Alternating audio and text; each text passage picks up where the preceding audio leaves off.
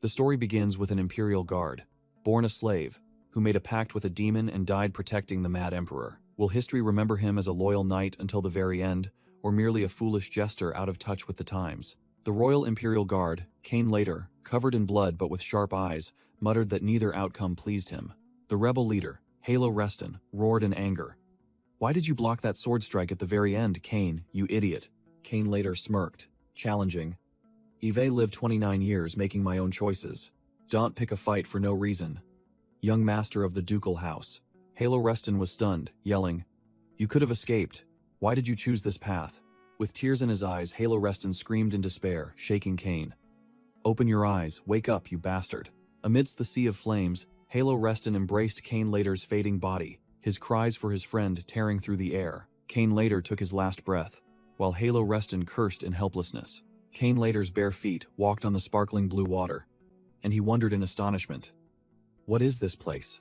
Amidst the endless cosmic space, Kane later asked himself, is this death? He walked on the water amidst the galaxy, muttering, "So this is freedom, nothing special." Kane later smirked, recalling the sight of young Halo crying like a child.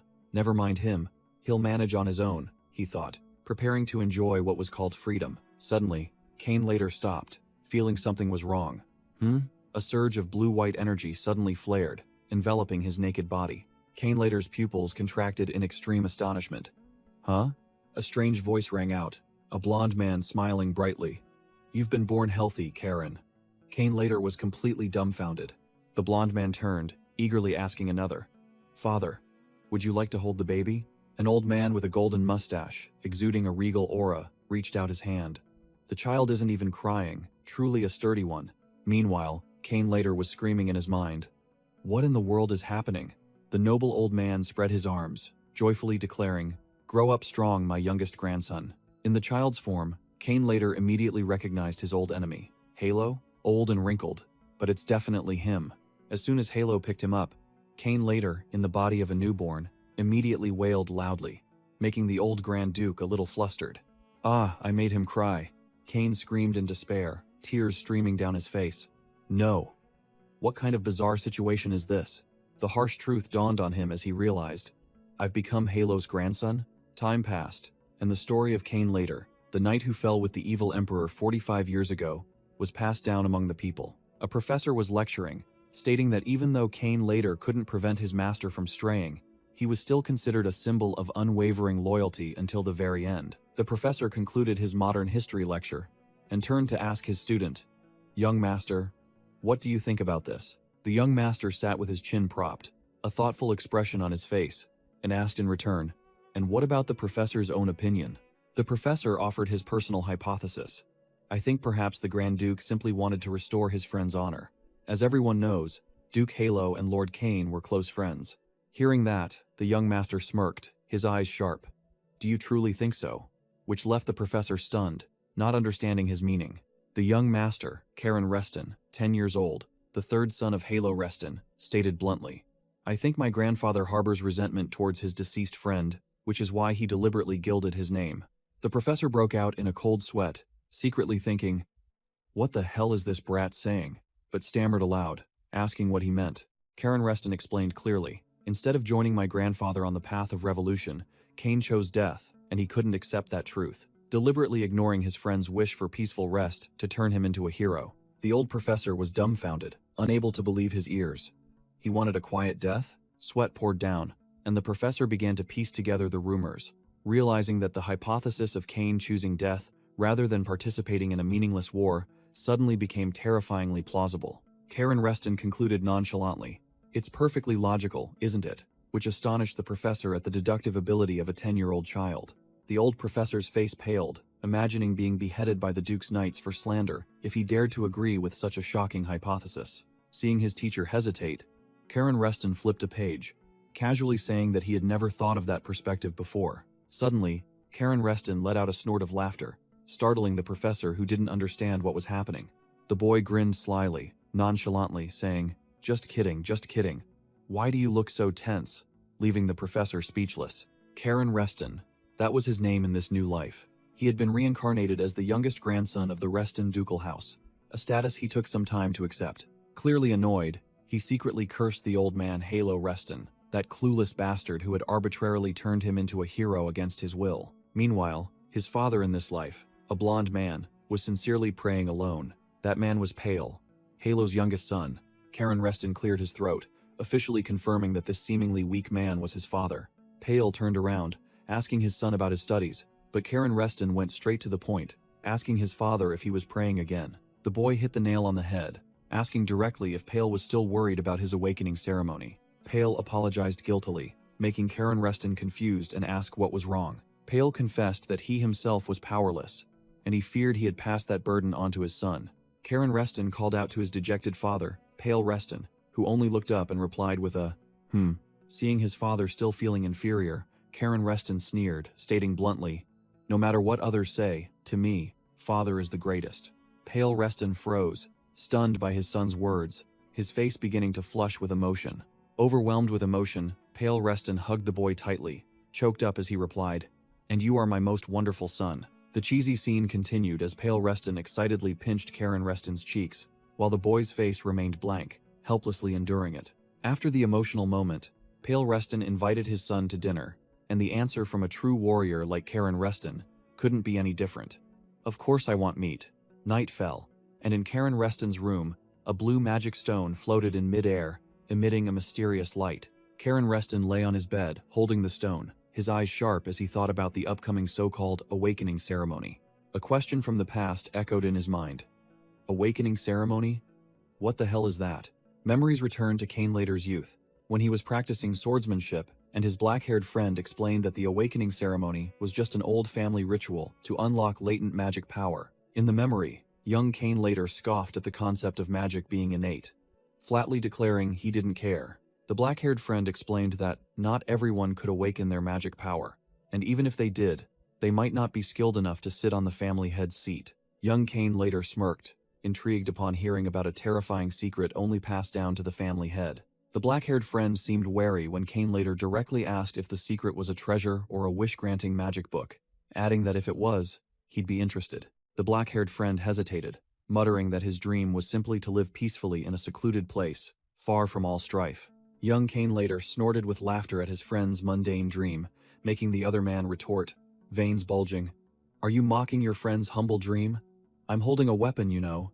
Young Cainlater suddenly became serious, his eyes sharpening as he simply replied, "All right." With a confident smile, young Cainlater gave a thumbs up and firmly promised that one day, when he became the family head, he would specially reveal that secret to his friend. The memory ended, and Karen Reston returned to reality, sitting on his bed, gazing thoughtfully out the window, and pondering the so-called magic awakening ritual. A surge of blue magic suddenly erupted around Karen Reston, and he secretly thought, reassuring his worried father, "Father, you don't need to worry." Karen Reston sat on the bed, blue magic fiercely erupting, his hair standing on end, his eyes gleaming with an overbearing aura. He smirked confidently, thinking to himself, "Magic awakening? Child's play. I've already done that several lifetimes ago." The scene shifted to a magnificent train station. The Reston family had arrived, and Karen couldn't hide his astonishment at its grandeur. Inside the station, a modern magic train was pulling in, and Karen admitted to his companion that it was his first time riding a train. Karen's mother revealed that many technologies on this train were created thanks to his father's sponsorship, making Pale Reston humbly scratch his head. Mother Reston hugged her son and winked proudly, asserting that even if his father was humble, it was still a great achievement. And Karen fully agreed. Karen Reston looked directly at his father with admiring eyes and firmly said, "Father, I am truly proud of you." Pale Reston gave an awkward laugh, while Karen secretly assessed, "This old man may not have magic, but he single-handedly manages 30% of the finances for the entire Reston territory." Karen continued to ponder his new family, with a mother who was always gentle and a father devoted to his wife and child. The boy smiled, concluding in his mind that these were truly perfect parents, but his eyes held far more complex thoughts. The magic train traversed the gloomy territory, moving forward. Karen Reston gazed thoughtfully out the window. The scenery flashed by, but his mind was elsewhere. Suddenly, Karen turned around, his eyes having recognized something, while his mother was still reading a book. In the distance, a colossal castle appeared, which was the main residence of the Reston family. This place was not just a home, but a true fortress. Azura Sea Fortress. Caron's gaze locked onto his target, and he whispered, "There he is, Halo Reston, the Grand Duke, appeared with the imposing aura of a ruler, standing above both his cousins and Karen himself. Karen smirked provocatively, muttering to himself, "So, you've turned me into a great figure in history, have you?" Suddenly, blue magic erupted around Karen, making his father, Pale Reston, freeze on the spot. Pale Reston was stunned, his eyes wide with disbelief at the sight before him. Karen Reston snarled in his mind, vowing to become the complete opposite of the family's expectations and shatter all their plans. With blue magic swirling around him, he clenched his fist, declaring, "I'll be the biggest piece of trash in the Reston family." Karen smirked defiantly, his sharp eyes locking onto his imagined target. "Just you wait, Halo." The train headed straight for the family's colossal fortress, and Caron proudly declared in his mind, "Your precious youngest grandson is coming."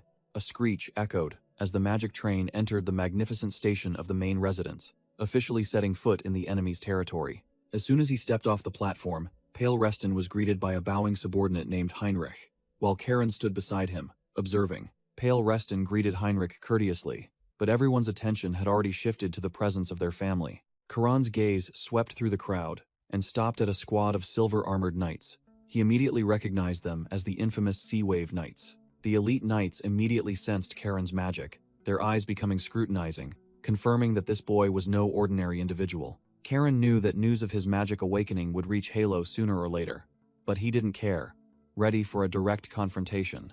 Heinrich bowed and led Karen Reston's family into the main palace, while Pale Reston instructed the old man to lead the way.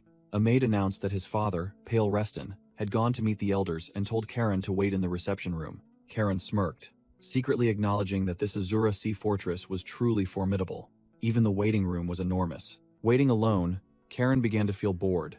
He sighed deeply and thought he should have just asked to be led straight to the library. Suddenly, another noble boy appeared, his tone full of sarcasm, taunting Karen for demanding to go to the library as soon as he arrived, just as rumored.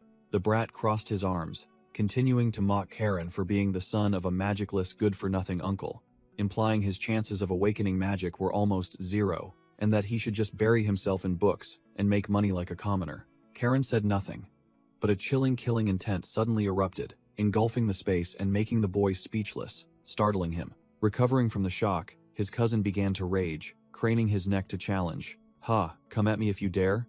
Then he channeled sickly green magic around his hand, intending to show off. Karen smirked, his eyes flashing with a deadly glint.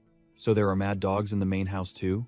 Then a colossal, utterly overwhelming surge of magic erupted from him, making the brat freeze. His cousin's face turned pale, sweat pouring down him, and he stammered in utter horror. "You can't. How could you?" Karen Reston smirked, purple magic enveloping his body, and flatly declared that even his father didn't know he had awakened. While his dazed cousin was still sputtering, Karen Reston coldly announced, "Now we have a problem, brother." With fiery eyes and a murderous smile, Karen Reston pointed directly at his opponent. "This house doesn't need two mad dogs. It'll take that role, so brother, you should step aside." A grotesque shadow with glowing eyes appeared behind Karen Reston, and he calmly declared, "It's time for a beating, brother," making his cousin freeze in fear. Elsewhere, a white-haired subordinate was reporting to the three Reston brothers that Karen had awakened, a fact confirmed by three knight captains. Ruffle Reston, the second young master, immediately turned to question Pale Reston, suspecting him of some scheme for secretly hiding his son's magic awakening. Pale Reston's face was expressionless as he immediately denied. "Of course not. I didn't even know myself." Tails Reston, the eldest young master, intervened, suggesting that it was understandable for Pale not to realize his son had awakened, given his lack of magic. Raphael Reston snorted coldly, uttering contemptuous words about Pale's pathetic state, and the atmosphere between the three brothers became tense. Suddenly, a panicked butler rushed in, his face pale, his voice trembling as he called out, "Head butler, you must come here at once," making the head butler, who was standing at attention, turn around. The panicked butler's face was ashen, sweat pouring down him, and he stammered incoherently. The three Reston brothers, Tails, Raphael, and Pale, all turned to look, not understanding what was happening. The panicked butler frantically pointed behind him, his voice trembling as he reported to the second young master, Raphael Reston. Raphael Reston immediately shot to his feet, his face filled with murderous intent, while the butler hastily explained that there might be a misunderstanding. After hearing the report, Raphael Reston roared, his face darkening, radiating intense killing intent. It turned out that Karen Reston had just taught his cousin Leo Reston a lesson, scaring him so much that he flailed his arms and legs wildly. Karen Reston maintained his calm demeanor, bowing as Raphael Reston charged forward. Raphael Reston said little, grabbing Karen Reston by the collar and lifting him, growling, "You insolent brat." All three Reston brothers were present. Raphael was furious with Karen, while Pale Reston shouted to intervene. Pale Reston stepped forward, his face cold as ice, and flatly declared, "It was brother Leo who insulted my son." Grabbed by the collar by Raphael Reston, Karen Reston showed no fear, growling back, "If it were your father, would you stand by and watch?" Raphael Reston furiously yelled that the brat was spouting nonsense, while Pale Reston hastily intervened, and Leo Reston lay sprawled on the floor after taking a beating. Unable to discipline his nephew, Raphael Reston turned to blame Pale Reston entirely, claiming it was all due to his incompetent younger brother's terrible parenting. As the drama reached its peak, an old butler appeared, coldly ordering everyone to stop. The emotionless head butler, wearing a monocle, relayed the order from the top. "The patriarch has stated he will pass judgment himself." Hearing the order, Raphael Reston clicked his tongue in annoyance, but had to release Karen Reston. Pale Reston immediately rushed to support his son. Pale Reston asked worriedly, but Karen Reston casually replied, "I'm fine," as if the recent incident was nothing more than a mosquito bite. The entire family prepared to meet the patriarch. Pale Reston told his son to accompany him, while Raphael Reston visibly fumed. Karen Reston's eyes sharpened. In his mind, he called out the name of his sworn enemy. "Long time no see, Halo." The entire family entered the great hall, led by the head butler. All were heading towards the door where Karen's old enemy and current grandfather awaited. A deep, steady voice rang out. Yes. The final boss, Grand Duke Halo, had officially revealed himself. Seated grandly in the patriarch's chair, Halo went straight to the point, questioning why Karen Reston had caused such a commotion immediately upon arriving at Azure Sea Fortress. Pale Reston was about to speak up for his son when Halo mercilessly cut him off. "I wasn't asking you, Pale." With eyes as sharp as knives, Halo looked directly at Karen Reston, declaring he would hear the answer from his grandson's own mouth, believing he must have acted for a reason. Karen Reston smirked, secretly scoffing. "Oh, you're going to listen to an explanation before passing judgment? This hypocritical habit of yours really doesn't suit you at all." Without a moment's hesitation, Karen Reston clearly stated, "It's because Leo insulted my father." Raphael Reston immediately yelled, claiming it was a fabrication. Bang! Halo slammed the table, letting out a powerful roar that shook the entire room. "Silence, Raphael." Intimidated by the old man, Raphael Reston was speechless, hastily bowing his head and apologizing like a child. Halo ordered head butler Heinrich, "Is Leo's treatment finished? Bring him here for a confrontation." But immediately after, Halo turned to look at Karen Reston, his eyes full of hidden meaning. "But that's not the only thing I want to ask you." Karen Reston casually dropped a bombshell. "Oh, my magic? It awakened 3 years ago." His father, Pale Reston, froze, stammering in disbelief. Halo narrowed his eyes, questioning why he had hidden it even from his own father, secretly thinking that this boy was no ordinary person to have awakened his magic 3 years ago on his own. Karen Reston continued his innocent act, fabricating a story that he only learned it was magic by reading books. Halo still wasn't convinced, his sharp eyes pressing further. "And then what?" The boy grinned, scratching his head and answering teasingly, "I just wanted to keep it a secret for fun. I even fooled all the knights. It was quite amusing." Halo remained skeptical. "Is that really all?" And Karen Reston casually confirmed, continuing his act perfectly. Just then, an announcement came. "Young Master Leo is entering." The confrontation officially began. His cousin, Leo Reston, bruised and bandaged all over, shuffled in, looking utterly pathetic. Halo didn't beat around the bush, asking Leo Reston directly, "Karen said you insulted your uncle, didn't he?" The boy was speechless, stammering incoherently. Leo Reston tried to play the victim, crying and apologizing to his grandfather. But Karen Reston didn't give him a chance to act, exposing him directly. "Leo called my father a vulgar money grubber, a good-for-nothing unfit to inherit." Exposed, Leo Reston frantically denied everything, while Karen Reston continued his victim act, feigning regret. "Even so, I shouldn't have hit Leo. I've committed a great sin." His cousin was scared out of his wits, snot and tears streaming down his face, recalling the feeling of being crushed by Karen Reston's magic. Karen Reston stood behind him, not saying a word, but radiating an intense killing intent that made Leo Reston shrink back in fear. Grabbing a handkerchief in a hurry, Halo ignored the theatrics, his sharp gaze fixed on Leo Reston, asking a decisive question. "Leo, is what Karen said true?" Questioned by his grandfather, and still haunted by his cousin's beating, Leo Reston had no way to deny it, meekly admitting that it was all true. Halo rubbed his forehead, indicating he understood everything.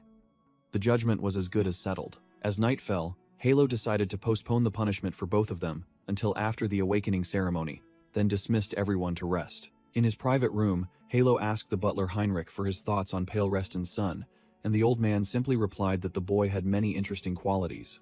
Halo completely agreed. He had seen through everything. That boy not only awakened his magic 3 years ago, but also kept it completely hidden until now. He took a sip of tea, continuing his analysis. Furthermore, he deliberately questioned the knight's abilities, as if subtly criticizing me for looking down on Pale by assigning him useless soldiers. Heinrich thought Halo was overthinking, but the old man dismissed it. I wish that were the case, but that boy is on a different level. Halo asserted that if Karen had anything special, it would become clear tomorrow, as he swirled his wine glass. The old man sneered, saying that just because the boy awakened his magic didn't mean they knew all his tricks. Looking out the window, Halo muttered, eager to see if Karen would pass the awakening ceremony safely, and if so, what kind of prize he would claim. Under the moonlight, the entire domain appeared, and Halo admitted, I am extremely curious. The scene abruptly shifted to a dark, damp forest under the moonlight. The camera quickly panned through the forest, towards a mysterious blue light in the distance. In a clearing in the forest stood an ancient stone pedestal, upon which rested a glowing stone inscribed with ancient runes. The ancient runes on the stone emitted an eerie blue light, and a strange sound echoed in the silent space. The view expanded, revealing that this mysterious forest surrounded another castle, completely isolated. Under the moonlight, the entire Reston family arrived at a mysterious forest, led by key members, followed by a group of dangerous hooded figures. Karen Reston immediately recognized the mysterious figures as the family's elders, retired monsters. Even though they had retired, Karen could still feel the terrifying power emanating from the elders. They were all genuine articles, not to be underestimated. The entire second generation was also present.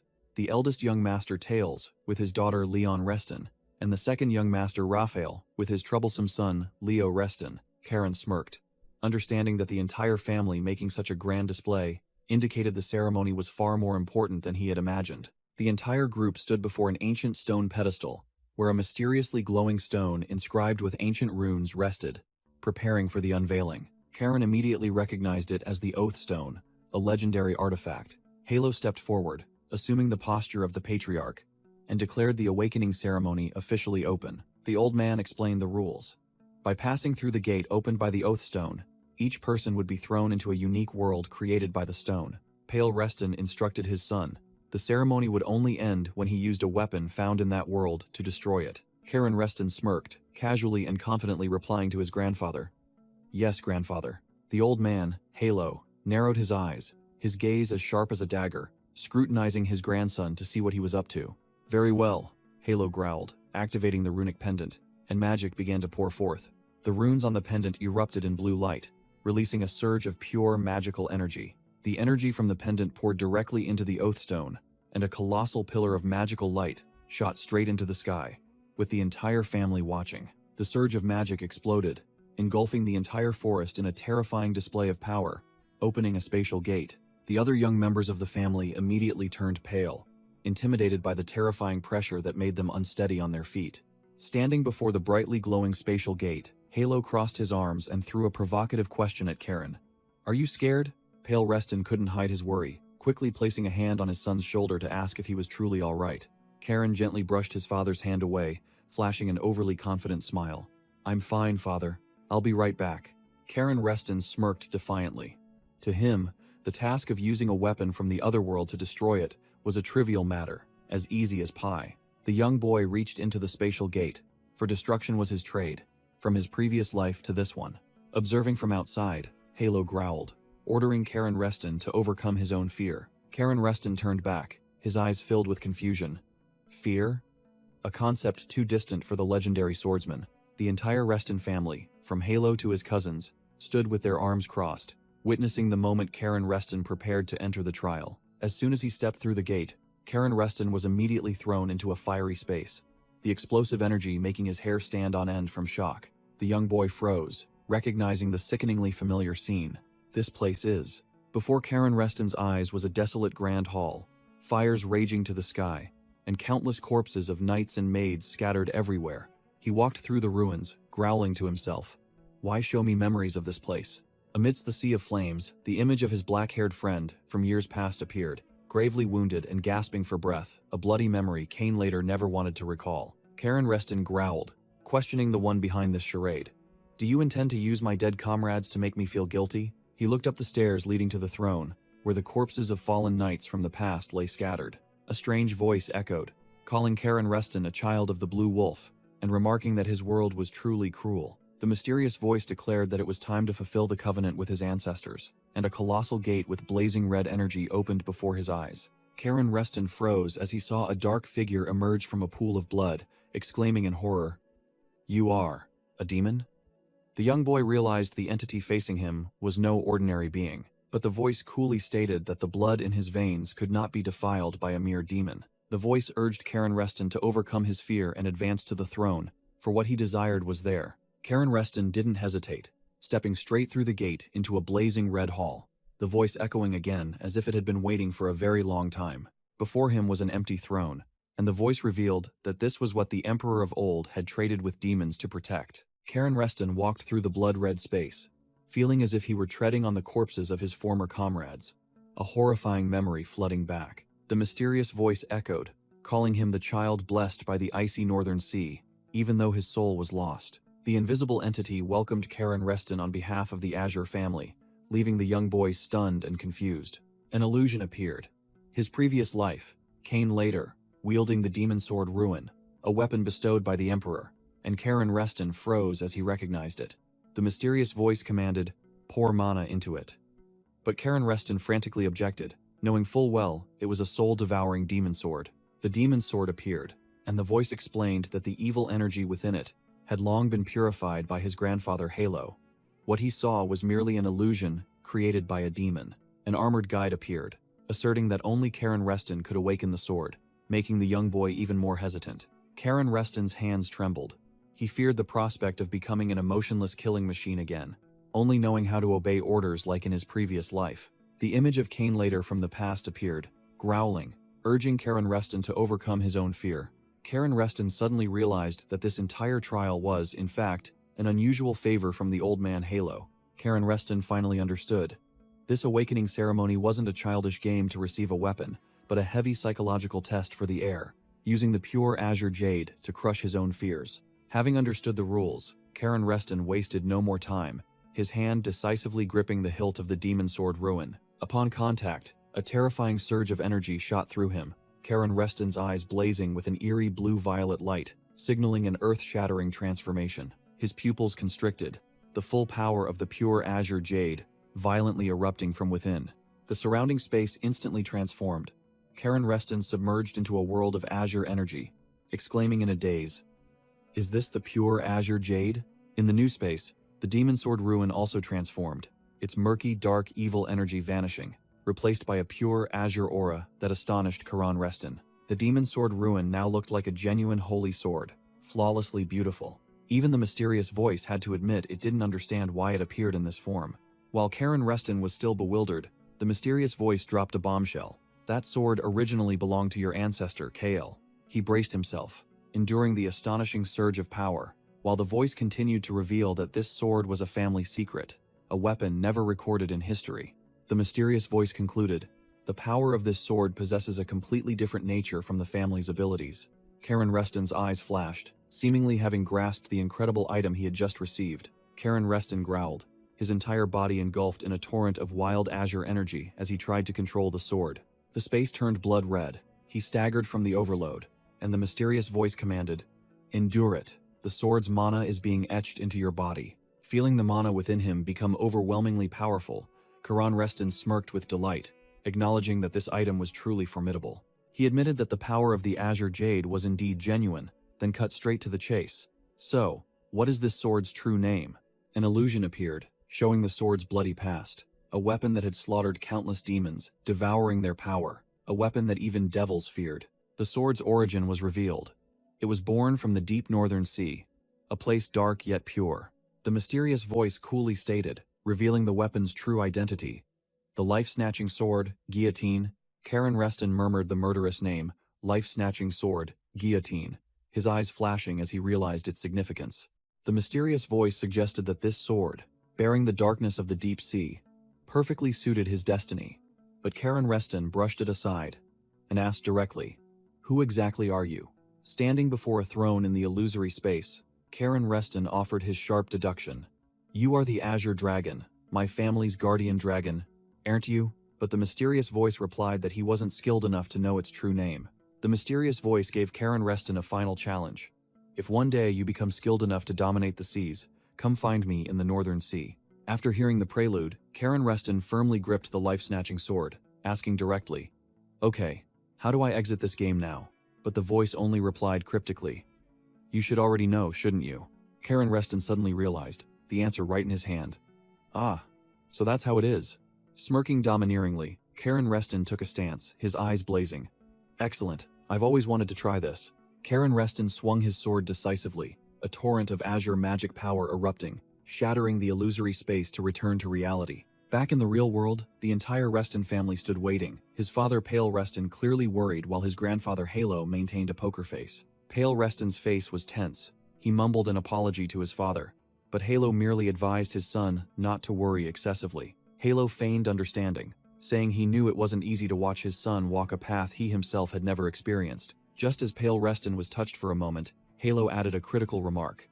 "But that's all the more reason for you to remain calm." Suddenly, Leo Reston screamed as the oath stone before him began to crack and emit a dazzling light. Hearing the frantic scream, announcing the oath stone was breaking, even the cunning old man Halo was stunned.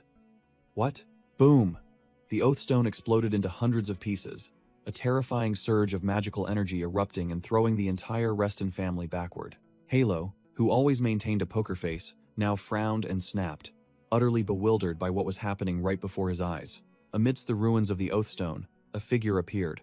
The demon's sword plunged straight into the ground, emanating a chilling aura. Karen Reston returned from the trial space, a challenging smirk on his face, and calmly asked, "Where did the oath stone go?" The entire Reston family, from grandfather Halo to his uncles, were stunned, utterly shocked by the unbelievable sight and the boy's arrogant demeanor. The boy stood tall on the remnants of the family crest, demonstrating a power beyond everyone's imagination.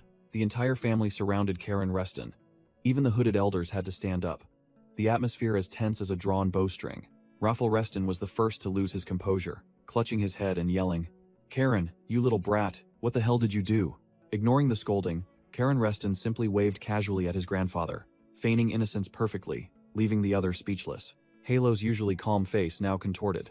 This seasoned old man finally couldn't hide his astonishment. Karen Reston sneered arrogantly, pointing directly at the weapon in his hand and boasting, "This weapon is guillotine, the execution sword of our ancestor, Rael Reston." The sword emitted a stream of azure magic, an ancient artifact long erased from family history, secretly passed down only to the family head and the elders. Halo and the hooded elders stood frozen, unable to believe why this forbidden weapon had suddenly appeared before their eyes. Halo's gaze sharpened as he looked at Charon, muttering meaningfully, "Charon, you. Could it be that the time is finally approaching?" Halo posed a probing question, his eyes boring into his grandson. "Aren't you afraid of that sword?" Karen Reston's expression remained unchanged as he replied with a concise, challenging yes, leaving Halo stunned. After a moment of surprise, Halo narrowed his eyes, nodding as if he had understood something. He began to recall a story from long ago, his tone growing serious. An ancient legend was revealed, about the ancestors' unfinished covenant with the Blue Dragon, about destroying demons, and about the Oath Stone, a testament to a vow towards the future. Halo continued the story, about an ancient covenant awaiting the worthy one to appear and fulfill it. The old family head's gaze pierced Karen Reston, questioning meaningfully, "So Karen, are you the one who will inherit that covenant?" Returning to reality, Halo solemnly declared before the entire family and the elders, beginning a shocking announcement. He publicly declared, "I, Lo Reston, hereby announce Karen Reston, son of Pale Reston, as an official member of the Blue Sea Fortress, the direct descendant chosen by guillotine, and worthy of inheriting the Soul Sea faction." The shocking news left all the descendants frozen. Raphael Reston's resentment was clear, unable to believe a mere brat would receive such a high honor. Pale Reston rushed to his son, asking anxiously, but Karen Reston simply replied coldly, "I'm fine, father." Eldest young Master Tails Reston muttered. He thought he knew all the family heirlooms, but had never heard of this sword. Tails Reston's gaze was fixed on guillotine, The azure magic emanating from it sent shivers down his spine, a weapon beyond his comprehension. Halo turned to Pale Reston, his voice both acknowledging and warning. Pale, your son is walking a path you've never trod. But don't delude yourself. I won't let the succession be swayed by a variable like him. With that, Halo turned his back along with the elders, coldly declaring the ceremony over and ordering everyone to return, giving no one a chance to discuss. Amidst the stunned descendants, Raffle Reston yelled, "Brother!" unable to swallow his anger as Karen Reston was led away by his father. The hot-blooded second young master directly questioned his elder brother, Tails Reston. "Are you just going to stand there and watch?" Tails Reston appeared much calmer, coldly suggesting, "It seems we need to talk privately soon," showing he was not to be underestimated. Raphael Reston continued to press, directly asking Tails Reston if he knew about the sword guillotine, suspecting his brother was hiding something. Tails Reston was stunned, muttering impossible. Clearly he was also deeply shocked and completely clueless about this heirloom. Raffle Reston's magic power erupted in anger.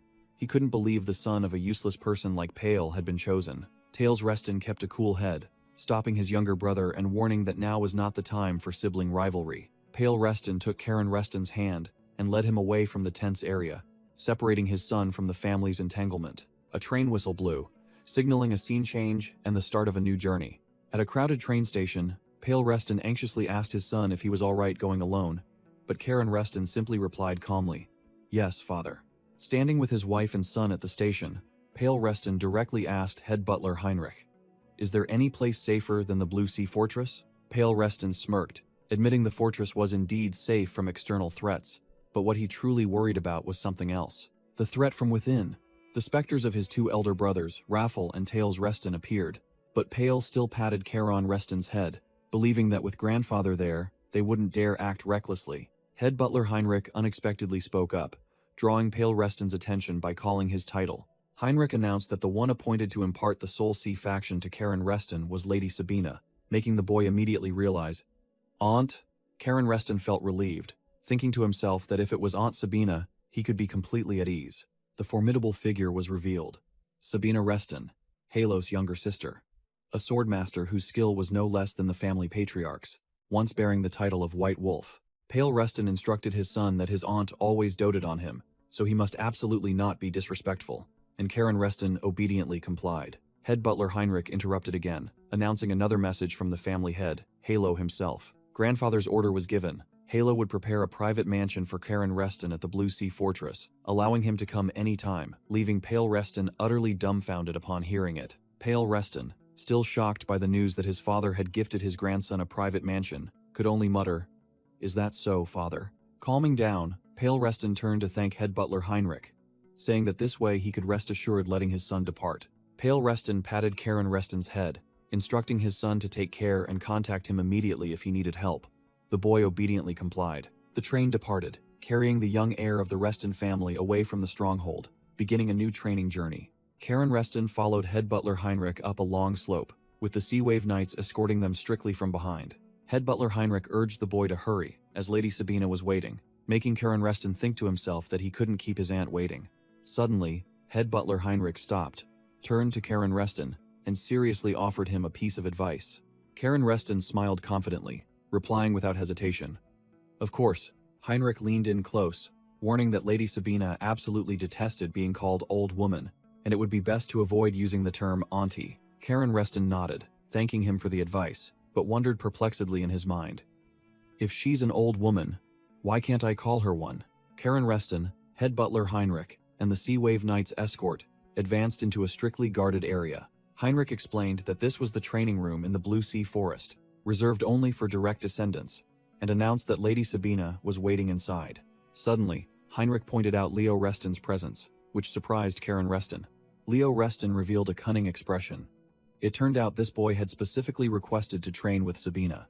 Without waiting for anyone, Leo Reston waved and eagerly ran straight inside first. Heinrich simply stood silently, watching the cunning boy run towards the main building. The head butler cleared his throat softly, pushing up his glasses with amusement.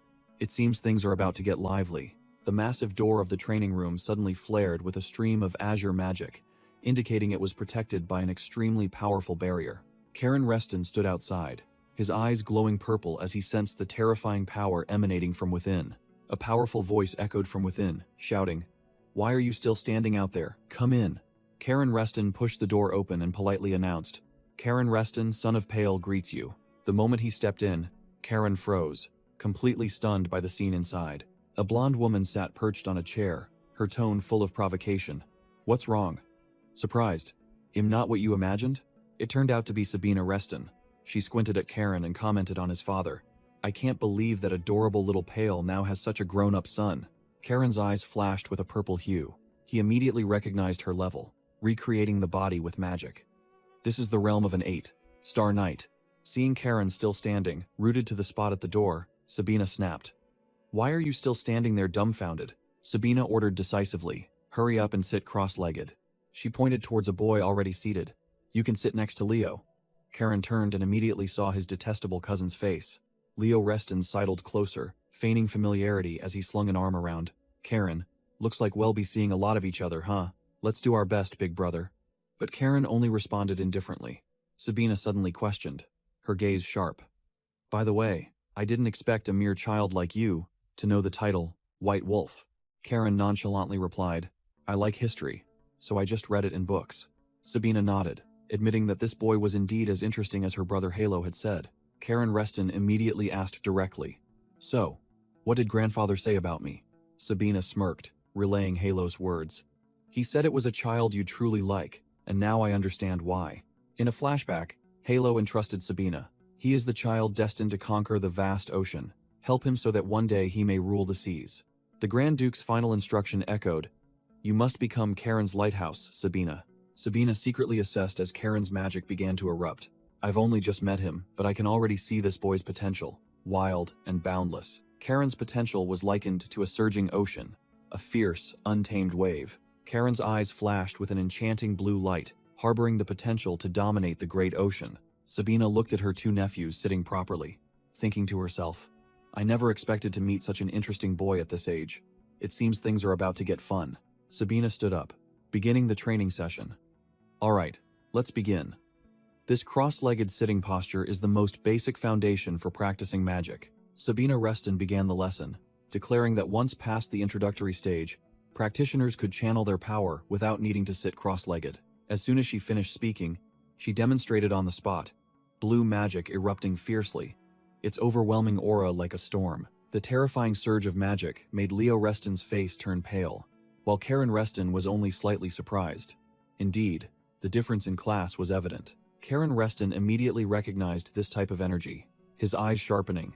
This is blue magic power. Sabina Reston explained the family's unique technique, ocean domination, a method that uses blue magic power to create and operate oceans of energy within the body. She continued to impart knowledge about the power scale.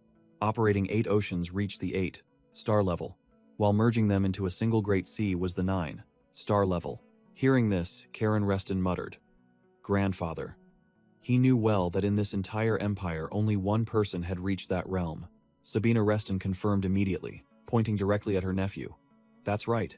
The only one to reach 9 stars on this entire continent is your grandfather, my brother, Halo Reston. Karen Reston's eyes blazed with fighting spirit, and he made an ironclad resolve. Halo, in this life, I will definitely catch up to you, Sabina Reston smirked, realizing that this boy not only possessed boundless potential, but also a burning desire for power. Sabina Reston smirked, her eyes full of interest. An interesting boy. Training him will surely be fun.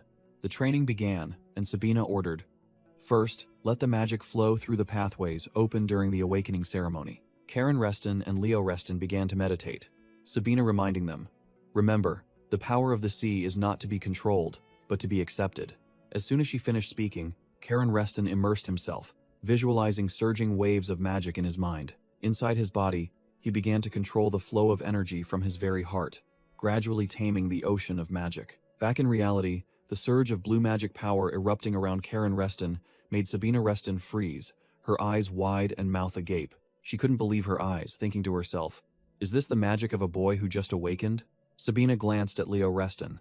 This boy had been taught the ocean domination technique for 2 years, and was only now tentatively aiming for the 2-star level. Meanwhile, Karen Reston, who hadn't been taught a single thing, was independently exploring the magic pathways like a born monster. Nevertheless, this process was far from easy. Karen Reston gritted his teeth, enduring pain as if his body was being torn apart from within.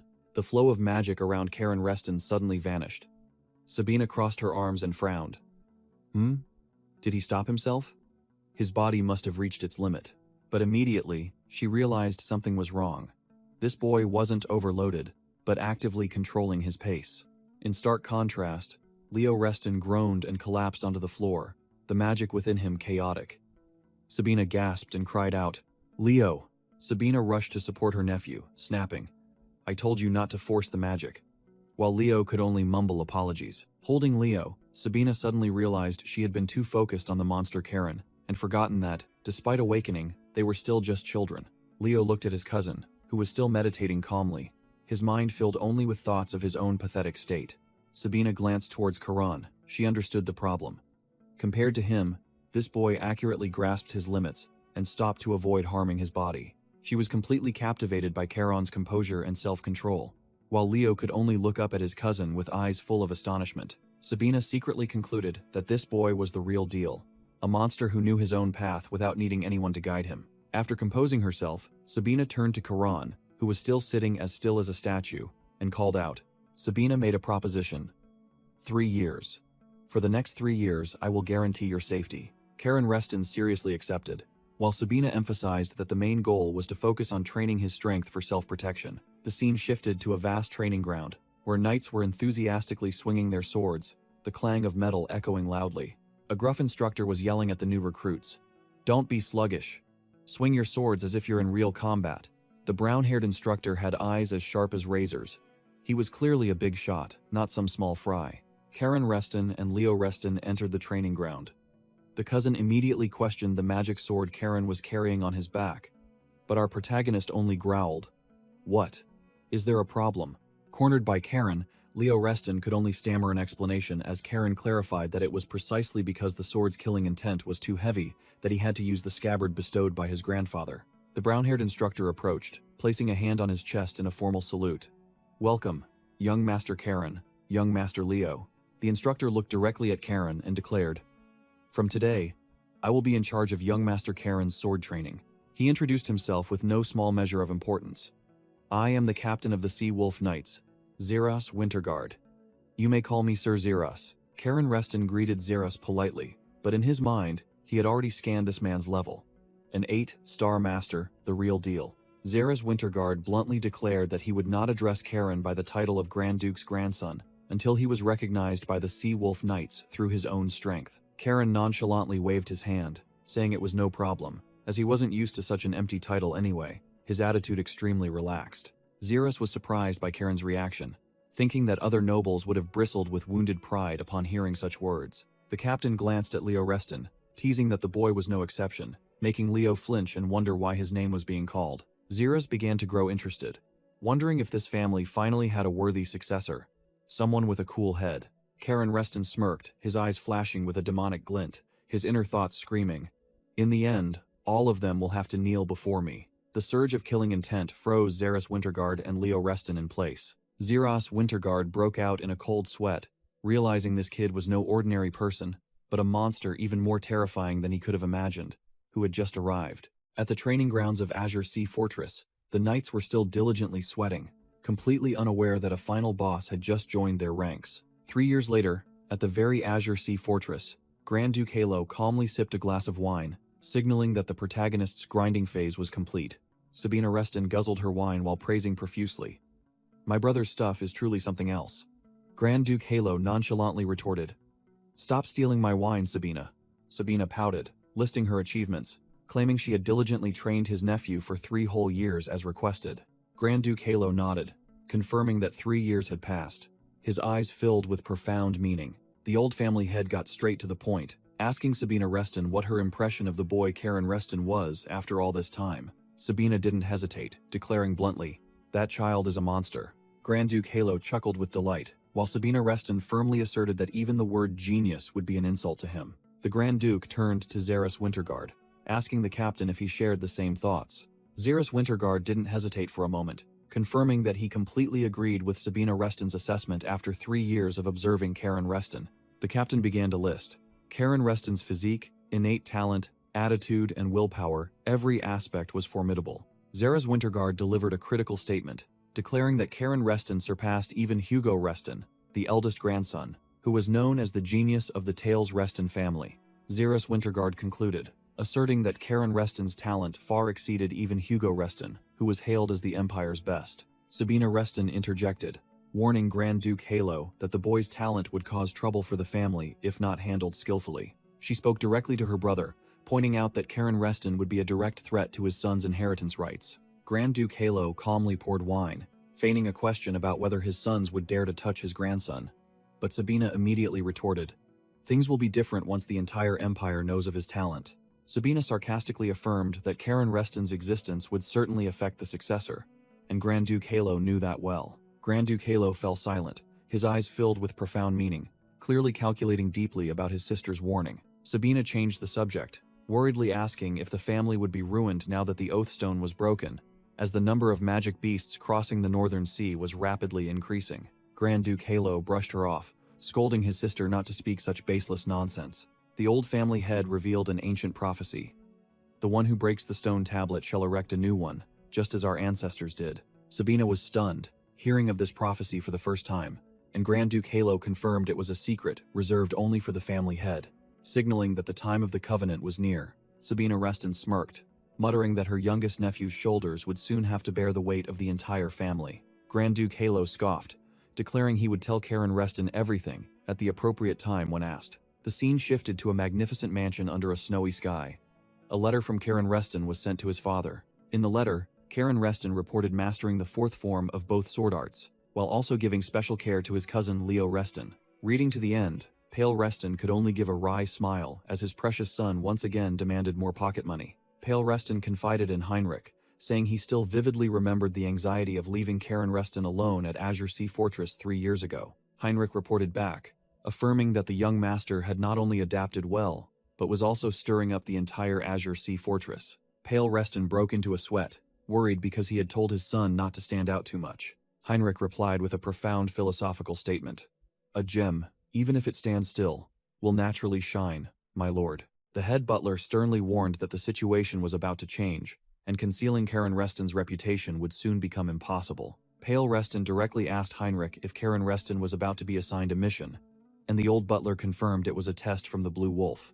Pale Reston admitted he knew, but what he worried about was his 2 elder sons becoming irritated by Karen Reston's growing reputation at Azure Sea Fortress. Heinrich calmly replied, asserting that he had only one thing to tell his master. The old butler reminded him, "Lady Sabina Reston is extremely fond of young Master Karen Reston," and Pale Reston suddenly remembered, "Indeed, the boy has his aunt backing him." Pale Reston said that Karen Reston often boasted about his aunt in his letters, but hearing Heinrich confirm it still made him feel more at ease, which prompted the butler to tease that Sabina had always been fond of Pale Reston too. Pale Reston smiled contentedly.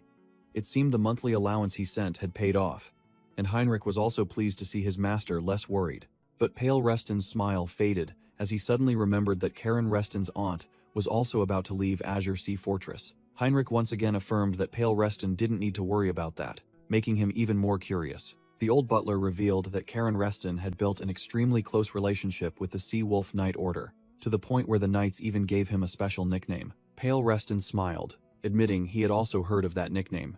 Amidst the fortress at dusk, a new title was spreading: the young mad dog of Azure Sea Fortress. Is that what they say? Whoosh!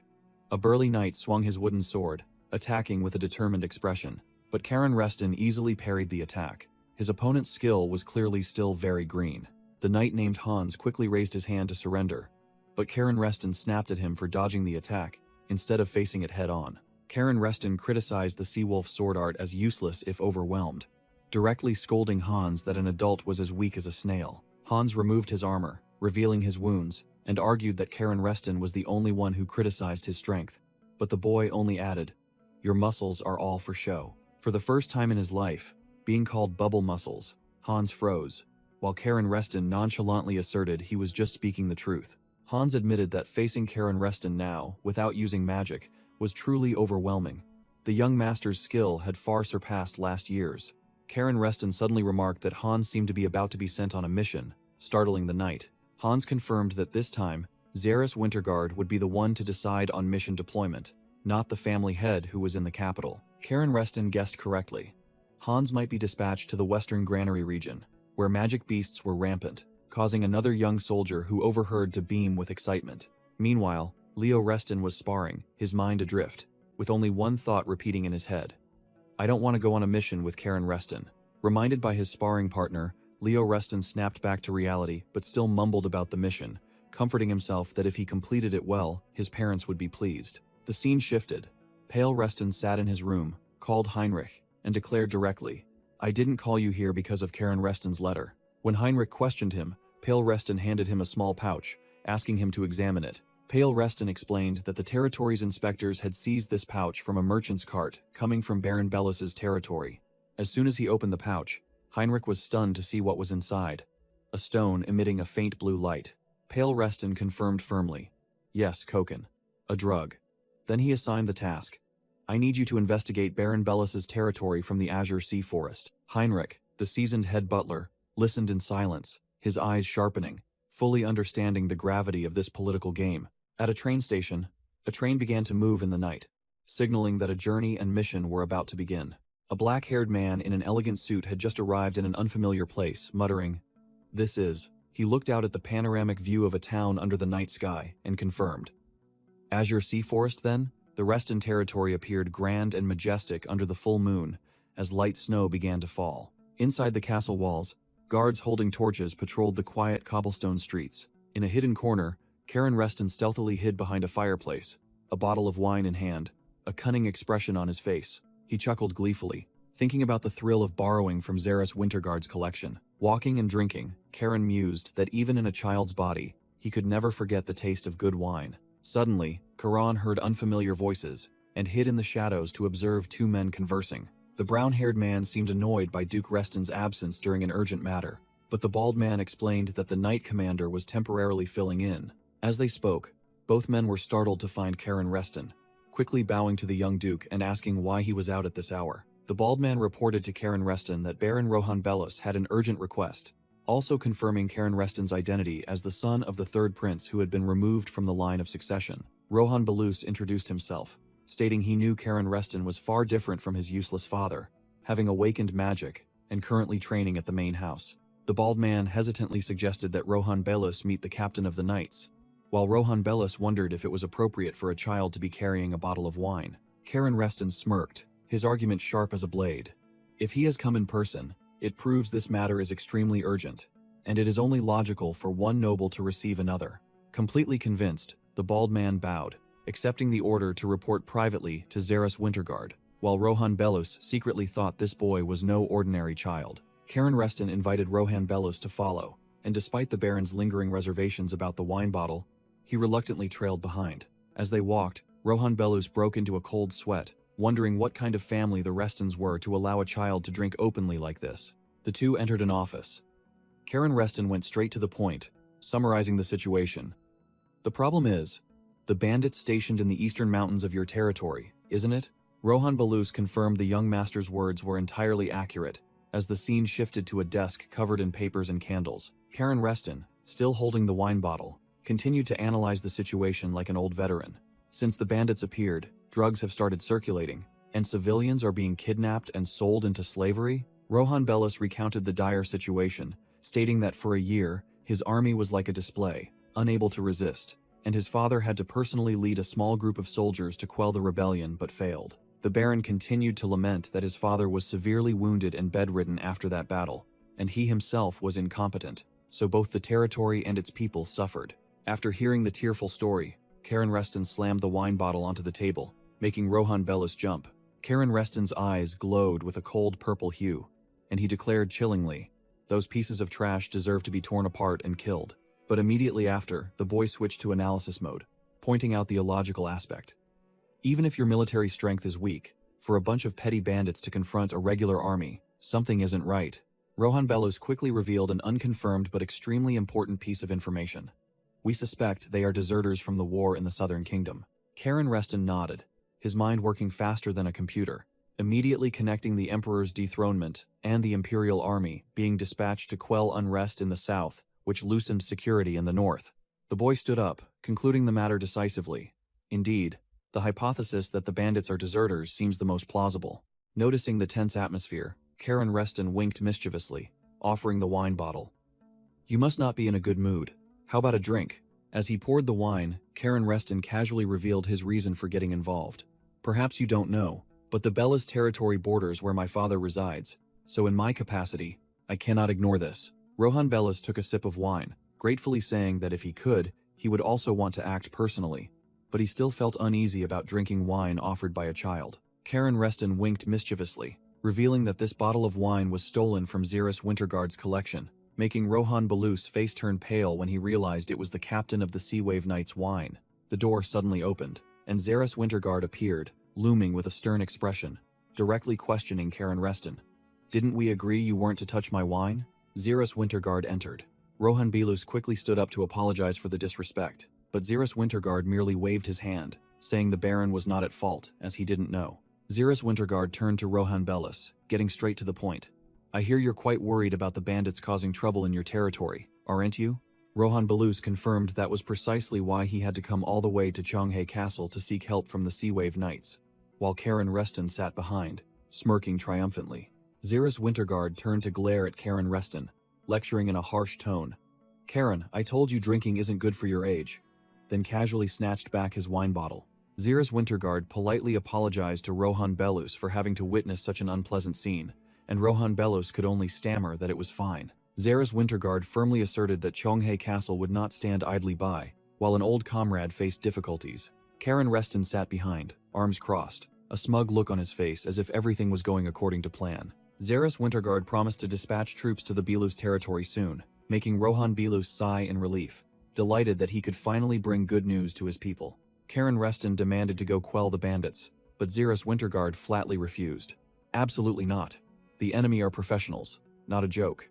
Rohan Belus froze, unable to believe a mere child would demand to rush into certain death. Xeris Winterguard acknowledged that Karen Reston's skills had rapidly improved, with 4-star magic and 4th form swordsmanship, but concluded, "Real combat is far different from theory, kid." Karen Reston interrupted, his voice icy. "Overprotection isn't good. A known danger is better than an enemy in the shadows." Xeris Winterguard still adamantly refused to let the boy rush into a battle with unknown information, but Karen Reston merely smirked. "Is that so?" His eyes glowing with an eerie purple, Karen Reston sneered, playing his trump card. "What if I make an offer you can't refuse?" Xeris Winterguard and Rohan Belus were silenced, completely overwhelmed by the aura of the 10-year-old boy. At the station platform, Leo Reston's face was blank, stammering, unable to understand what was happening. Why? A blonde cousin excitedly slung an arm around Leo Reston's shoulder, shouting about their first mission as the fellow trainees were herded onto the train. Xeris Winterguard stood from afar, his face darkening, bitterly realizing he had been thoroughly manipulated by that boy, Karen Reston. At the station platform, Xeris Winterguard grumbled upon seeing the White Wolf, Sabina Reston, dispatched as an escort, while the aunt merely smirked, looking at the young Karen Reston and Leo Reston, finding them rather cute. Sabina Reston crossed her arms, her eyes full of experience, thinking that having a reliable escort was good, and she herself had been just as eager on her first mission. Xeris Winterguard explained that because Karen Reston accepted the mission on the condition that Leo Reston accompany him, it showed the boy was satisfied with both of their training results. Rohan Belus, the weak Baron, couldn't help but be astonished to see the living legend, Sabina Reston, personally taking action, while the fellow trainees were still shouting excitedly. Looking from above, Rohan Belus was extremely anxious, wondering if entrusting everything to two boys was truly all right, because if anything happened to Grand Duke Halo's grandson, his family would suffer the consequences. Xeris Winterguard patted the panicked Baron's shoulder, assuring him that his fears would not come to pass.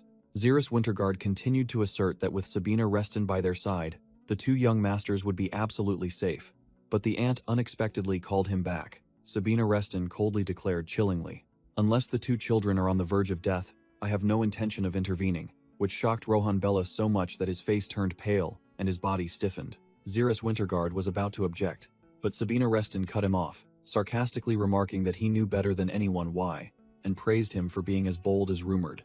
Sabina Reston smirked mysteriously, concluding that there was a reason she couldn't directly participate in this battle. Xeris Winterguard reluctantly gritted his teeth and accepted Sabina Reston's wishes, while Baron Rohan Belus stood beside him, trembling with fear. A colossal magic train pulled into the station, signaling it was time for the fellow trainees to depart on their first mission. Leo Reston's face turned pale, visibly tense as Sabina Reston approached and stood behind him with an overwhelming aura. Seeing Leo Reston still trembling, Sabina Reston reassured him that nervousness was normal, but the boy still couldn't hide his fearful expression. Sabina Reston provoked him, saying this was Leo Reston's chance to prove his hard work over 3 years and be recognized as a member of the Blue Wolves. Karen Reston stood nearby, calmly observing Leo Reston gradually being affected by Sabina Reston's words.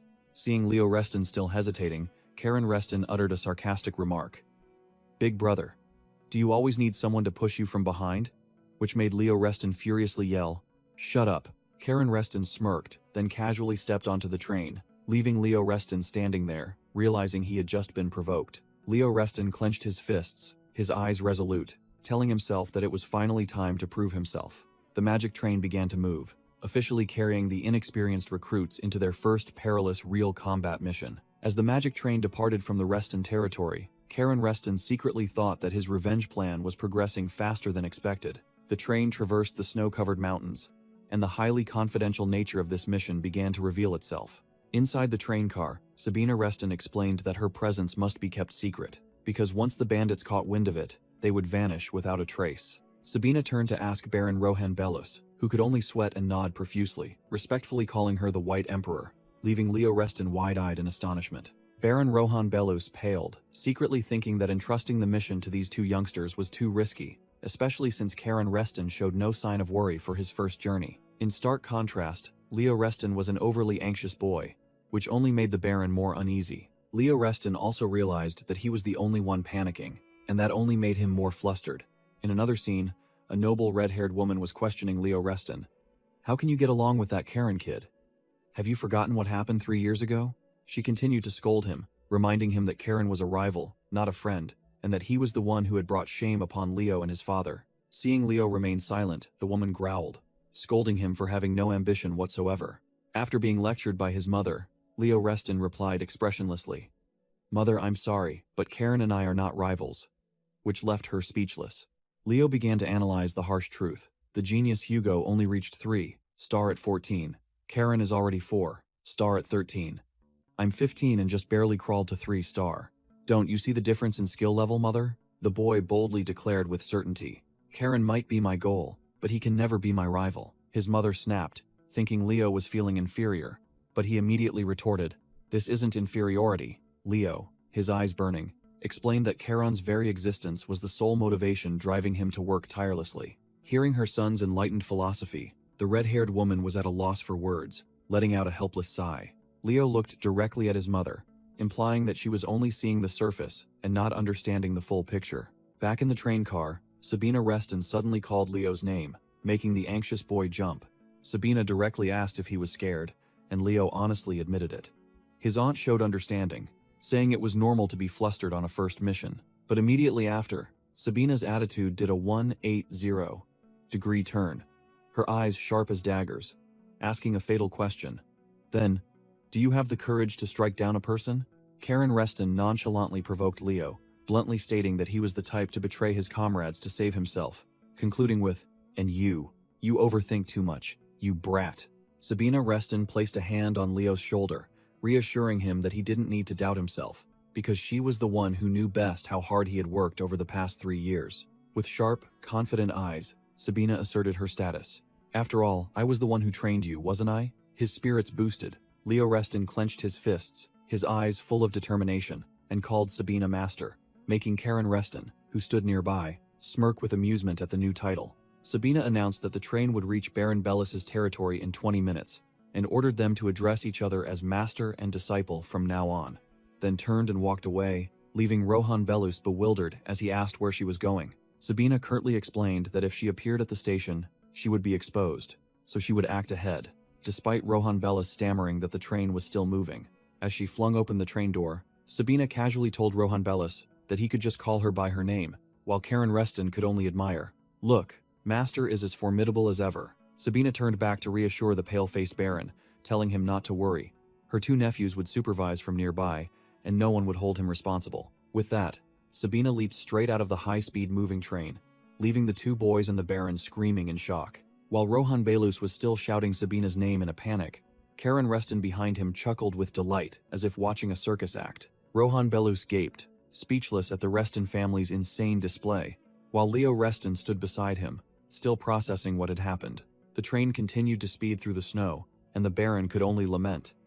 Why is everyone in this entire Reston family so abnormal? In the Belus territory, an old, frail lord was coughing heavily on his sickbed. The frail Lord of Belus weakly greeted Karen Reston and his group, apologizing for not being able to receive them properly, and was asked about his injuries by Rohan Belus. The old lord admitted he was past the critical period and struck up a conversation with Karen, recalling having met him and his father 10 years ago. A blonde cousin who was with them interjected, feigning friendliness and asking the Lord of Belus to speak casually, as he wasn't used to formalities. The Lord of Belus then turned to Karen, asking if he could call him young Master Karen, and the boy coldly agreed immediately. The blonde cousin started to taunt again, deducing that Karen had reached 4-star and conveniently poking fun at Leo, who was still stuck at 3-star. Leo Reston's face swelled with anger, while the blonde cousin merely chuckled, continuing to flatter Karan, saying that the main family must hold him in very high regard. Upon hearing this, the Lord of Belus became even more distressed,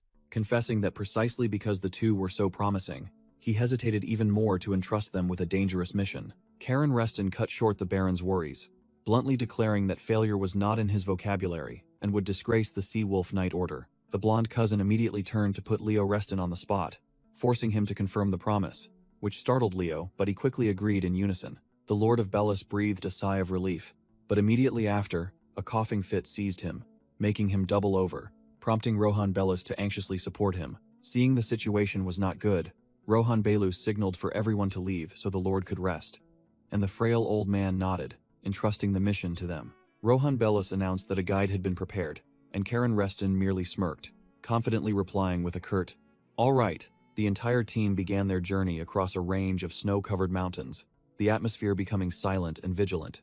As the group trudged through the snow, the blonde cousin struck up a conversation with Karen Reston, but was met with a taunt in return.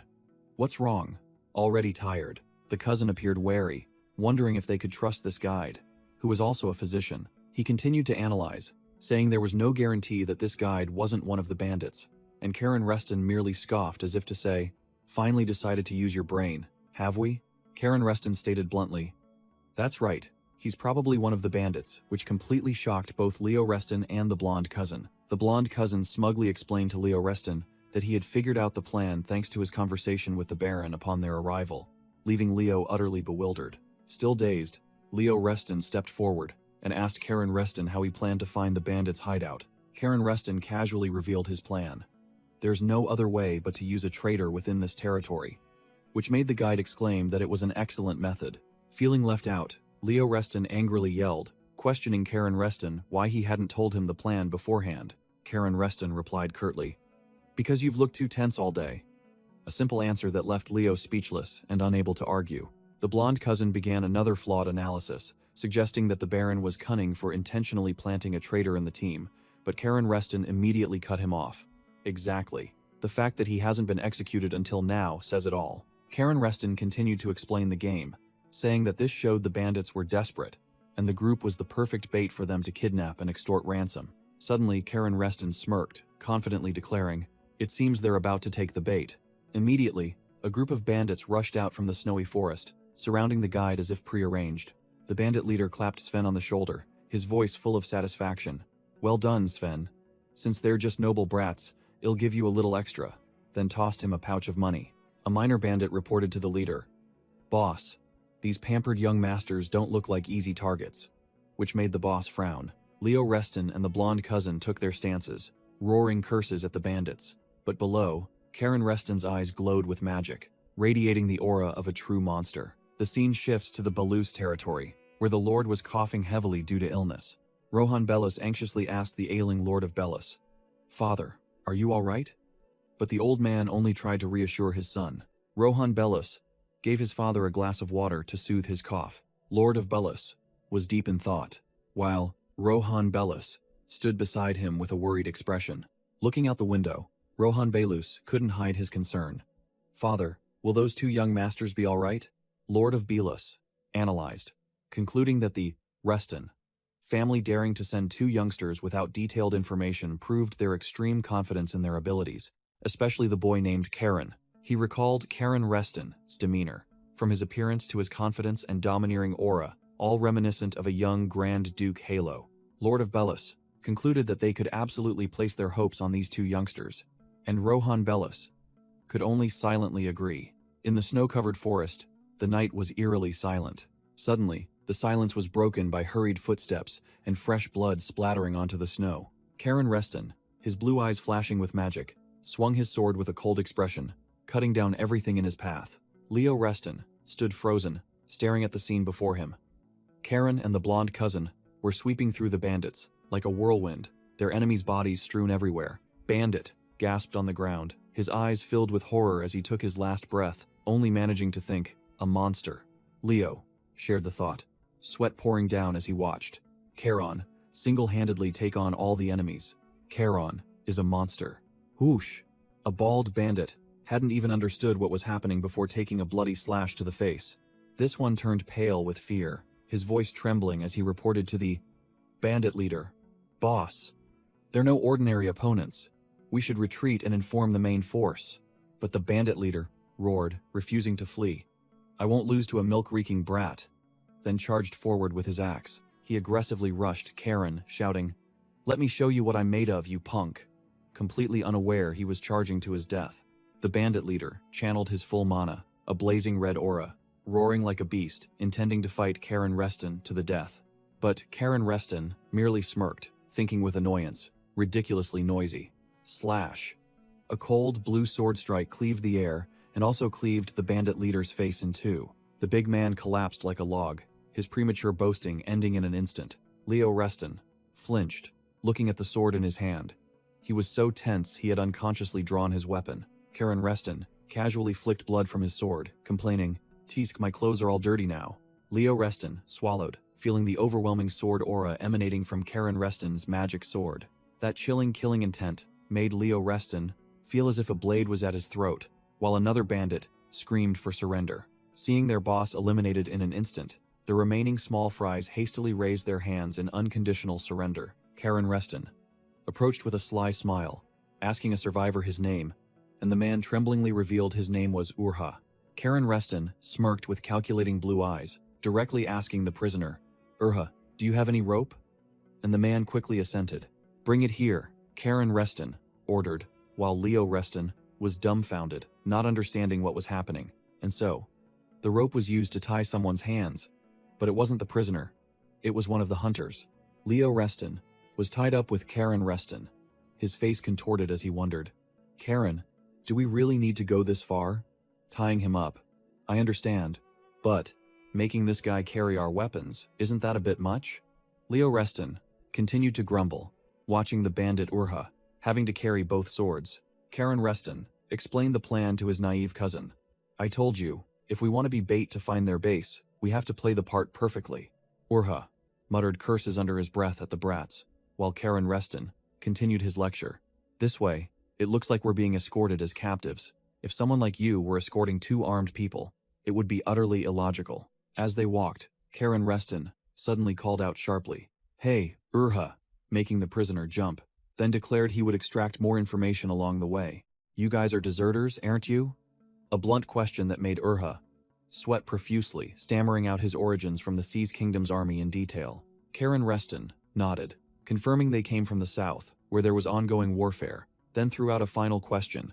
How many are in your gang? Under interrogation, Urha revealed everything. The bandit gang had a total of 130 members, including a mage and 2 escort knights. Urha sweated profusely, cursing himself for being foolish enough to stumble into a hornet's nest, having thought they were just some minor nobles. Recalling Karen's glowing blue eyes, Urha was horrified to realize he had just kidnapped a descendant of the Reston family, the Empire's dominant clan. His face turned ashen, knowing his end was near. Leo Reston innocently asked why a group of deserters would wander to this remote region to become bandits. Urha stammered that their commander had promised a colossal sum of money, enough for all of them to live comfortably for the rest of their lives. Karen switched to analysis mode, his mind racing. A mere infantry commander with a mage escort and robbing in this dirt-poor territory? Karen concluded. That makes no sense at all. Still playing the sword bearer, Urha pointed the way and announced that their base was just ahead. Karen smirked with an arrogant expression, confidently declaring that once they arrived, they would immediately know what kind of trick was afoot. From a guard post, a bandit spotted the three approaching, signaling that trouble was brewing. The guard on the watchtower shouted loudly, asking Urha why he was bringing captives, making the man jump and yell at him to shut up. Two other bandits on the lookout continued to question, wondering why Urha was alone and even carrying weapons for the prisoners. Urha began to act, straining his neck to say these were his spoils of war, and fabricating a story that his comrades were busy chasing down the fleeing escorts. One bandit ordered the main gate opened, while the other disdainfully thought his comrade was overreacting. The gate opened, and Urha led the two prisoners inside while another bandit made a sarcastic remark, asking if he was excited about getting praised by the boss for the first time. Another bandit sitting nearby chimed in, grumbling that if they had captured the hostages earlier, things would have been much easier. Constantly teased, Urha irritably snapped, "Shut up," while Karen Reston silently observed him from behind.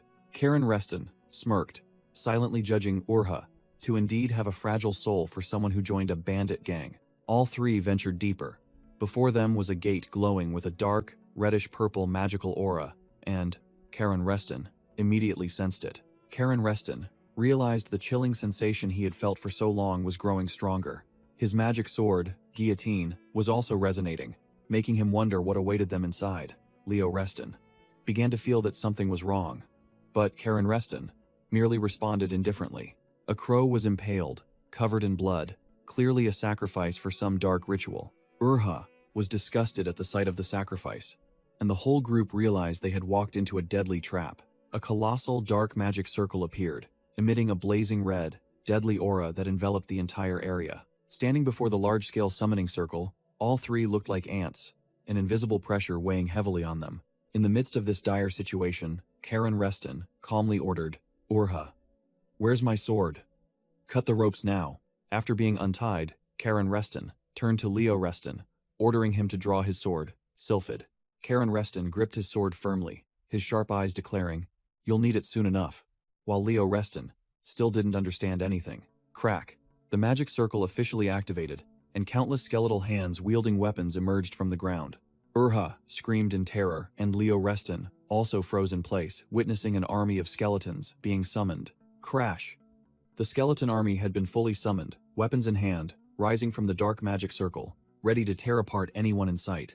Urha broke out in a cold sweat, trying to play his part as he growled.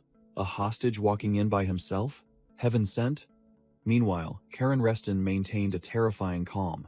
On the balcony, a new bandit leader appeared with a group of archers, arrogantly declaring, "Welcome to my mountain stronghold." The new bandit leader sneered contemptuously, taunting, "You precious noble brats." Karen Reston swept his gaze around, coldly analyzing. "I don't see any sign of the dark sorcerer. He must be hiding somewhere, casting spells, completely disregarding these underlings." Swish! Karen Reston suddenly pointed his sword at Urha's neck, shouting a warning to the bandits. "If you attack, I'll slit this guy's throat." Urha stammered, not understanding what was happening. Leo Reston was utterly shocked by Karen Reston's actions, yelling in protest, "What is this? Taking a hostage? Where's your noble honor?" The bandits above froze, silently watching the incomprehensible noble drama unfold. The new bandit leader sneered, mocking, "Nobles playing the hostage game? I thought you valued honor above all else?" Karen Reston replied with an unconcerned expression, "So what? Is it not allowed?" While Urha was still trembling from being threatened by his own young master, the new bandit leader sneered, declaring coldly, "You're quite interesting, but you're wrong. A worthless hostage is just trash." He flatly declared Urha to be useless trash, signaling Karen Reston to deal with him as he pleased. Karen Reston turned to Urha, coldly uttering, "Useless trash," making the bandit quickly apologize in fear. Leo Reston began to panic, seeing the overwhelming enemy forces, and turned to Karen Reston in desperation. "We're surrounded. Do you have a plan?" Karen Reston smirked confidently, replying concisely, "Of course." He took a stance. The demon sword guillotine in his hand began to glow, declaring his sole objective. "All we need to do is take down that commander." Sensing the surge of power, the new bandit leader's face paled, unable to believe his eyes. Blue magic power? Impossible. Karen Reston turned to his companions, assigning tasks. Leave the skeletons to you guys, leaving Leo Reston bewildered. A massive surge of blue magic power erupted around Karen Reston as he declared firmly, "The commander, I'll handle him myself." Whoosh!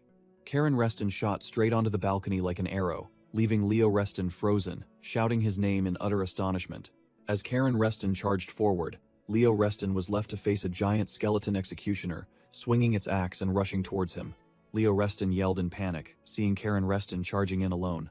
"Karen, what on earth are you thinking?" He broke out in a cold sweat, screaming internally at being left with a pile of skeletons all by himself. The new bandit leader shouted orders to his underlings on the balcony. "Shoot! Shoot now!" But Karen Reston had already glided through the rain of arrows like a blue gust of wind. Karen Reston smirked defiantly, his eyes glowing with magic power, growling. Too late. He unleashed the Sea Wolf sword art, third form, Roaring Wave, a massive blue sword aura sweeping away all the bandits on the balcony amidst their desperate screams.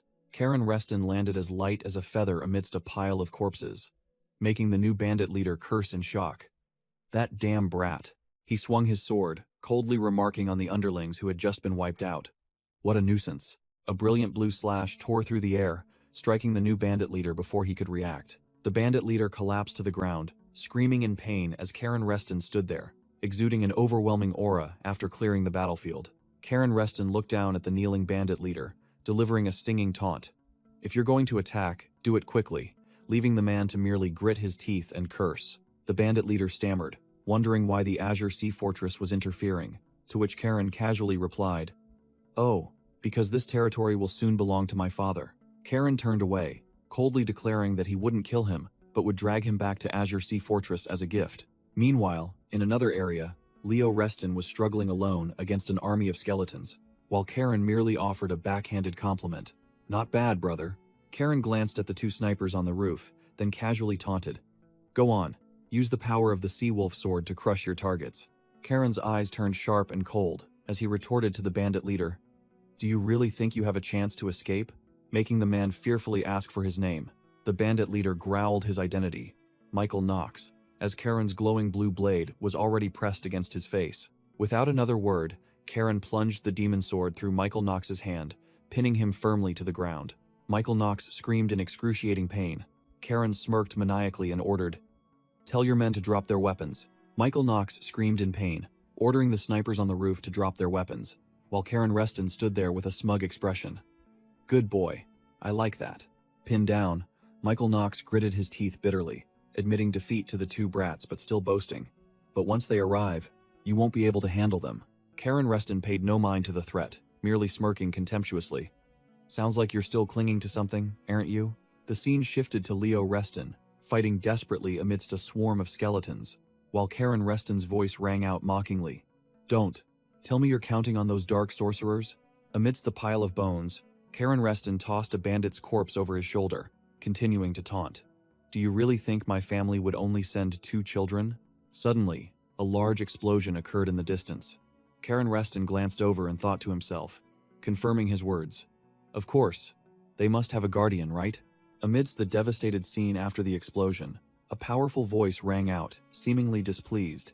"Anyway, thanks for wasting our time and letting the dark sorcerer slip away." Sabina Reston, the aforementioned guardian, appeared incredibly cool, dragging Michael Knox by his hair like a sack of trash. Sabina Reston's knife-sharp gaze swept across, exuding the aura of a true powerhouse, utterly overwhelming. A bald subordinate reported to Sabina Reston that the dark sorcerer's head had vanished, making her growl as she called out Karen Reston and Leo Reston for a reprimand. Leo Reston furiously kicked Michael Knox in the face, cursing at letting crucial evidence slip away, considering the mission a failure. Karen Reston coldly walked down the stairs, ignoring Sabina Reston's sarcastic remark that charging straight into the enemy's lair was exactly her brother's style. Sabina Reston's eyes glinted, and despite her displeasure, she had to admit to Karen Reston, "But I like your method. It's very much like a true Reston." Karen Reston stood superior, looking down at the flattened Michael Knox, while Sabina declared coldly, "However, that hostage charade will cost you points." Michael Knox looked up at Karen Reston, his voice trembling as he asked why a noble would resort to such a dirty hostage trick. Karen Reston explained his strategy to the group. "I wanted to attack when they least expected it. No one would think a noble would take a hostage." Leo Reston exclaimed that Karen was insane, but Karen merely replied casually, "Thank you," making Michael Knox on the ground wonder in horror. "Are these guys even nobles?" Karen Reston ordered everyone to return to the mansion, leaving Michael Knox utterly terrified, with only one thought in his mind. The entire Reston family is insane.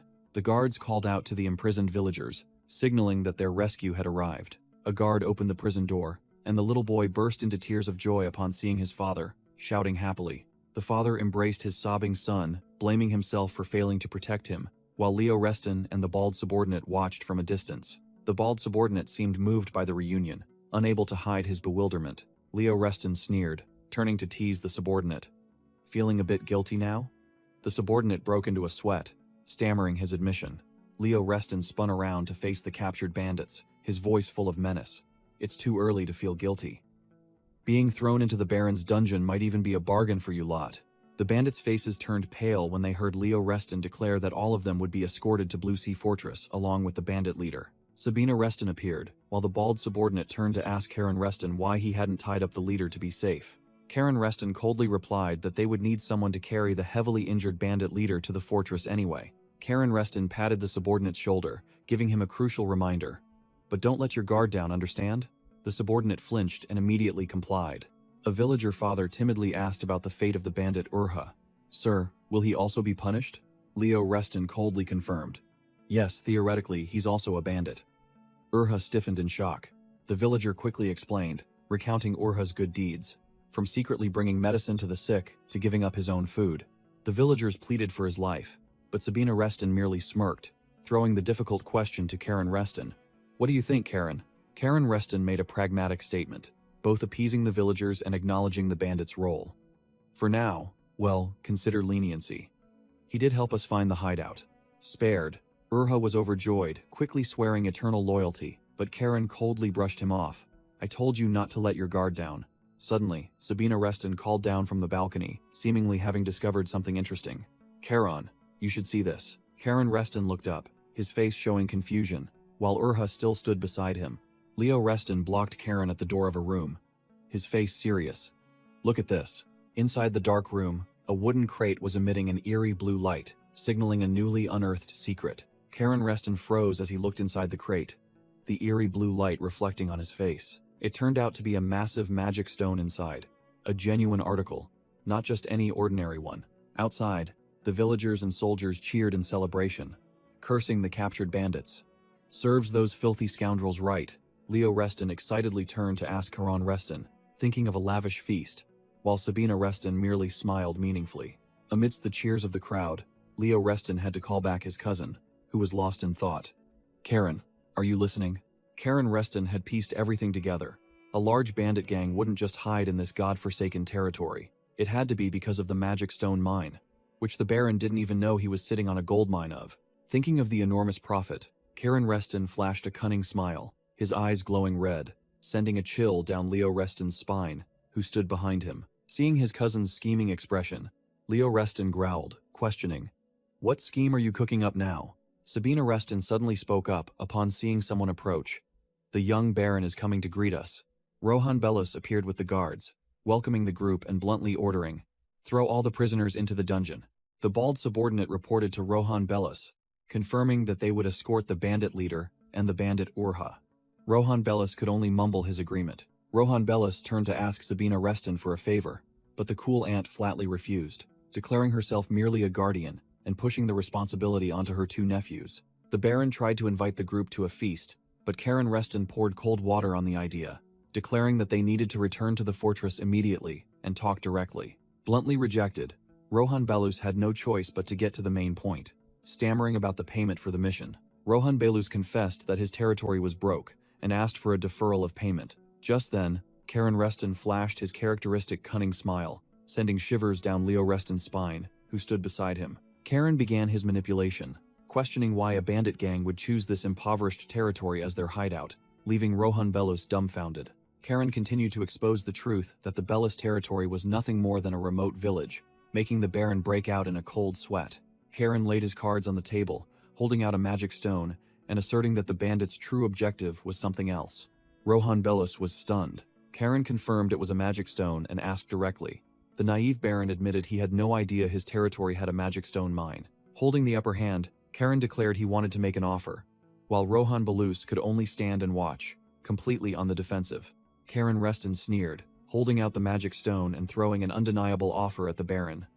Let Blue Sea Fortress jointly develop this mine.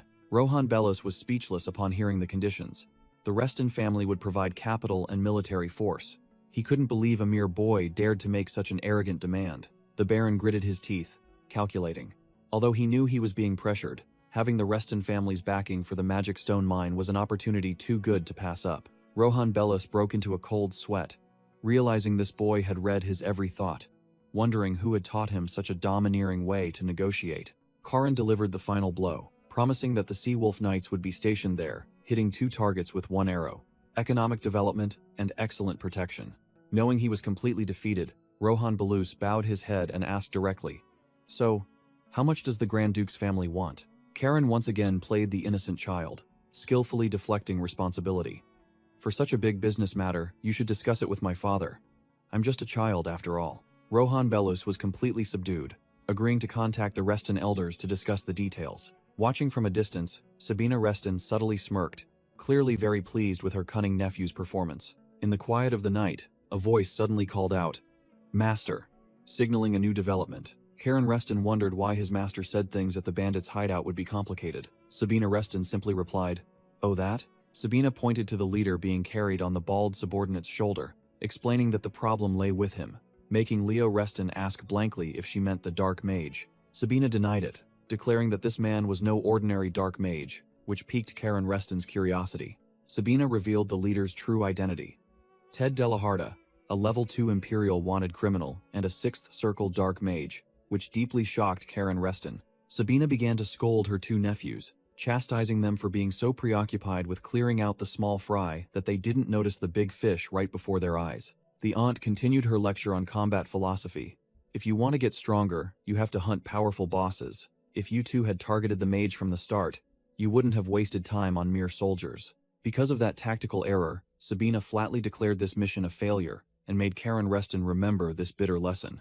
The boy could only seriously comply. After reprimanding Karen Reston, Sabina turned to Leo Reston, who felt like he was invisible, and called his name. Called out suddenly, Leo Reston flinched, stammering his obedience to his master while still bewildered. Sabina unexpectedly changed her demeanor, acknowledging that the 2 of them had done better than expected, especially since it was their first time facing the undead, leaving Leo Reston dumbfounded. Sabina Reston concluded her lecture, advising Leo Reston to be more confident in himself. The boy immediately shouted his agreement. At Blue Sea Fortress, the news "the Lord has returned" spread everywhere. Grand Duke Halo had barely set foot back home when he was greeted by his sons, Tails Reston, Raphael Reston, and head butler Heinrich. He immediately asked if anything had happened. Heinrich reported the situation, also updating him that the 2 young masters, Leo Reston and Karen Reston, were on their way back after completing their mission under Sabina Reston's supervision. Out of nowhere, a panicked butler rushed in, breaking the solemn atmosphere and making Grand Duke Halo frown. The butler presented an urgent letter from the Imperial Palace, which surprised even Grand Duke Halo. Holding the parchment scroll, Grand Duke Halo muttered that the Emperor hadn't said a word before he left the capital. After reading the contents, the powerful Grand Duke's eyes widened in shock. It turned out the Emperor had personally sent an invitation to Karen Reston to come to the capital. An unforeseen move. While Grand Duke Halo was deep in thought, calculating the new political chess move, Karen Reston sat calmly on the train, completely unaware that he was about to become the eye of a storm. The magic train sped through the snowy night, bringing the young masters of the Reston family back after completing their mission. At the station, the bald subordinate carried the dark wizard Ted Delaharta on his shoulder, both overwhelmed by the grandeur of Blue Sea Castle. Ted Delaharta woke up and whispered to the subordinate, "Hey, don't tell me you actually believe that kid's words, do you?" The wizard continued to instigate, a cunning glint in his eyes. "Listen, if you want to live, you have to seize the opportunity when the guards are distracted and run." The bald subordinate growled, "Shut up," and tightened his grip, making Ted Delaharta shriek in pain, while Karen Reston and Leo Reston merely watched. Karen Reston smirked. "You think I'd believe someone who called me useless and deserving of death?" Which made Leo Reston, standing beside him, wonder blankly. "What's wrong with him?" Sabina Reston appeared, arms crossed, her regal aura unmistakable. "Still as noisy as ever, Karen. If you want another beating, keep running your mouth. Pale Reston was also present, cheerfully greeting Sabina before approaching Caron, explaining that it seemed his father had summoned them. Sabina glanced at Karen, scoffing. It seems to be because of what this kid caused in Baron Belus's territory. Truly a headache. But Pale Reston replied with a rather satisfied expression. Pale Reston placed a hand on his son's shoulder, while Leo Reston timidly bowed and greeted hesitantly. Uncle, are you well? Pale Reston smiled proudly, turning to Leo Reston and praising him. I heard you also performed meritorious deeds in the Baron's territory. The news reached my ears. Leo Reston broke into a sweat, replying awkwardly, certain that his elder brother would be very pleased if he knew about this. Pale Reston gestured for everyone to go and rest, while the bald subordinate silently carried the wizard Ted Delaharta like a sack of goods. The atmosphere suddenly turned serious when Sabina Reston directly asked Pale Reston about the Empire's unstable situation, leaving Karen and Leo to simply stand and listen. Pale Reston's face hardened as he revealed shocking news. Other powerful families were beginning to form alliances, led by Duke Salmon and Marquis Diaz. Sabina Reston continued, stating that the Grand Duke had cancelled all plans after negotiations with the Emperor failed, signaling an impending political storm. It turned out that Duke Salmon and Marquis Diaz were the very ones who had overthrown the tyrant and placed the current emperor on the throne. Truly the powers behind the throne. Sabina explained that her brother had accepted withdrawing from central politics for the future of the empire, but now that sacrifice was at risk of being betrayed. Pale Reston and Sabina came to a chilling conclusion. The era of peace had ended, and it was time for the Reston family to act. Sabina smirked, pointing out that the incident Karen caused was precisely the perfect pretext for them to legitimately deploy troops to other territories and expand their influence. Sabina Reston smirked, acknowledging that this nephew was quite interesting, acting at the most opportune moment for the family. Pale Reston, flattered, scratched his head and chuckled. Aunt, you flatter me too much, it's nothing. While Sabina, speechless, retorted, I wasn't praising you. Karen Reston and Leo Reston had just returned when they were greeted by a deep, warm voice. Well done. Xerus Winterguard, captain of the Sea Wolf Knights, stepped forward to greet the youths, his eyes sharp. I hear you boys wiped out a bandit gang made entirely of deserters. Xeras glanced at the wizard being carried on the bald subordinate's shoulder, declaring that he would interrogate him thoroughly and extract all information for Karen Reston. A knight wondered, pointing at the bald subordinate carrying the prisoner. But who is that man? Karen Reston coldly stated, he's also a bandit, just drag him along, which made the bald subordinate flinch, crying out in alarm. Young master? Karen explained the plan, that this man was an informant, to handle him gently, and then take him as a personal servant, and Xerus Winterguard immediately understood. Karen, acting as if his work was done, waved his hand, intending to slip away to rest. But Xerus Winterguard stopped him. Not yet. Your mission isn't over.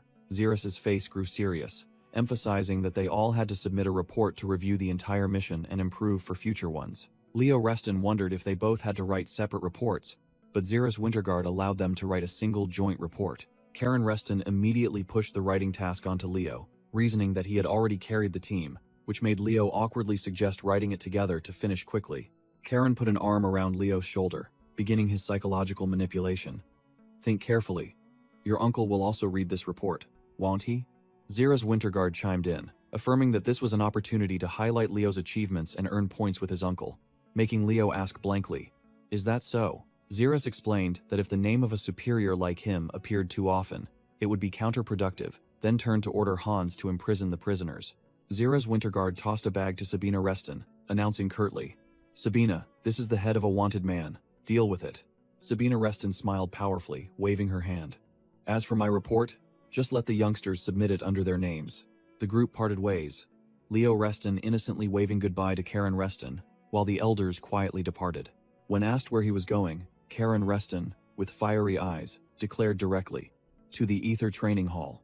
I've reached 4 star rank, now I can use it myself.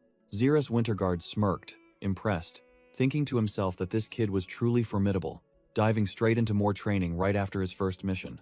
Karen Reston calmly walked into the darkness, his mature aura making people wonder.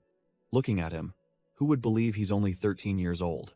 In the middle of the night, at Blue Sea Castle, Halo urgently summoned his retainers for a critical reason. Halo stood before the window, announcing the reason for the meeting was the information gathered from the increasing number of monsters appearing, then called out Heinrich's name. Heinrich and the other subordinates immediately bowed in obedience.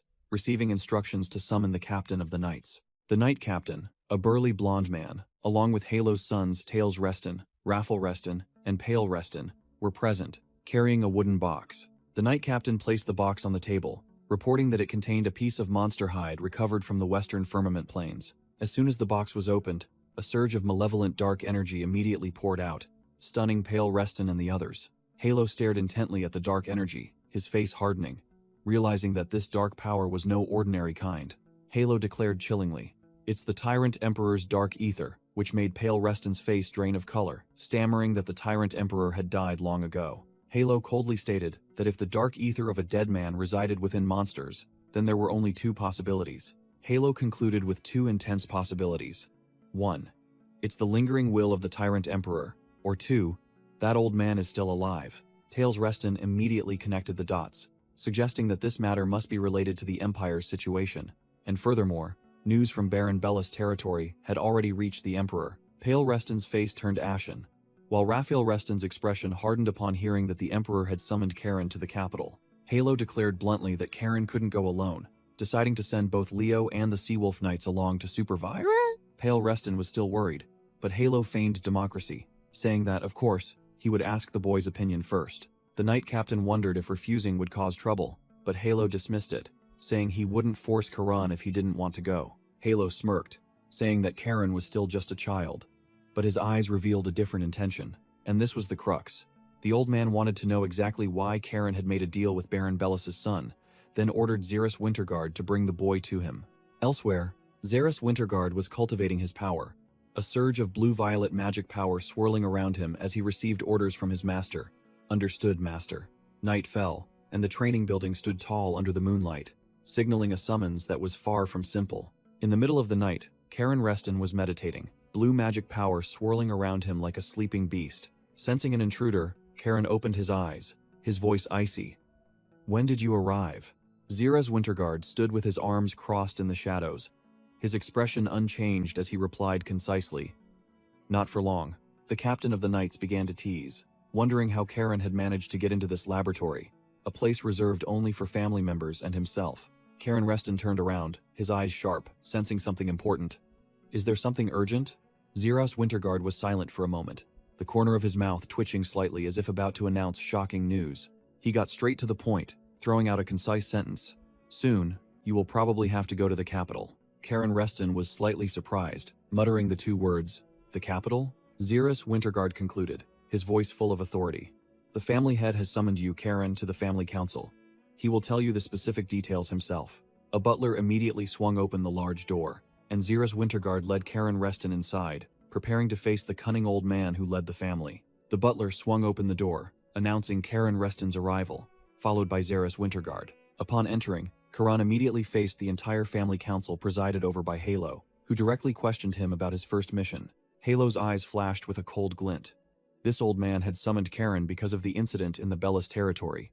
Halo directly questioned Karan as to why he dared to negotiate with House Bellis without proper authority, making the boy realize this was an interrogation, not a commendation. Facing pressure from the family head, Karen calmly replied, "No, family head." Karen explained clearly that he had only made an offer, and Baron Belus had voluntarily accepted it.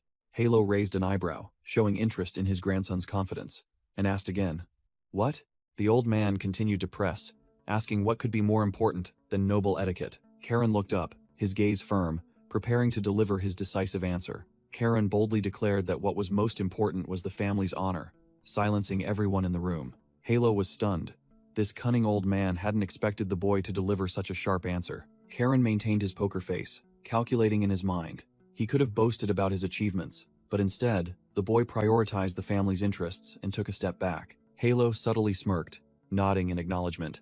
A clever move. His two uncles, Raphael Reston and Tails Reston, could only stand by in silence, completely overshadowed by their nephew's retort. Karen nodded calmly, his gaze still fixed on the old man. A silent battle of wits between two generations. Halo concluded, declaring that this agreement ultimately brought enormous benefits to the family, and decided to entrust this lucrative deal to Pale Reston. Pale Reston beamed, immediately accepting the order, and promising to set off for the Bellis territory at dawn, this time carried on his son's back. With family matters settled, Halo moved on to a larger issue, holding a scroll from the Emperor with an extremely serious expression. Xeris Winterguard stood next to Pale Reston, announcing shocking news. His Majesty has summoned you. News of you has already reached the capital. Karen frowned, realizing the Emperor's intelligence network was even more terrifying than he imagined. The summons had arrived even before Halo returned to the fortress. Karen Reston calculated in his mind, concluding that the current Emperor was merely a puppet, and the true puppeteers were the networks of noble factions. Pale Reston looked at his son worriedly, about to speak up and dissuade him as the situation grew tenser. His father spoke up, offering Karan Reston a way out. Karan, if you don't want to go, you don't have to. Halo looked directly at his grandson, clarifying the dangerous move. You must realize what it means to go to the capital at this moment. With the eyes of an old fox, Halo analyzed.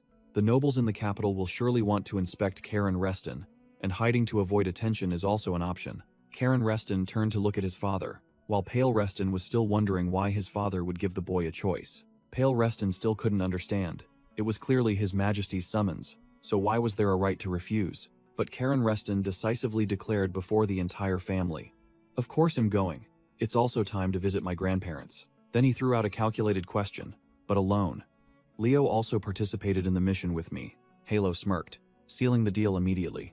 If you go, Leo will go with you. Leo Reston was bewildered upon hearing that Hans's team would escort them, wondering why they needed those small fry if grandfather was already going with them. Halo poured cold water on him, stating bluntly, "Don't be delusional. The escort isn't because you're special." Xeris Winterguard stood behind, chuckling gleefully, as Halo concluded the reason. It's because no one knows what trouble you'll cause next. This scared Leo Reston out of his wits, and he quickly agreed. Halo gave his final order, giving them all 3 days to pack up and leave the mansion under the cover of night and moonlight. Scene change. Pale Reston, Karen's father, had just finalized a lucrative business deal, declaring the negotiations concluded. Pale Reston stood up to thank his partner after signing the contract, looking every bit like a true magnate. Pale Reston carefully asked Rohan Belus, the Baron of the partner family, if his father was aware of these terms. Rohan Belus smiled confidently, asserting that his father fully agreed with the agreement. Pale Reston explained the spoils to Karen. The Reston family held an 80% stake in the Magic Stone mine, a huge windfall. Rohan Belus finally questioned the strange clause. What was the move to allocate 5% of House Belus's 20% stake, specifically to Karen and Leo, as it seemed too disadvantageous for their side? Leo Reston wondered, thinking that even though the two of them had completed the mission excellently, the price for a mere commission fee was too generous. Pale Reston also agreed, believing that such an unusually sweet deal must have a reason, especially coming from someone who graduated at the top of the Imperial Academy like Rohan Belus. Pale Reston broke into a cold sweat, realizing the opponent wasn't even bothering to hide their intentions. It's to curry favor with Karen and Leo, two young wolves. Leo Reston was bewildered, not understanding what was happening, while Karen Reston smirked inwardly. He knew full well the opponent was investing in the two who would lead the Blue Sea Fortress in the future. Pale Reston raised an eyebrow, showing suspicion at the opponent's blatant confidence. Is that so? Rohan Belus immediately flattered him, praising Pale Reston as an excellent lord, but of course, still incomparable. Karen Reston cut short the pleasantries, flashing a cunning smile that made Leo Reston curse inwardly. As for us, of course, Karen concluded decisively, we are very willing to accept, declaring that they would build a strong relationship from here on. The agreement was signed, and a major business relationship between the two families was officially established, opening a new chapter for the Belus territory. The scene suddenly changed, a mysterious voice echoed by the train tracks. Karen, I have something to ask. After sealing the deal, Leo Reston innocently asked about the division of shares. Karen Reston didn't even think, stating bluntly, of course it's 9, for me, 1 for you, leaving Leo Reston frozen. The ridiculous division of shares unfolded right before Pale Reston and Rohan Belus, the two old foxes who merely stood by and watched. Leo Reston tried to throw a tantrum, but was immediately grabbed by the collar by Karen Reston, whose eyes flashed with killing intent, threatening him in a low voice, scaring his cousin out of his wits, and he quickly accepted the 9-to-1 split. Karen Reston released his timid cousin, while Pale Reston observed from a distance with an unreadable expression. Pale Reston turned to Rohan Belus with a casual laugh, boasting that the two boys used to bicker a lot when they were little, but now they were very close. The boasting continued with a flashback image of Karen Reston, giving Leo Reston a hard time, while in the present, Pale Reston maintained his fake smile. The group had arrived at the capital, standing before a magnificent mansion, Leo Reston couldn't hide his overwhelmed expression, like a country bumpkin visiting the city. Leo Reston was still rambling about not knowing anything when Karen Reston coldly cut him off, telling his older cousin to stop messing around. Inside the room, Leo Reston was still restless about meeting the Emperor, but Karen Reston sat calmly on the bed, their difference in demeanor stark. Leo Reston was dreaming about social parties and beautiful women in the capital, when Karen Reston coldly stated, "You're not a child anymore."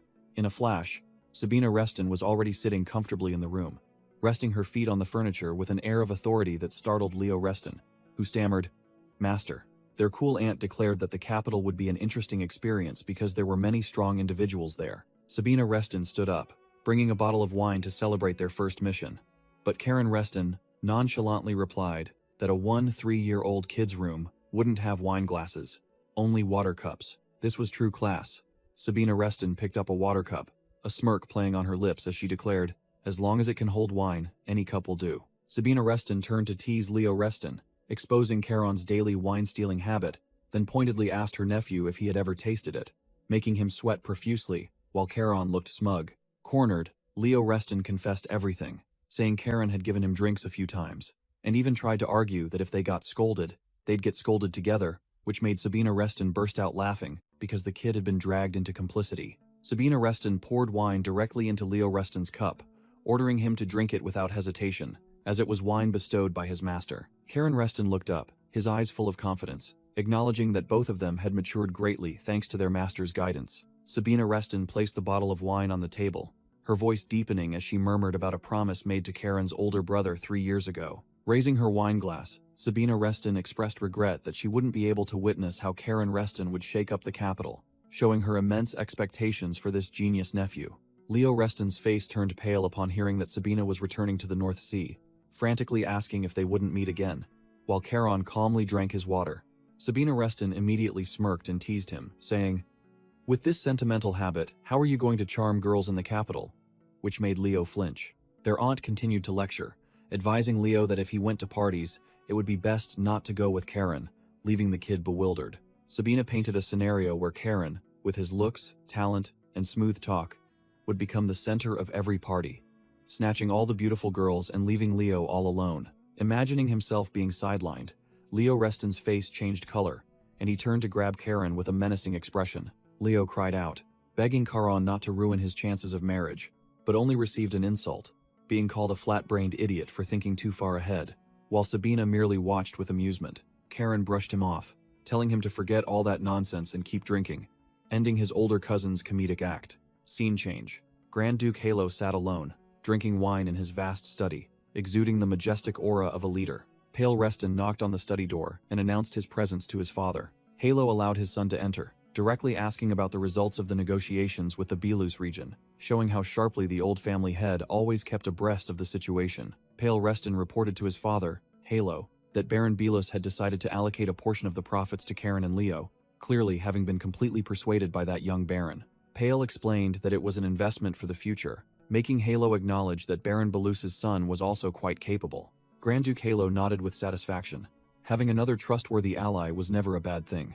Halo officially declared that from now on, all matters related to the Belus region would be handled entirely by Pale, and his son firmly promised not to disappoint his father. Halo poured a glass of wine and handed it to Pale as a sign of recognition, a rare gesture from the Grand Duke. Pale held the wine glass, but his mind remained clear, knowing full well that the old man, who was usually stingy with praise, had another purpose for calling him, surely concerning Karen's trip to the capital. Halo got straight to the point, asserting his status.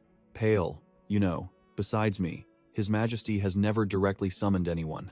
The Grand Duke emphasized that Karen being directly summoned by the Emperor was extremely unusual, and Pale realized his judgment had been correct. Pale recalled his own audience with the Emperor, and the fearful gaze the monarch always directed at his father, a man who wielded too much power. Halo bluntly explained the reason. He fears I will overthrow him, just as I overthrew the previous tyrant, and he believes another force must be involved in Charon's summons this time. Pale directly asked the old man, "Father, do you think this is a political maneuver?" And Halo concisely confirmed it. Pale continued to question, with the political situation in the capital as tense as a drawn bowstring, why he didn't outright refuse His Majesty's order. "Indeed, I did not refuse," Halo calmly admitted while pouring more wine, an air of self-importance about him. Pale wanted to know the reason behind it, and Halo let out a profound chuckle. You ask why? The Grand Duke declared bluntly. I want to test Karen's abilities, leaving Pale bewildered.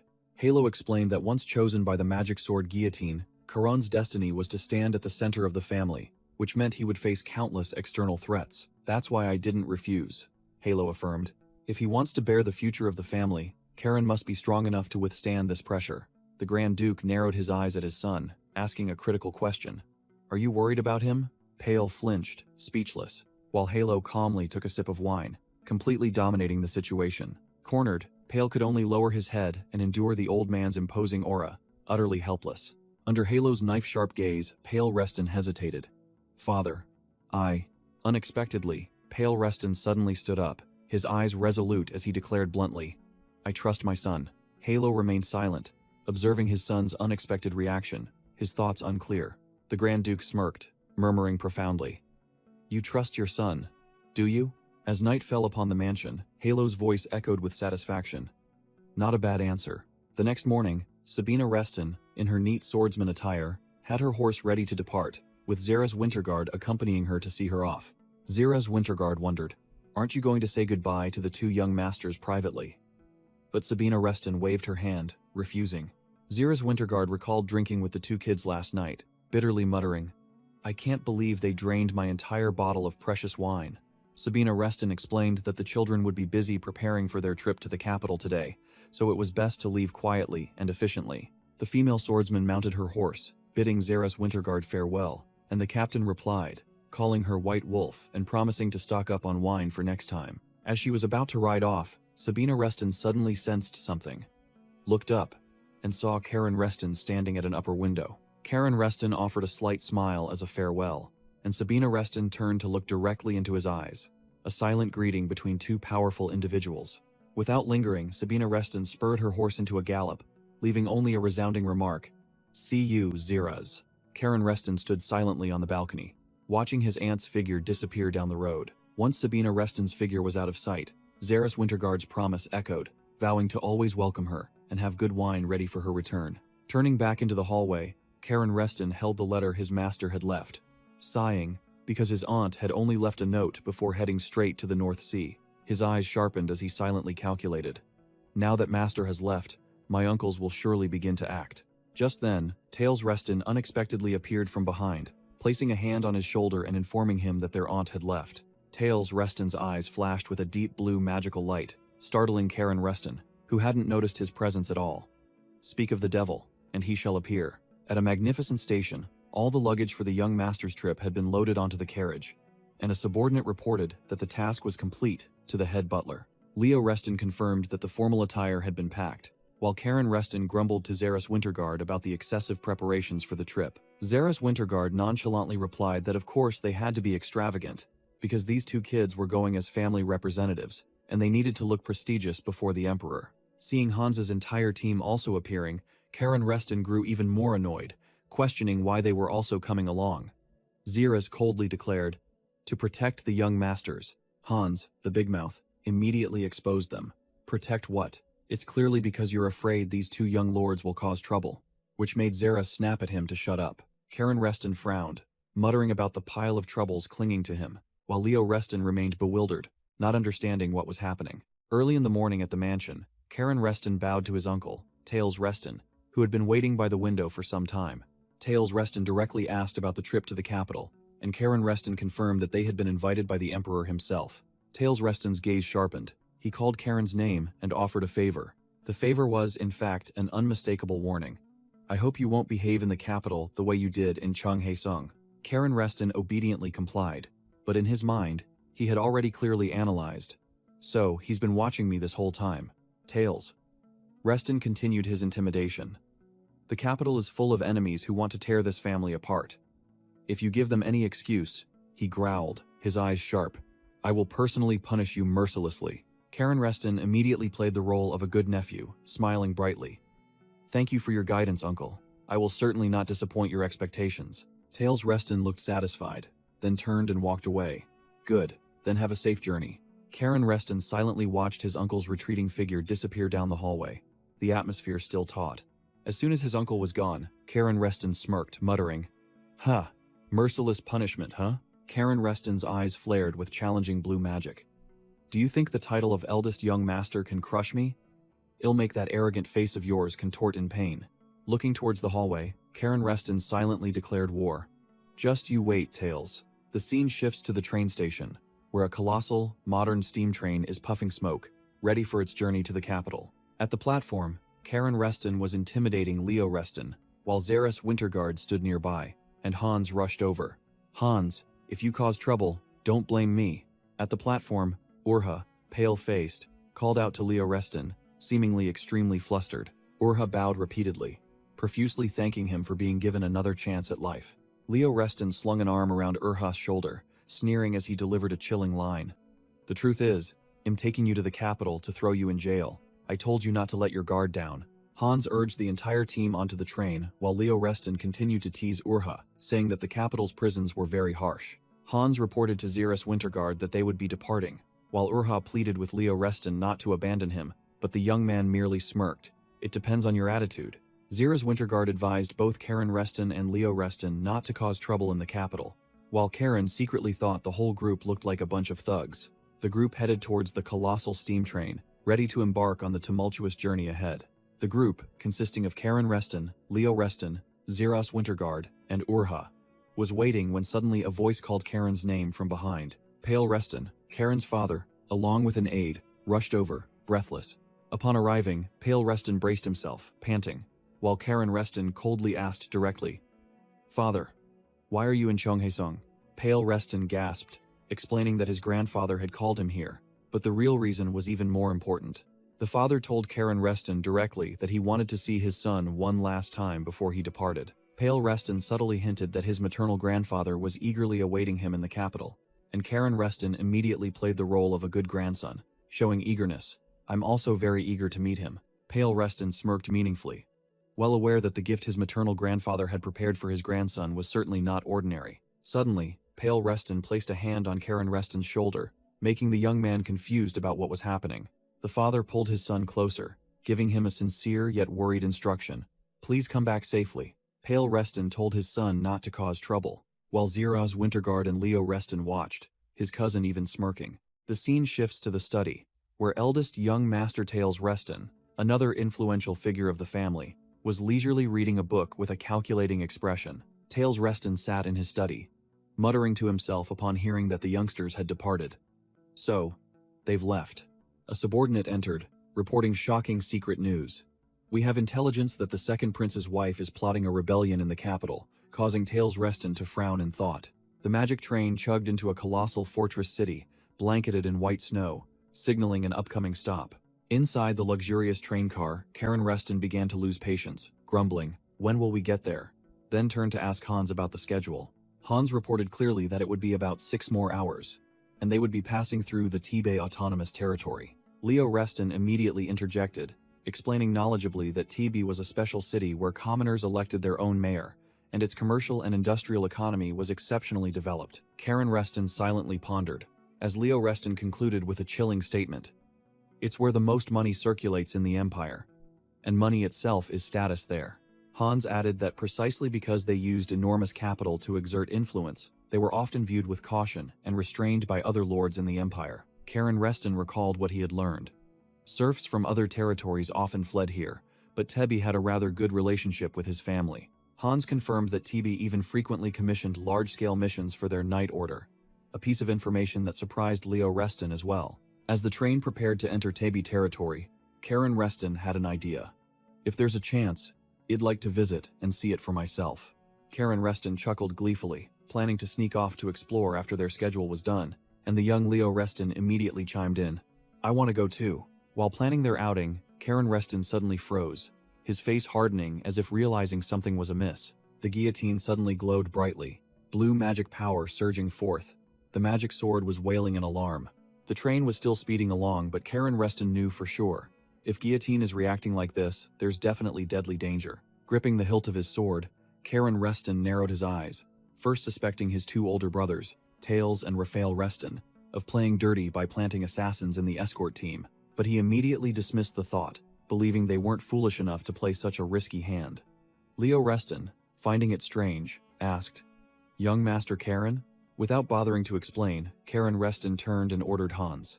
Contact the TB Autonomous Territory immediately. Hans was dumbfounded, not understanding what was happening. No time to explain. Tell the other knights to prepare for battle. Karen Reston snapped, his commanding aura overwhelming. Hans immediately obeyed. The entire escort team immediately took their positions, drawing their swords, ready. Karen Reston and Leo Reston were no exception, preparing for an imminent battle. Karen Reston coldly analyzed.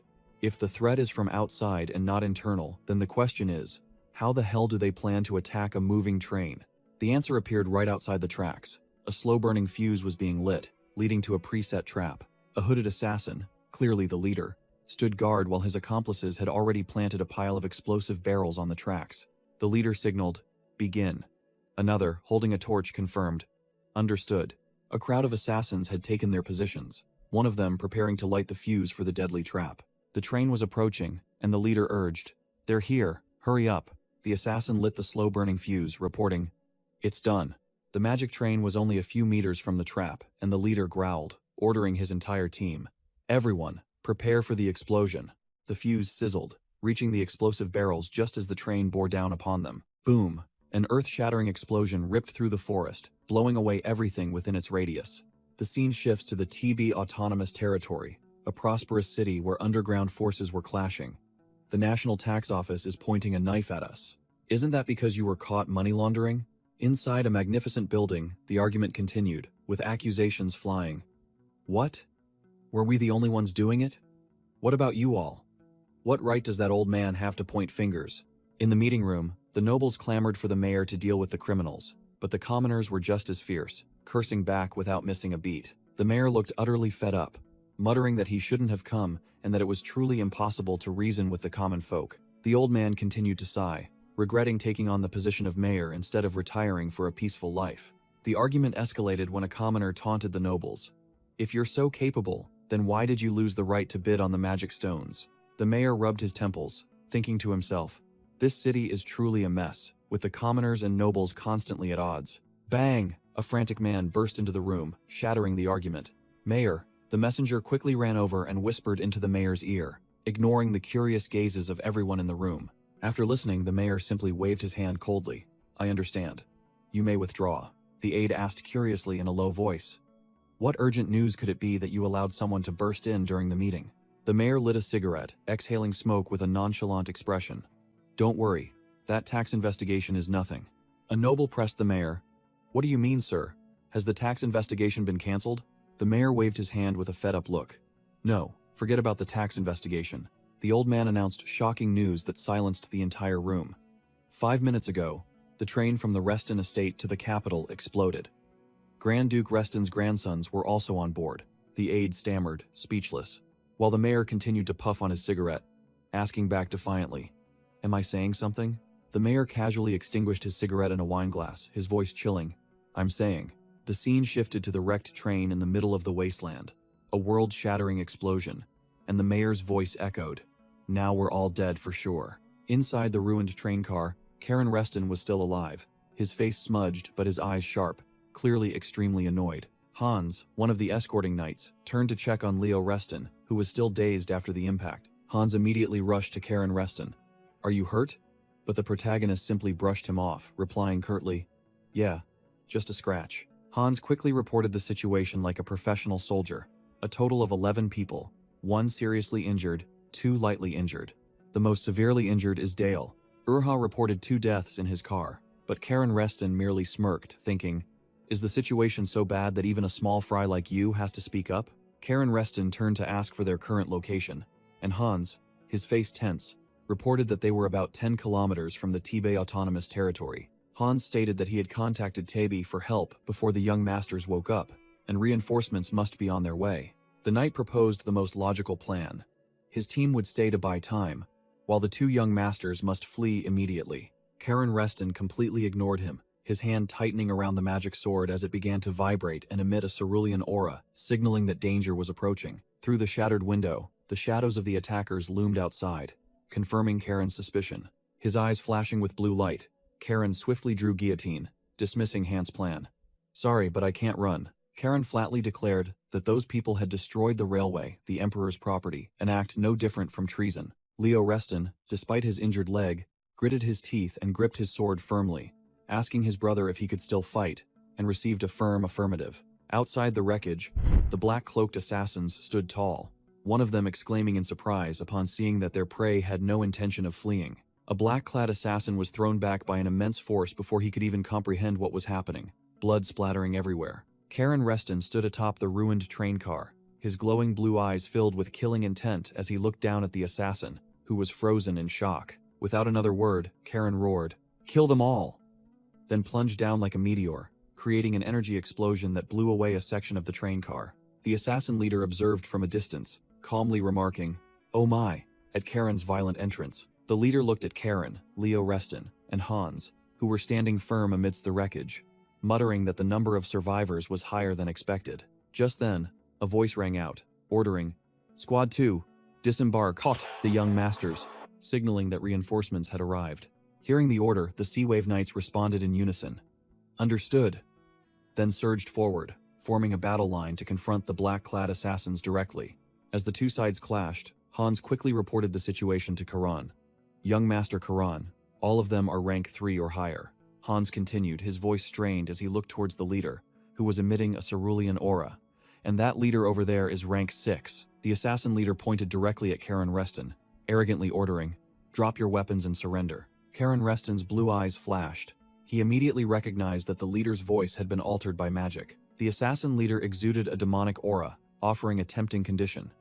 "If you cooperate obediently, we will spare the knights and servants." Karen Reston smirked, turning to Hans. "Their goal is to capture me alive. Do you understand what that means?" Hans' face paled, his voice trembling as he pleaded, "No way, young master, you mustn't." Brushing aside the warning, Karen charged like an arrow, roaring with the logic of the strong. "What's the problem? They can't kill me, but I can kill them." Hans could only clutch his head, speechless, while Leo Reston stood beside him, watching helplessly. The assassin leader growled an order, and all the hooded assassins simultaneously drew their weapons, preparing for a sweep.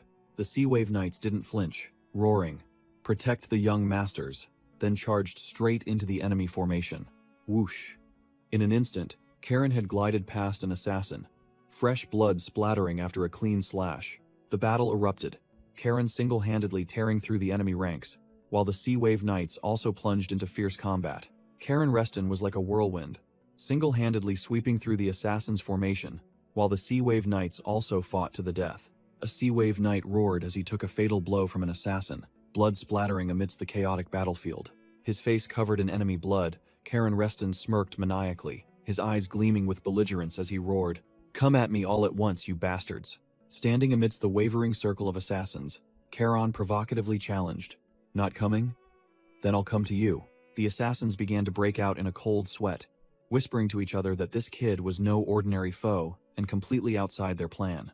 The assassin leader stepped forward, exuding an overwhelming aura, and ordered his subordinates, "Everyone, fall back." The leader confidently declared that he would handle Karen Reston alone, believing it was time for the boss to show his strength. Karen Reston smirked with interest. Finally, the big fish had decided to show itself. Suddenly, Karen Reston looked bewildered, not understanding what the hell was happening before his eyes. Hans unexpectedly charged forward, blocking between Karen and the leader, raising his sword defensively and shouting, "He's a dangerous opponent. Young master, please fall back." The assassin leader scoffed, deeming Hans merely a Sea Wave Knight seeking death, but Hans defiantly retorted, "Just you wait." Without another word, another Sea Wave Knight roared, then dove down from above, swinging his sword to attack the leader directly. The leader merely shifted his body slightly, effortlessly dodging the attack as if it were a joke, showing that the knight's skill was insignificant. Clang! The Sea Wave Knight strained with all his might to block the leader's counterattack, but the power difference was too obvious. The leader narrowed his eyes. It seemed he had noticed something unusual in the fighting style of these knights. Swish! With just a light blade stroke, the leader easily parried the knight's magic-infused attack. The difference in skill vast as heaven and earth. The Sea Wave Knight broke out in a cold sweat, his face pale, as he realized his attack was nothing more than a tickle to his opponent. The knight froze, unable to believe his eyes. He parried that attack? The leader's footwork was too strange. The knight began to realize this wasn't the style of an ordinary assassin. A surge of dark magic erupted, and the knight was horrified to realize his opponent's true identity. "Don't tell me it's Seo Hakimi, the Sixth Circle Knight from the Pabar Kingdom?" Hans racked his brain, wondering why a knight from the Pabar Kingdom would come here, when the Empire and the Kingdom had a non-aggression pact. The more he thought about it, the more absurd it seemed. Why Karen was the target, when the Reston family and the Pabar Kingdom had no enmity whatsoever. In the chaotic battlefield, the Sea Wave Knights were being overwhelmed by the assassins, but Leo Reston was still fighting valiantly, cutting through enemies left and right. Without further thought, Hans let out a roar and charged straight towards the assassin leader. Whoosh! Hans unleashed a powerful, magic-infused slash, but the leader simply crossed his twin daggers, blocking the attack with ease. The assassin leader narrowed his eyes mockingly, his voice icy. "Still have time to look around, Sea Wave Knight?" Hans gritted his teeth, his eyes flaring with blue magic, and growled his opponent's name. "The formation is broken, Seo Hakimi." He let out a roar and swung his sword, creating a massive wave of energy that swept horizontally, forcing Seo Hakimi to leap into the air to dodge the attack. Standing firm amidst the magical vortex, Hans declared bluntly, "Further resistance is futile. Surrender." Seo Hakimi landed as light as a feather, calmly admitting, "The formation has indeed collapsed." Just as the assassin leader said, the knights had wiped out the small fry, standing proudly amidst the corpses. The assassin leader hovered in the air, offering a mocking surrender. "Surrender and your lives will be spared. Why die in a foreign land?" But he had no intention of being merciful, his eyes blazing crimson as he roared his determination to complete the mission, making Hans stare intently. He unleashed a surging wave of dark magic, making Hans realize in horror that this was a reverse magic technique. Hans immediately realized, this guy is going all out, with no intention of returning alive. The knight broke out in a cold sweat. The situation was out of control. If this continued, they wouldn't be able to capture the boss, and the young masters would be wiped out too. With no way to retreat, Hans also tensed up, his blue magic erupting to counter the opponent's firepower. "I also have magic to go all the way." Hans closed his eyes tightly, concentrating all his energy, preparing to unleash his full power attack. Just then, a voice rang out, startling Hans. His blazing eyes dimmed. "Hans, I'm disappointed." Karen Reston suddenly appeared in the air, his blue magic even more overwhelming than Hans, coldly looking down at the assassin leader. "Weren't you supposed to follow me to prevent trouble?" Karen Reston, his eyes blazing with magic, taunted the assassin leader directly. "Giving up already?" The assassin leader roared Karen Reston's name, charging with a surging wave of dark magic, but Karen stopped him with one hand. The assassin confirmed Karen was the target, but it seemed he didn't know what he was up against. Karen sneered, declaring his identity like a death sentence. "I am Karen Reston." As soon as he finished speaking, a blue sword light flashed, and the assassin leader's dagger-wielding arm was severed in an instant. The severed arm fell to the ground. Karan stood tall while Hans and the assassin were still frozen in shock. Missing an arm, the assassin could only mumble Karen Reston's name, completely bewildered by what had just happened. Karen grinned, blood splattered across his face, and taunted, "You called me a monster? Thanks for the compliment, but..." The assassin stared blankly, not understanding, while Karen raised his blazing magic sword. Suddenly, Karen paused, realizing that guillotine was vibrating violently, signaling something unusual. Despite losing an arm, the assassin leader still boasted loudly. "So there's still a threat, huh?" Karen Reston growled, suspecting the assassin was up to something dirty. The assassin erupted with dark magic, roaring, "I won't forget this grudge, Karen Reston." Karen Reston froze as the deadly energy enveloped him, not understanding what was happening. Hans screamed, ordering the entire formation.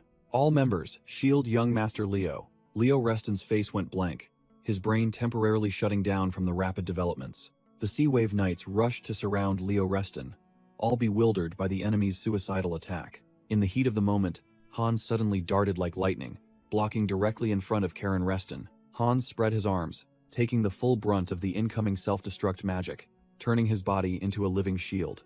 Pushed back by Hans, Karen Reston snapped in astonishment.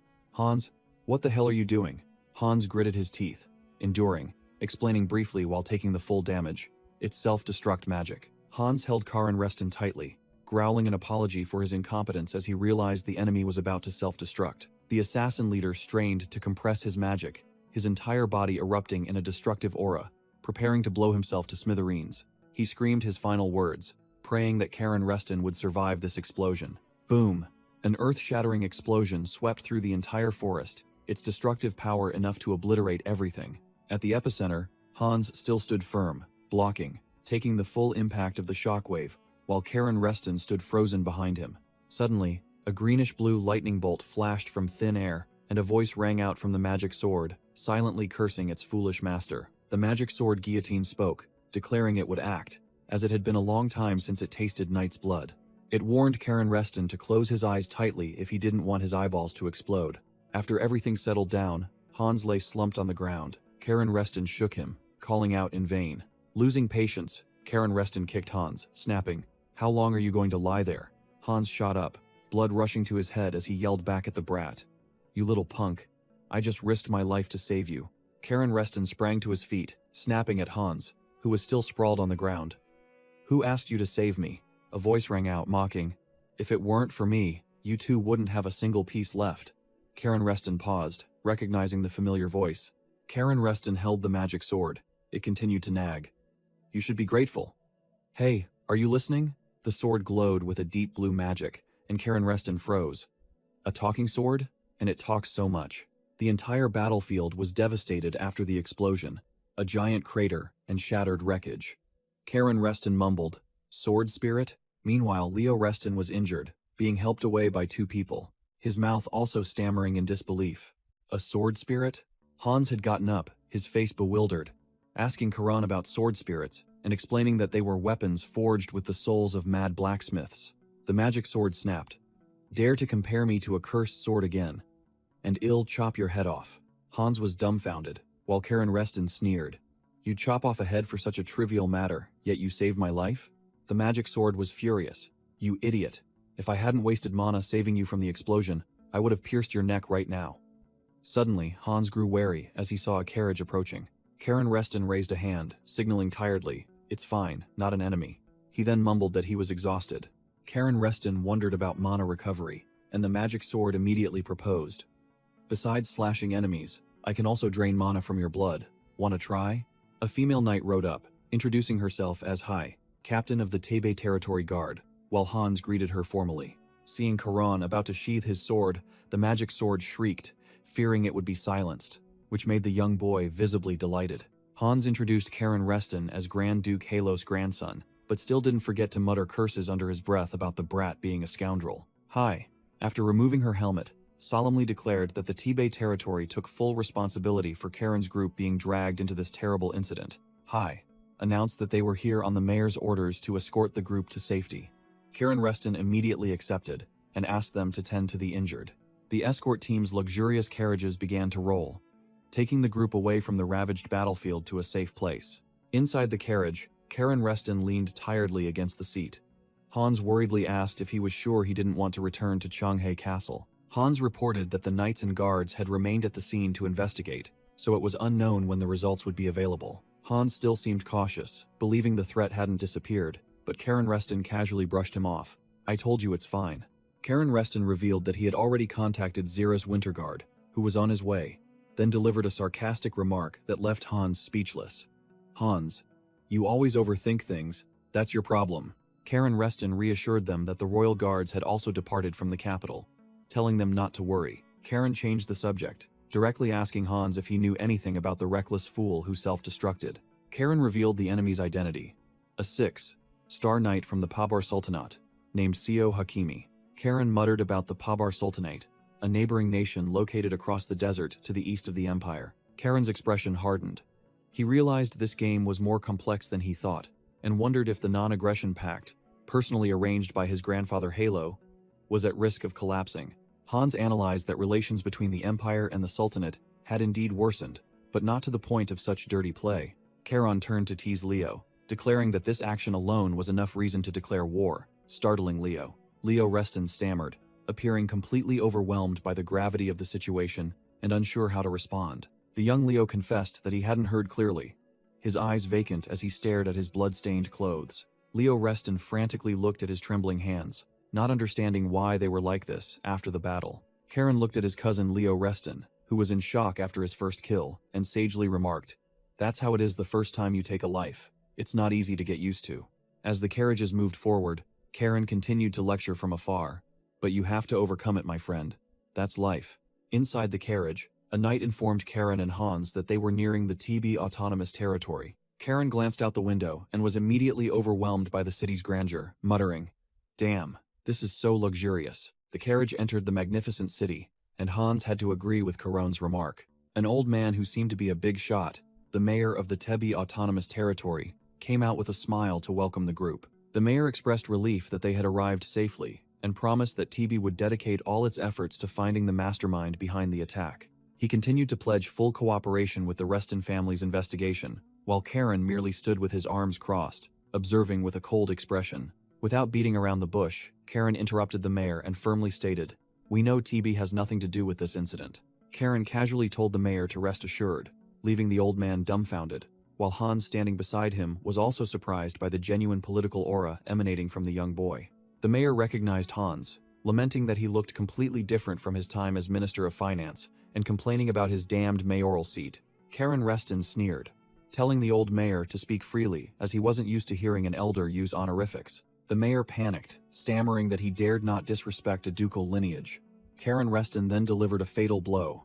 "Then show your sincerity by kneeling." Cornered, the old mayor broke into a sweat, hastily changing his tone to a more familiar one, calling the young Caron by his first name to appease the boy. The old mayor hastily suggested moving to another location to continue their discussion. Karen Reston readily agreed, while Hans behind him could only remain silent. Once settled, Karen Reston got straight to the point, revealing that the attackers had used explosives, not magic, causing the mayor to exclaim in horror. "Smuggling?" Karen Reston poured wine while analyzing, reminding him that explosives couldn't be leaked without passing through the Weapons Supply Bureau, and the old mayor could only nod profusely. Karen Reston continued to argue that the Supply Bureau was extremely tightly controlled by the Empire, making it almost impossible to smuggle explosives in or out. The young boy threw out a fatal hypothesis. So what if the explosives were smuggled in from outside the Empire? For example, from the Pabar Sultanate. The mayor was stunned, realizing the undeniable logic, and Karen Reston concluded, cornering him. "If some of Thebes' merchant guilds are involved in this, you'll be in big trouble, won't you, mayor?" The old mayor broke into a cold sweat, stammering at Karen Reston's razor-sharp deduction. With Karen Reston pressing him, the old mayor had no choice but to admit the smuggling hypothesis was plausible, as disagreeing would be tantamount to confessing complicity. The old mayor bitterly admitted that it was precisely because of those foolish smugglers that others had an excuse to pry into and scrutinize his territory. Karen Reston delivered a psychological blow, demanding that the old mayor remember something important. The young boy played his trump card. The Seawolf Knights and the people of Cheonghae Castle suffered casualties in this incident, causing the old mayor to blanch, understanding that the Reston family now had grounds to intervene. A chill ran down the old mayor's spine. He told himself that he was entangled with the Reston family, a clan famous for repaying favors tenfold and vengeance 100-fold. Refusing to cooperate would only lead to death. Trying to change the subject, the old mayor inquired about Karen Reston's father, but the young boy calmly retorted, "Do you know my father?"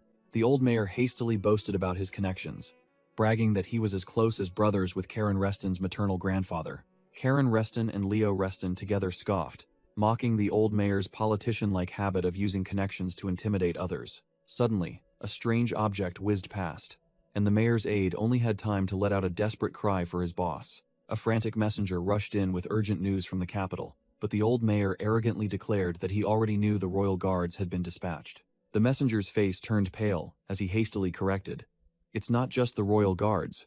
The shocking news was revealed. Tax Commissioner Gail Ferreton himself is leading Special Division 1. The old mayor was speechless upon hearing this. A prominent figure was introduced. Commissioner Gail Ferreton, known as the Demon Lord.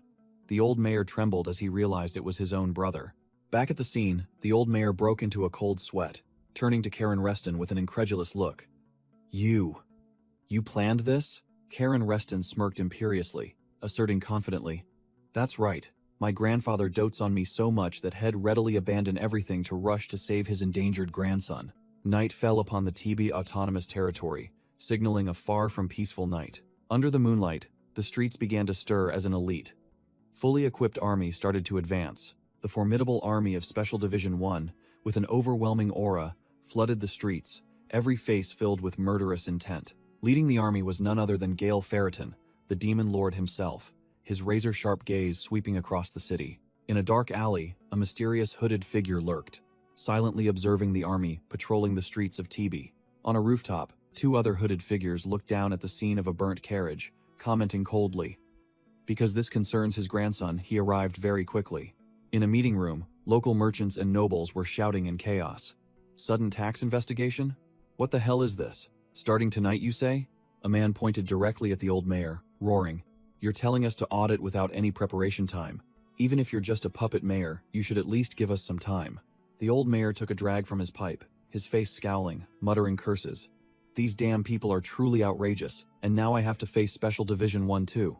Unable to bear it any longer, the old mayor slammed the table and roared, trying to calm the buzzing crowd. "Don't you people realize how serious the situation is?" The door suddenly opened, and a white-bearded elder leading another group of people walked in, declaring firmly, "Mayor Grine is right."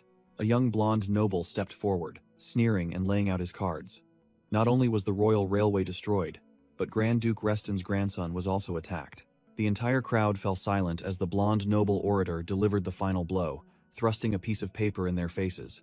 Regarding explosives suspected of being smuggled through Tebe's merchant guilds, the blonde noble orator smiled smugly, his eyes seemingly seeing through everything. How could this be? Now do you all understand? The arguing merchants were still babbling. One who seemed to be the ringleader was trying to argue stubbornly. The white-bearded elder stood blocking the door, listening to one of the guild members whine. "No, what we mean is you should give us more time to prepare," the white-bearded elder snapped. "And who are you?" startling the ringleader, who quickly introduced himself. "Ah, I am Viscount Humor of the Humor Merchant Guild." The blonde noble orator smirked, his voice full of menace. "Understood. I will personally forward your name to my grandfather, the tax commissioner." Hearing this, Viscount Humor's face went pale, and he stammered for mercy. "I misspoke. Please reconsider." With just one threat, the merchant guilds were scared witless, scurrying out of the room immediately. The door burst open again, and a group of people in black suits, exuding an overwhelming aura, entered. An aide loudly declared, "This is Special Division, one of the Tax Bureau. The commissioner is entering." Everyone else in the room, including the blonde noble orator, was stunned by the arrival of such a powerful force. Gale Ferreton, the tax commissioner, pointed, his voice sharp as he ordered, "From this moment on, your merchant guilds will be subjected to a tax investigation. The Tax Bureau has received reports of illicit enrichment through smuggling and tax evasion." The blonde noble orator crossed his arms, smiling smugly to himself, thinking, "He looks more like a military officer than a government official." Then he concluded, "The Emperor has ordered a comprehensive investigation. You are all compelled to cooperate." In a corner, Leo Reston turned to Hans with a curious expression. "Hey Hans, is Special Division 1 really that terrifying?" Hans explained the formidable power of Special Division 1. It specializes in dealing with stubborn merchant guilds and nobles, even having the authority to mobilize the Imperial Royal Guard. After hearing this, Leo Reston broke out in a sweat, muttering that these guys were truly formidable, and tax evasion meant they were in for it. Just then, an old man with white hair, exuding an overwhelming aura, appeared, freezing Leo Reston and the blonde noble orator in their tracks. It turned out to be Grand Duke Halo, who smiled kindly as he greeted Charon Reston after 3 years apart. "It's been 3 years, Charon. Are you well?" As night fell, in a garden, Halo inquired about Charon Reston's injuries, but the stubborn grandson insisted he was fine and needed no treatment. Halo got straight to the point, asking Charon Reston if he had figured out the mastermind yet, but the boy merely smirked and replied that he hadn't. The old fox Halo pondered, beginning to suspect this was an internal family affair. "This isn't a family matter, is it?" Charon Reston dismissed it, firmly stating that if his uncles had been behind it, they wouldn't have left such obvious traces. The boy analyzed like an expert, suggesting that they deliberately left traces, setting a trap to make everyone blame the Pabar Sultanate. Charon concluded with a chilling remark. They didn't even bother to hide their identities. While Halo listened in silence, realizing his grandson was no pushover, Halo placed a hand on Charon Reston's head, and the boy looked up with a bewildered expression.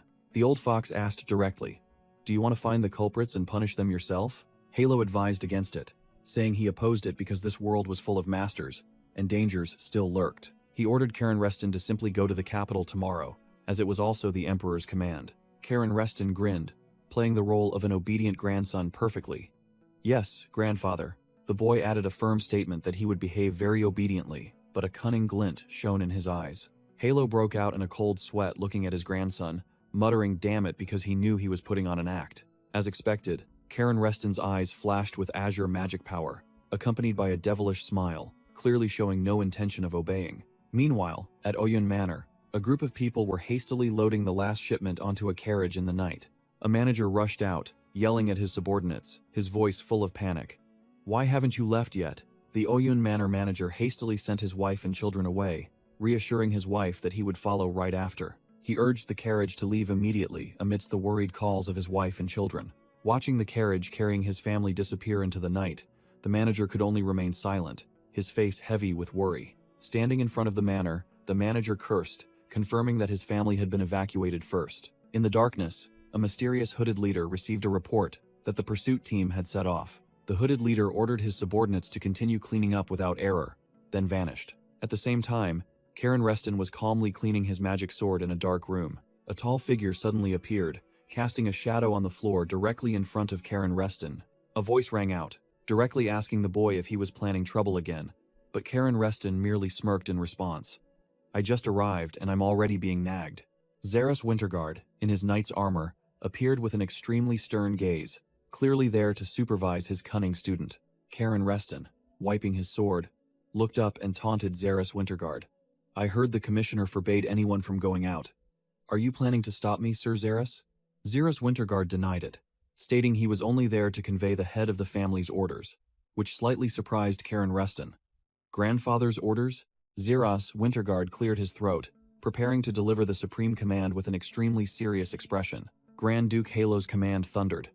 "Karen Reston, upon receiving this order, hunt down the culprits and exact blood debt for the dead. Show them what the laws of Changhe Castle are." After hearing this, Zeros Winterguard could only force a bitter smile, sensing something ominous had just been unleashed by letting this monster off its leash. Karan Reston smirked cunningly, the name Karan Reston echoing like a death sentence for his enemies. His eyes gleaming, Karan Reston gripped his sword tightly, excitedly declaring his obedience, while Zeros Winterguard in the distance could only think to himself, "This is going to be a huge mess." On a bustling street at night, a blonde woman companion looked worried, asking if the group really had to go this far. The brown-haired woman companion calmly replied that, to meet the informant, they absolutely had to go to where the black market operated. Karen Reston and Leo Reston, both disguised in cloaks and masks, moved into the shadows while Leo grumbled, "Why do I have to play the role of a servant? We're heading to Eastern TB, where illegal transactions are rampant." Karen Reston coldly explained to Leo Reston, "Young, inexperienced nobles wandering around here without servants would be suspicious, understand?" Leo Reston was speechless, understanding the point but still resentful. "Yeah, I get it, but why do I have to be the servant?" Karen Reston ordered Leo Reston to shut up, because they were almost at the rendezvous point Zeros had designated. The two stood in a dark, deserted alley, and the atmosphere began to grow tense. Leo Reston started to get nervous, grabbing Karen Reston's arm and whispering that something felt wrong about this place. But Karen simply replied casually, "If you're scared, then leave." Leo Reston panicked, realizing this was no place for young masters, while Karen Reston maintained a poker face. A hooded figure silently appeared at the end of the alley, making Karen Reston ponder. "They're appearing here."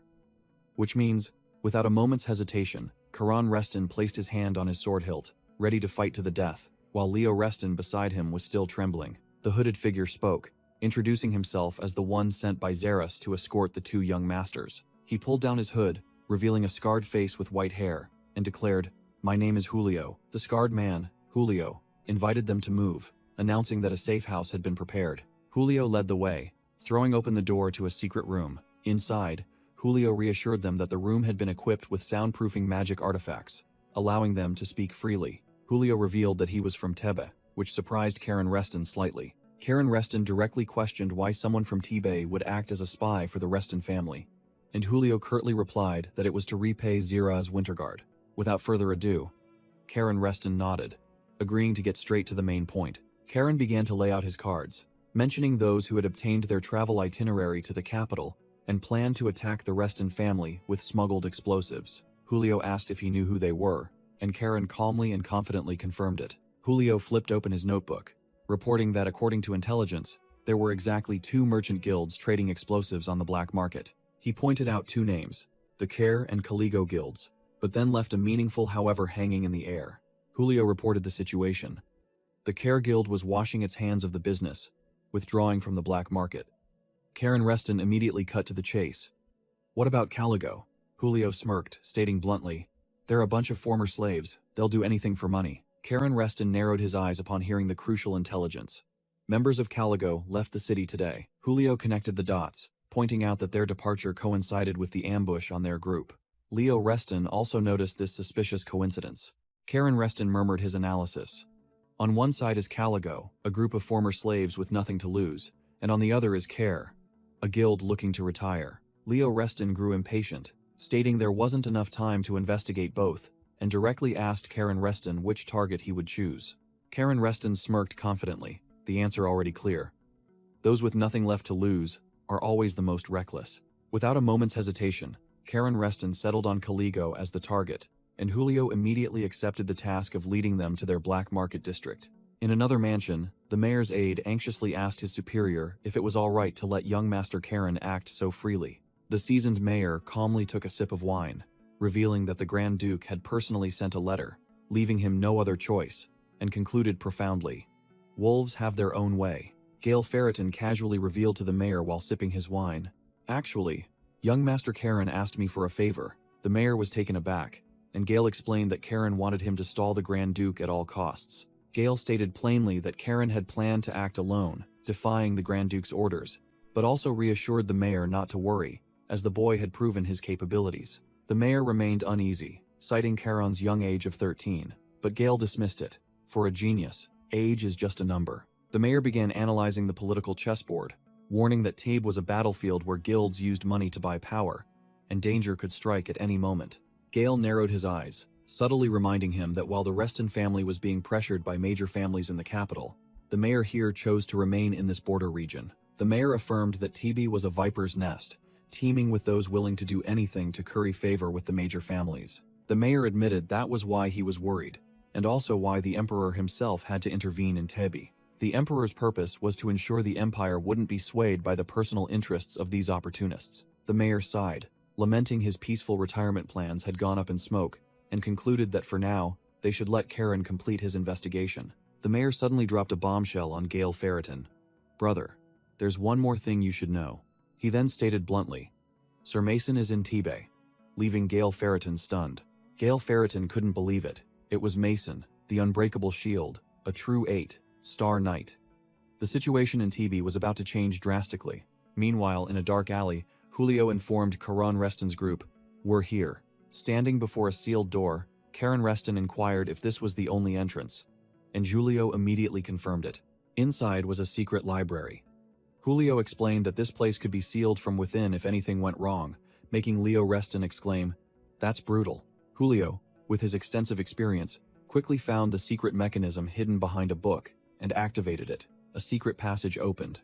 Julio remarked that the place smelled of the black market and asked if the group was ready to sweep through.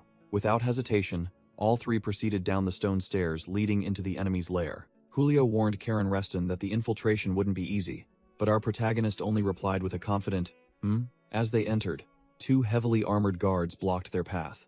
The bandaged guard recognized Julio and asked what was going on. Julio curtly replied that he was bringing guests, but the guard immediately waved them away.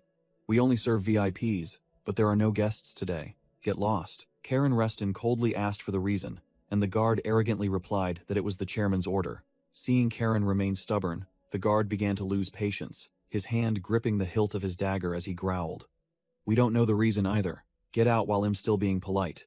The two guards sneered, challenging, "What, you gonna draw your sword and cut us down?" This made Leo Reston behind them turn pale, stammering, "Young Master Karen." In stark contrast, Karen Reston placed his hand on the hilt of his magic sword, exuding an overwhelming aura as he challenged them directly. "Try me, and you'll find out what happens." Faced with Karen's deadly confidence, the two guards were speechless, while Leo still tried to dissuade him in vain. Karen ignored everything, turning to order Urha. "Urha, we're switching to Plan B." This left both Urha and Leo bewildered, as no such plan existed. The guards were also completely confused by Karen's psychological tactic, muttering, "Plan B? There's no such plan." They had clearly fallen into a trap. The burly guard growled, "If you won't listen, this is the only way," then suddenly grabbed Cal's blindfolded hand, surprising him. Karen Reston's eyes flashed as he muttered sarcastically, "What a foolish young lord," Hez clearly pulling the strings from afar. Leo Reston froze, while Karen Reston casually spoke to the magic sword. "Can you talk without getting tired?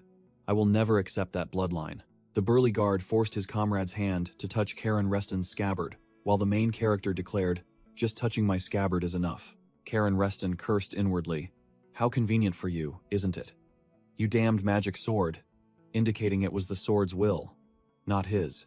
Immediately, the magic sword guillotine automatically plunged into the ground, emitting an overwhelming aura that stiffened the guards. Forced to grip the hilt, the blindfolded guard, Cal, frantically yelled, "What in the world are you doing?" Cal broke out in a cold sweat, his face pale as he realized he was utterly helpless, controlled like nothing more than a puppet. Karen Reston and Leo Reston calmly walked past the guards, who were stiff as statues, proceeding inside as if taking a stroll. Urha looked back, his scarred face revealing absolute admiration in his eyes.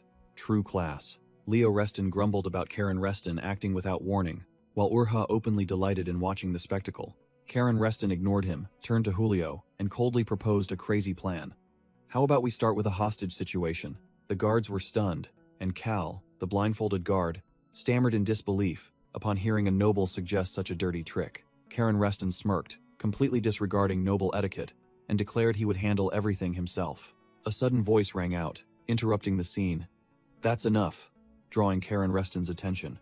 A blonde noble stepped out, imperiously telling Karen Reston not to be so rough, and was immediately called out by the main character. "Oh, so the leader of the Calico Guild cares about his subordinates?" Revelio put on a dramatic show, declaring the guards his comrades in arms, leaving even Cal and the burly guards speechless. The leader continued to act superior, saying he couldn't let his friends be torn apart by young wolves, making Leo Reston realize the opponent knew their identities. Despite Revelio's overtures, Karen Reston remained wary, bluntly stating that the trust between them was still too fragile. With that, Karen Reston held his sword to Cal's throat, concluding, "Therefore your beloved subordinate will become my hostage," making the leader grit his teeth and admit the rumors about the main character's penchant for kidnapping were true. The leader of the Calico Guild relented, ordering Cal to see them out, while Karen Reston held his sword to the hostage's neck and coldly declared, "You heard him, let's go." Elsewhere, shocking intelligence was revealed.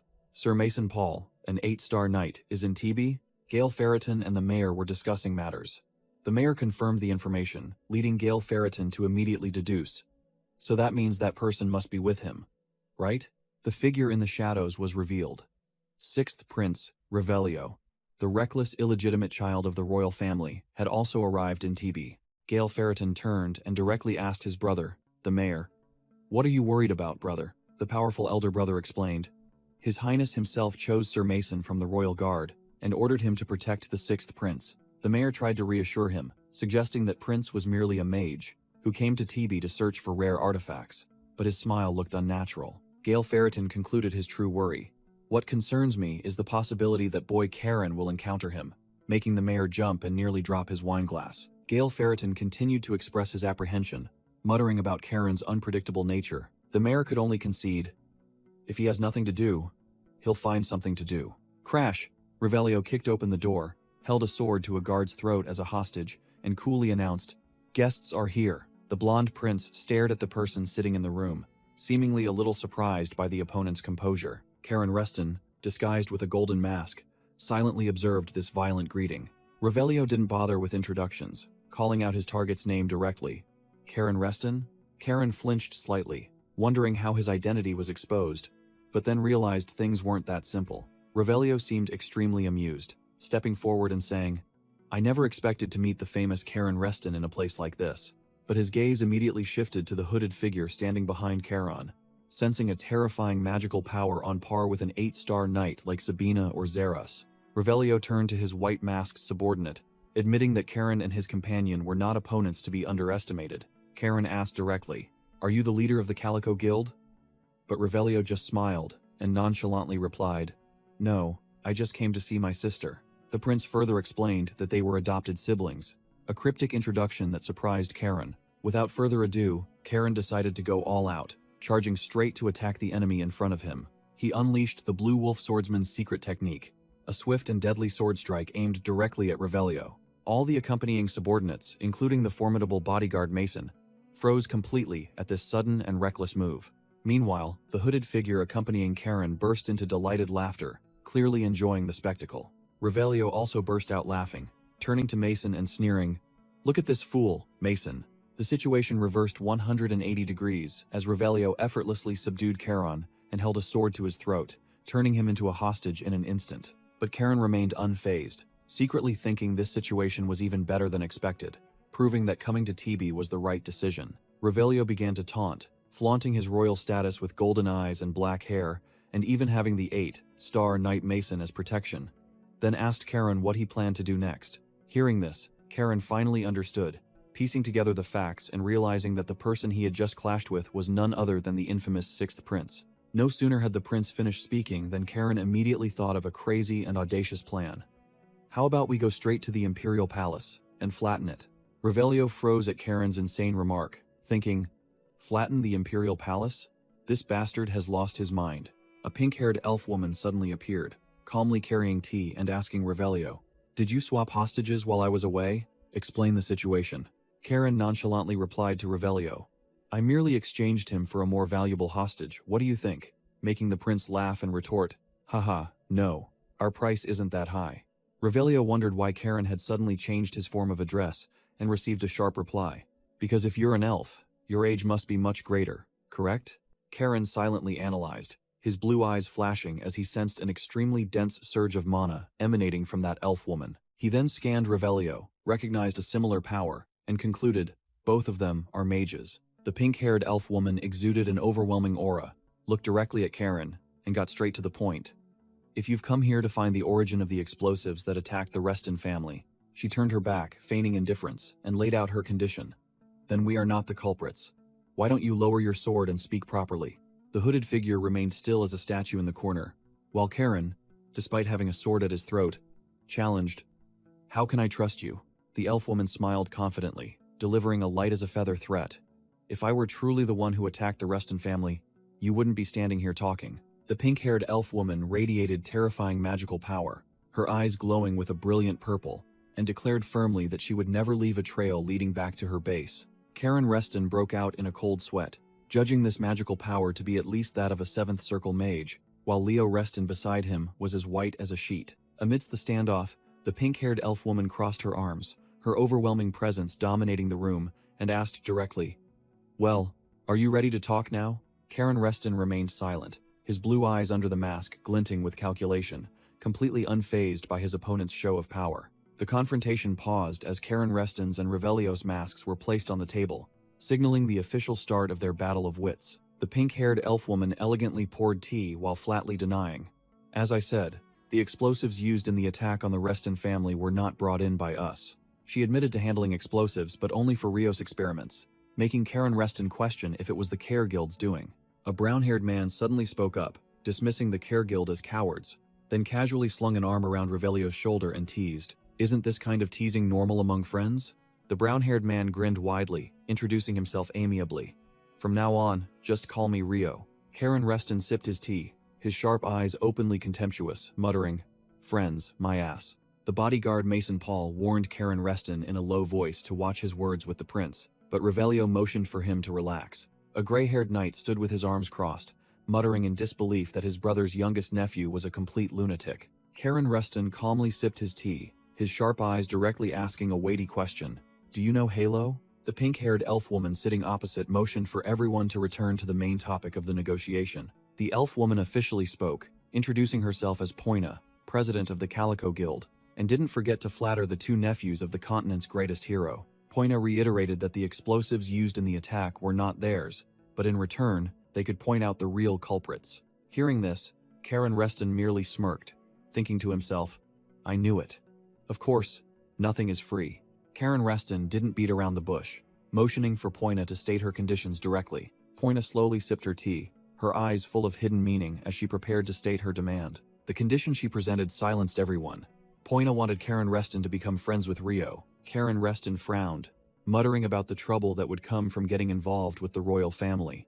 Poina coldly analyzed, stating that a duke's family and a prince associating together could certainly not be seen as an innocent friendship in the eyes of the public. Rio interjected with a forced smile, dismissing the concern. "What's wrong with children being close? It might even benefit the Reston family." Karen didn't bother to beat around the bush, his eyes sharp as daggers. He asked directly, "What benefit?" Rio raised a finger, explaining the benefit provocatively.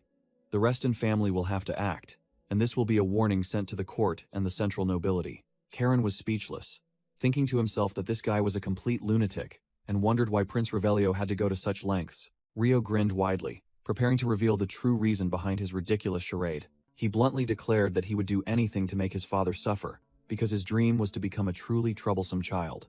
After hearing the reason, Karen Reston could only conclude one thing. No. This guy is truly insane. Poina smirked, concluding the matter. So, what's your decision? The night in Tebi is long, but we don't have much time. Karen Reston questioned the lack of time, and Poina then laid her cards on the table. The Imperial Guards accompanying Special Division 1 have their own agenda. Poina revealed that this agenda was directly related to the attack on the Reston nephews, stunning both Rio and Leo Reston. But the Imperial Guards haven't been actively investigating. Poina pressed on. Have you ever wondered why? Karen Reston narrowed his eyes and asked directly if the Imperial Guards had colluded with the culprits, and Poina merely smirked derisively. The answer depends on who the culprits are. The elf woman stood up, concluding with a firm statement that the goals of the Imperial Guards and Karen Reston were as different as heaven and earth. Poina pulled out a scroll of documents, declaring that it contained all the records of the culprits' movements and related incidents, offering it as bait. With sharp eyes, Poina delivered the decisive blow, forcing Karen Reston to choose. What will you do? Will you accept the offer? Karen Reston fell silent, his blue eyes gleaming with deep calculation, weighing every move in this mental chess game. Meanwhile, elsewhere in Tebe, Oyun manager hurriedly directed his subordinates to load goods onto the carriage. Hurry up! The manager stood on the balcony looking down, muttering curses in annoyance as someone else yelled, urging the workers to move even faster. In a flashback, the mysterious patron promised Oyun manager that once the objective was completed, the Imperial Guards would be dispatched to erase all evidence, and he would be granted a title. Oyun manager stood alone, clenching his fists, his heart filled with hope as he thought of the noble title he had always yearned for, now within his grasp. But the harsh reality slapped him in the face. He was sweating profusely, bitter that the Duke's brats had survived the attack, and now, he was the one about to be cleaned up. Just as he was reassuring himself that at least his family had been evacuated, a subordinate rushed in frantically, his voice trembling as he called out his master's name. The subordinate stammered out the news in a panic that knights had just stormed the mansion. Oyun manager froze, his face pale with terror, his mind reeling with the thought, have the Imperial Guards arrived so quickly? A cold voice echoed from the doorway, mocking the Oyun Guild for working so diligently even at night. But it wasn't the Imperial Guards. Karen Reston walked in confidently, his sword drawn, followed by hands blocking the doorway, leaving Oyun manager utterly stunned. With his sword slung over his shoulder, Karen Reston looked directly at the manager, casually confirming that he was indeed the useless brat they wanted to eliminate. Karen's eyes were sharp as knives. He sneered. But tell me, someone who intends to take others' lives seems to care a great deal about his own family, doesn't he? Zeros Winterguard appeared coldly at the doorway, reporting to Karen Reston, Young master, I've brought what you requested, while Oyun manager froze, stammering in disbelief. Karen Reston raised the blood-soaked bag, and asked provocatively with a smirk, Oh, curious? Want to see? Oyun manager trembled violently, sweating profusely, his mind reeling with the horrifying thought that his family was inside the bag. Without another word, Karen Reston threw the bag directly onto the floor in front of the manager, challenging him to verify it himself. Oyun manager collapsed completely, kneeling on the ground, letting out a desperate, mournful cry. He clutched his head, weeping in extreme agony, thinking his entire family had been massacred. Karen Reston grabbed the manager by the collar, shoving his face close to the bag, and commanded coldly, Look closely. Stop making a fuss. Karen pointed his sword at the bag, his voice full of sarcasm. Do you really think these calloused hands belong to your family? The manager asked blankly whose they were, and Karen delivered the final blow. These are the hands of the assassins your partner sent to kill your family. Realizing his family had been saved, Oyun manager burst into grateful sobs, but Karen merely doused his joy with a cold remark. Don't celebrate yet. Karen Reston shoved his face close to Oyun manager's, his sharp eyes delivering every word of judgment. You conspired with those who plotted to attack the Reston family, causing many to lose their lives. Those who saved your family are innocent, but you are guilty. Zeros Winterguard, his armor still stained with blood, coldly pronounced the sentence. You will spend the rest of your life in the underground prison of Chonghae Fortress, and continuous torture is a certainty. Karen ordered decisively, Sir Zeros, take him away. Zeros Winterguard and the knights immediately obeyed, escorting Oyun manager and another subordinate out of the mansion. Scene change. Revelio was calmly enjoying tea while Poina sat beside him, and Mason Paul stood guard behind. A voice asked about the Emperor's health, and the situation in the capital. Revelio smirked derisively, revealing that thanks to that rumor, the nobles were in an uproar, and only a few warmongering old men were gloating. He analyzed further, stating that the internal conflict within the Imperial Guards was growing increasingly intense, and the war faction and their allies were deeply divided. Poina leaned back in her chair, saying smugly, "But thanks to me, we've gained a reliable ally, haven't we?" Revelio turned to her, looking puzzled. "Huh? How is that thanks to you?" The pink-haired elf woman confidently declared that Karen Reston had completely fallen for her charm, making Revelio openly contemptuous and Mason Paul speechless. Revelio retorted, "You weren't like this when I first met you." Revelio admitted, "It's true," recalling it now. Just as he had escaped the palace intrigues and set foot in Tibi, on a night of heavy rain, Imeni lay slumped in a pool of blood, almost dying. Revelio recounted the horrifying past. If not for Mason Paul fighting valiantly to clear the battlefield, he and his mother, Imene, would have died long ago. He asserted to Poina that just as meeting the two of them had helped him get to where he was today, Karen Reston would also be an important figure for him in the future. The scene shifts to the Reston mansion. Pale Reston frantically questioned his son, unable to believe that the continent's most powerful family was about to make a shocking move. Pale Reston and the aide questioned Karen Reston, fearing that publicizing the attack would tarnish the Reston family's honor. The aide pressed, asking if he intended to hold TB accountable, but Karen Reston coldly declared that the mayor was not the target. Karen Reston explained his strategy. This will leave those who intended to cover up the incident with no way out. With a calculating smile, Karen Reston declared that this plan would turn the mayor into a righteous leader fighting injustice, leaving Pale Reston speechless at his son's audacity. Elsewhere, Grand Duke Halo directly ordered Xeris Winterguard, "Let Karen Reston do as he pleases." Xeris Winterguard solemnly complied. Karen Reston smirked confidently, declaring that even if he didn't know what his grandfather was planning, this was the time for everyone to trust him and to just wait for the show. Outside the magnificent Reston mansion, a servant rushed to report, "My lord, there's a message from young Master Karen Reston." In the office, the brown-haired aide questioned Tails Reston about Karen Reston's plan. Is he really going to announce the damages and investigation results? Tails Reston coldly confirmed. That's right. Pale Reston and the aide had just entered when they were summoned. Tails Reston briefly announced, "Karen Reston's message has just arrived." Tails Reston waved the report, summarizing Karen Reston's achievement. A Teeb council member has been apprehended, and the entire council has pledged full cooperation. He then turned to Pale Reston and asked, "What do you think?" Pale Reston took the report, his face changing color as he read its contents, only managing to utter, "This." Pale Reston broke into a sweat, analyzing with concern. "This plan will disrupt the political balance in TB.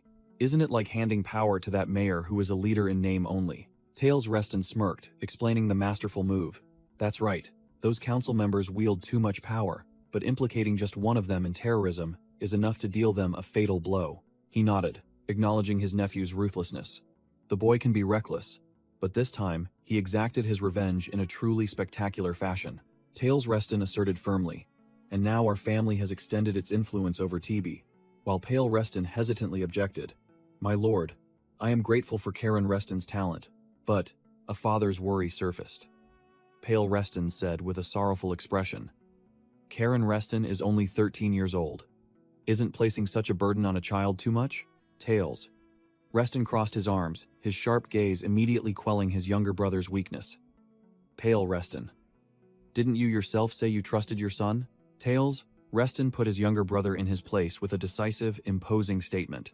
A wolf must walk a wolf's path. Pale Reston, though worried for his son, was still overwhelmed by his elder brother's reasoning, and had to accept trusting Karen Reston to the very end.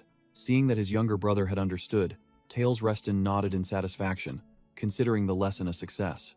Tails Reston continued to analyze the move. Thanks to Karen Reston, this incident will serve as a stern warning to the corrupt officials in the central government. The old man's eyes flashed with a deadly glint as he mentioned the power-hungry Imperial Guards, muttering that if it were that person, their heads would have all rolled. Tails Reston gave a final order, his voice full of authority. "Pale Reston, prepare for the coming storm. It's time for the Reston family to act." In TB, Mayor Green was putting on a masterful performance before the entire populace, recounting how a council member dared to plot the assassination of Grand Duke Halo's grandson. The mayor raised his fist, shouting eloquently, promising to return the city to its people, seizing the opportunity to effortlessly consolidate power. From the balcony, Karen Reston smirked and commented, "Now he's like a fish in water, and I admit Green truly is a genuine politician."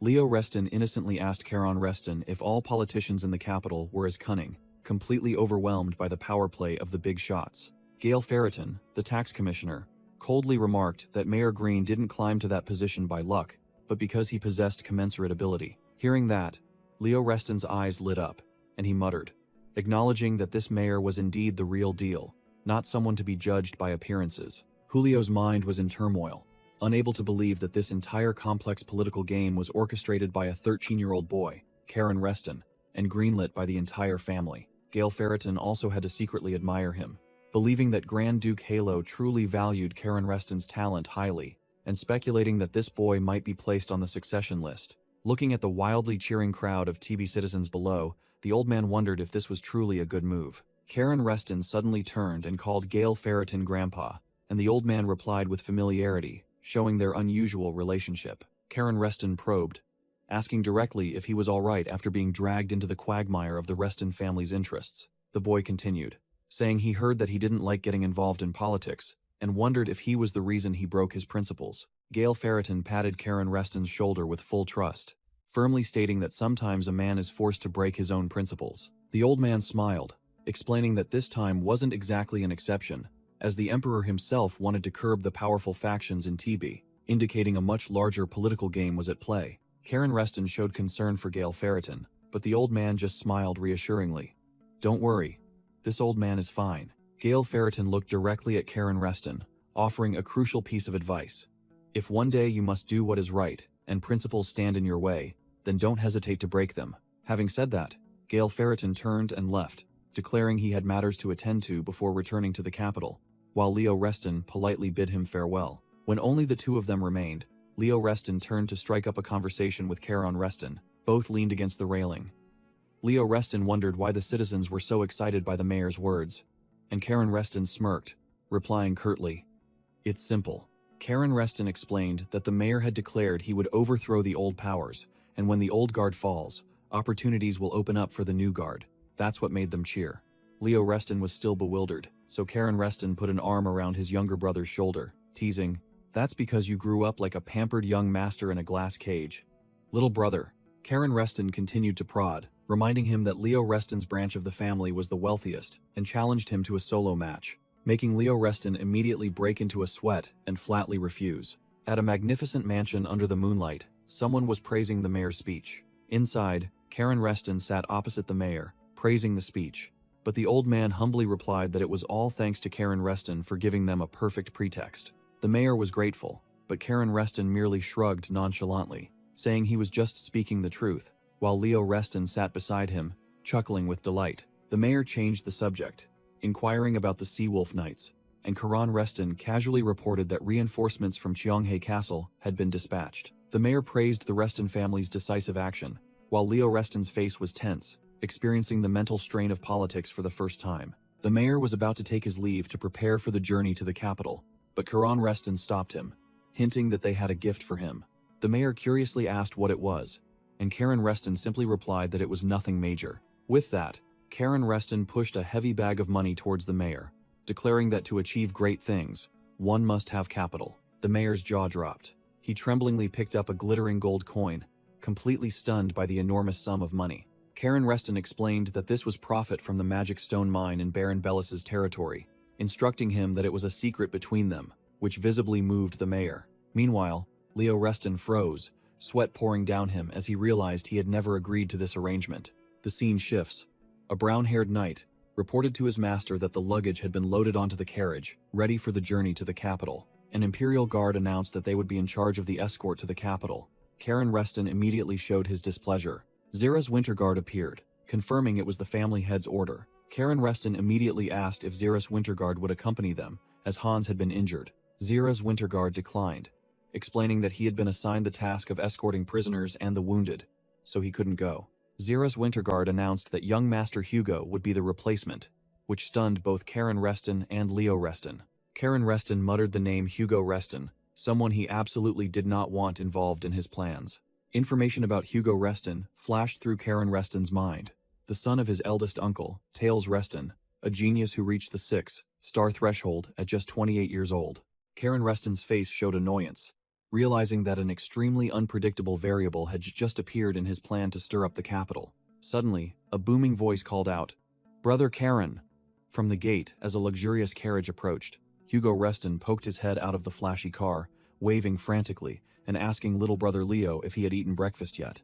Leo Reston was so panicked that he turned to plead with Xeris Winterguard to cancel the trip to the capital, but was flatly refused. Hugo Reston continued in his saccharine tone, asking Karen Reston how he felt about going to the capital together, if he was excited, but Karen coldly replied, "Not really." Leo Reston stammered in fright, realizing Hugo Reston's identity, while the prince mockingly chuckled, teasing that they didn't seem to like being escorted by the Imperial Guards. Hugo Reston explained that the Reston family and the Imperial Guards had never gotten along, but confidently thumped his chest, declaring, "Don't worry, you have me, the prince, with you." Suddenly, a squad of Imperial Guards appeared, signaling that the official escort had arrived. An Imperial Guard stepped forward, bowed and apologized to Hugo Reston for their delay due to handling the destroyed railway incident. Hugo Reston, acting superior, told the Imperial Guard to take his time and greet the Reston family's heir first.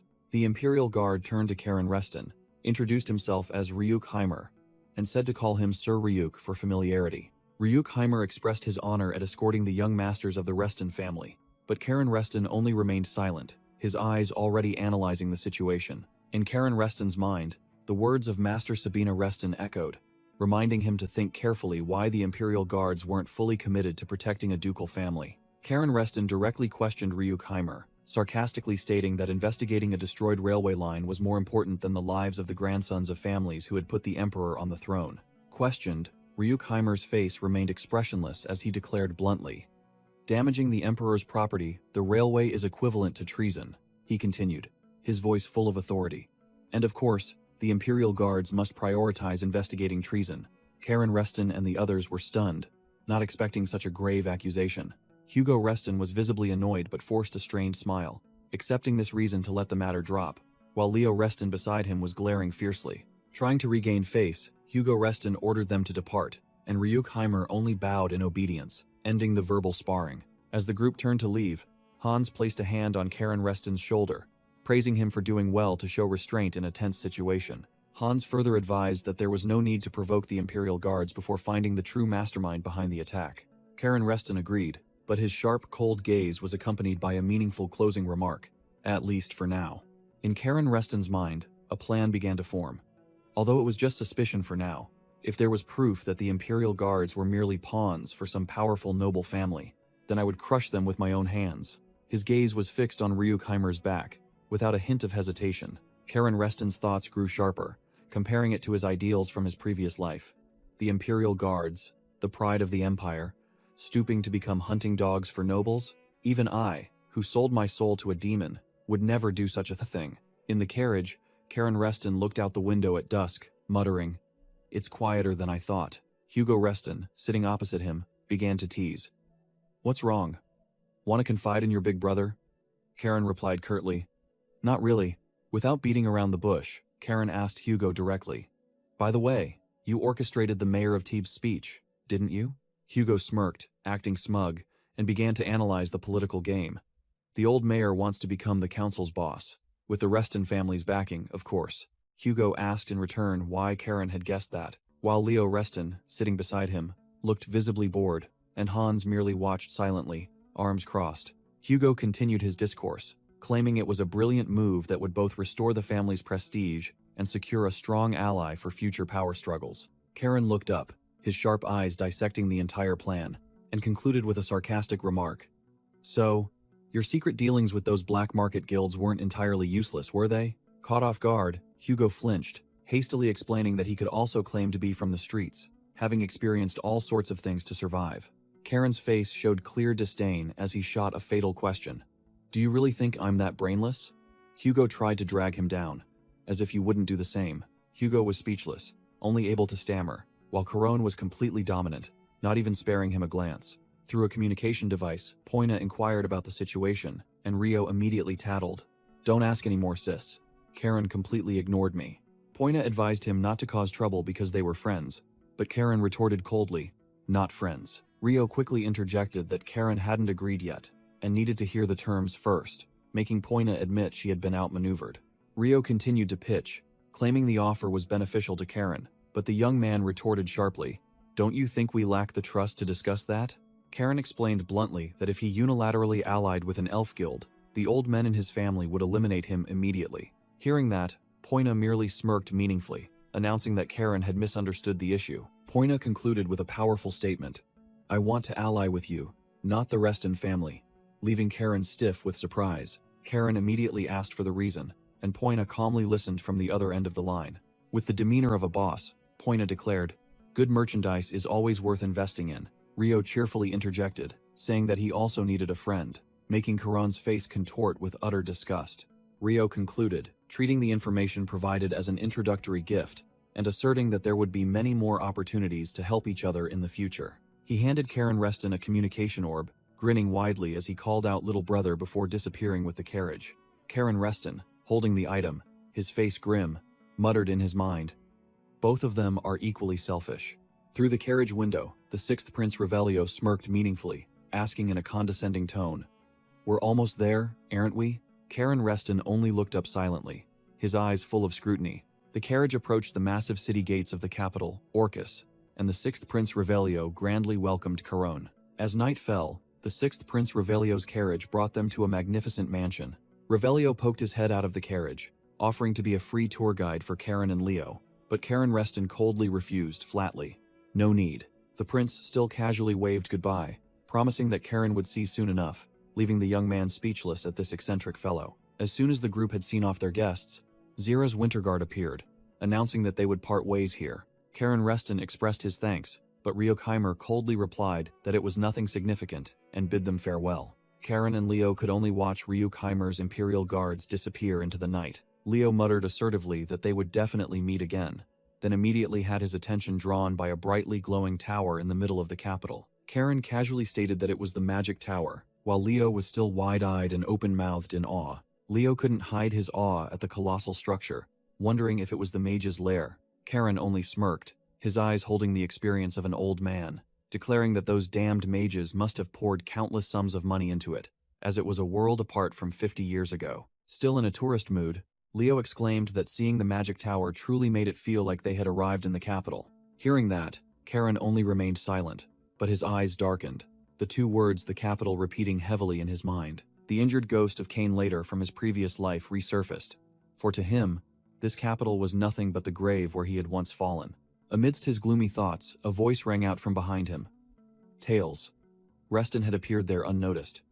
"So, you've arrived." Leo Reston, startled, exclaimed upon recognizing the newcomer, "Brother Hugo?" while Karen Reston also showed a hint of surprise. Karen immediately grew wary, analyzing in his mind. "I didn't sense any presence at all. Clearly, this man is no ordinary individual." Hugo Reston, known as the Empire's top genius, appeared with a fake friendly smile, extending his hand to welcome Karen and Leo. Looking down from above, Hugo adopted a mature air, declaring that his two younger brothers had endured a long journey to the capital. Hugo Reston initiated a conversation with Karen Reston, asking if this was their first meeting, while Karen Reston silently observed. Karen Reston politely shook hands, returning a social greeting. "It's a pleasure to meet you, Hugo Reston."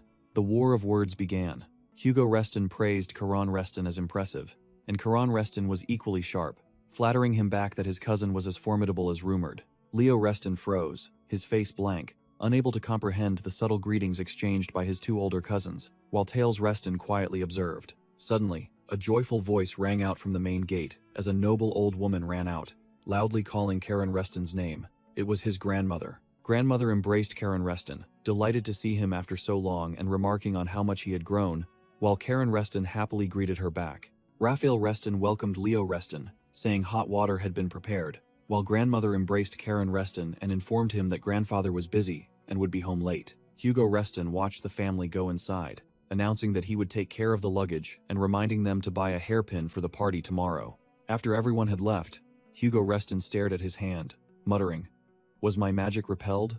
Recalling the handshake, Hugo Reston had deliberately released his magic to test his cousin, probing his true strength. But Karen Reston was no pushover. The young boy directly confronted him with his own magic, his face completely unfazed. Karen Reston's magic was not the calm sea usually seen, but a raging tsunami, completely overwhelming Hugo Reston's magical flow. It turned out that Hugo Reston's father, Tails Reston, had instructed him to keep an eye on his two younger cousins, to prevent them from causing trouble in the capital. Hugo Reston muttered, admitting that there was indeed something to see. His eyes filled with a mix of interest and astonishment. The genius stared into space, silently asking himself, Karen Reston, what kind of monster are you, really? Meanwhile, Karen Reston had finished bathing and leisurely opened his room door, showing no signs of having just put his genius cousin in his place. Phew. Karen Reston collapsed onto his bed after a long day, the sword guillotine propped up beside him. He clicked his tongue in annoyance, recalling how his cousin had suddenly infused him with magic to test his abilities. Karen Reston admitted that Hugo Reston was an unpredictable individual, quite unlike his father, Tails Reston. Shaking off his thoughts, he stood up, muttering about having to return to this tomb after 50 long years.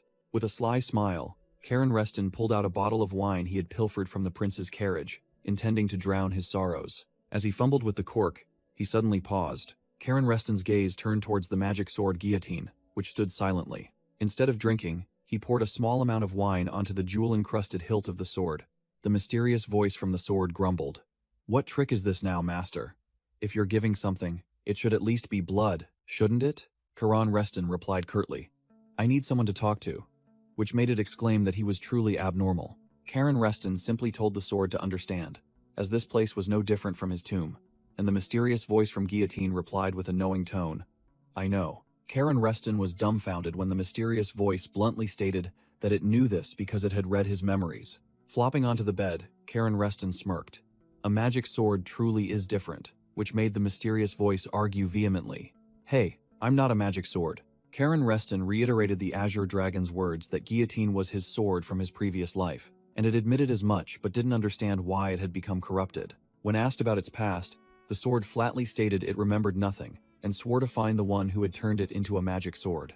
The sword roared that it would behead the culprit 1,000 times, to which Karen Reston calmly delivered a fatal retort. Usually once is enough, isn't it? Karen Reston suggested it go to the North Sea and ask the Azure Dragon itself for a quicker answer, but the mysterious voice immediately poured cold water on the idea, criticizing its current master as being too useless. Criticized for his low skill, Karen Reston tilted his head back and chugged the wine, declaring he would investigate himself, which made the sword taunt. Are you sulking, master? Karen Reston vehemently denied it, grumpily calling it a damned sword, and naturally received the familiar refrain.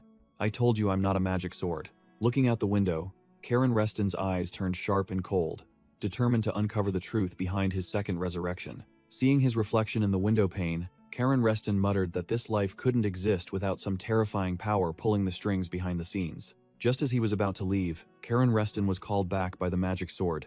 Hey master, the mysterious voice in the sword didn't hesitate to demand. Could I have a little more of that wine? The next morning, Karen Reston, along with Leo Reston and Raffle Reston, strolled down the bustling streets of the capital. Seeing Leo Reston gawking around like a country bumpkin, Karen Reston snapped. How embarrassing. Stop looking around like a country boy who just arrived in the city. Raffle Reston appeared, adopting the air of an older brother, correcting him. He's right, Leo Reston. You should act like a proper member of the family, which made Leo Reston only able to meekly obey. Turning to Karen Reston, Rafael Reston continued his lecture.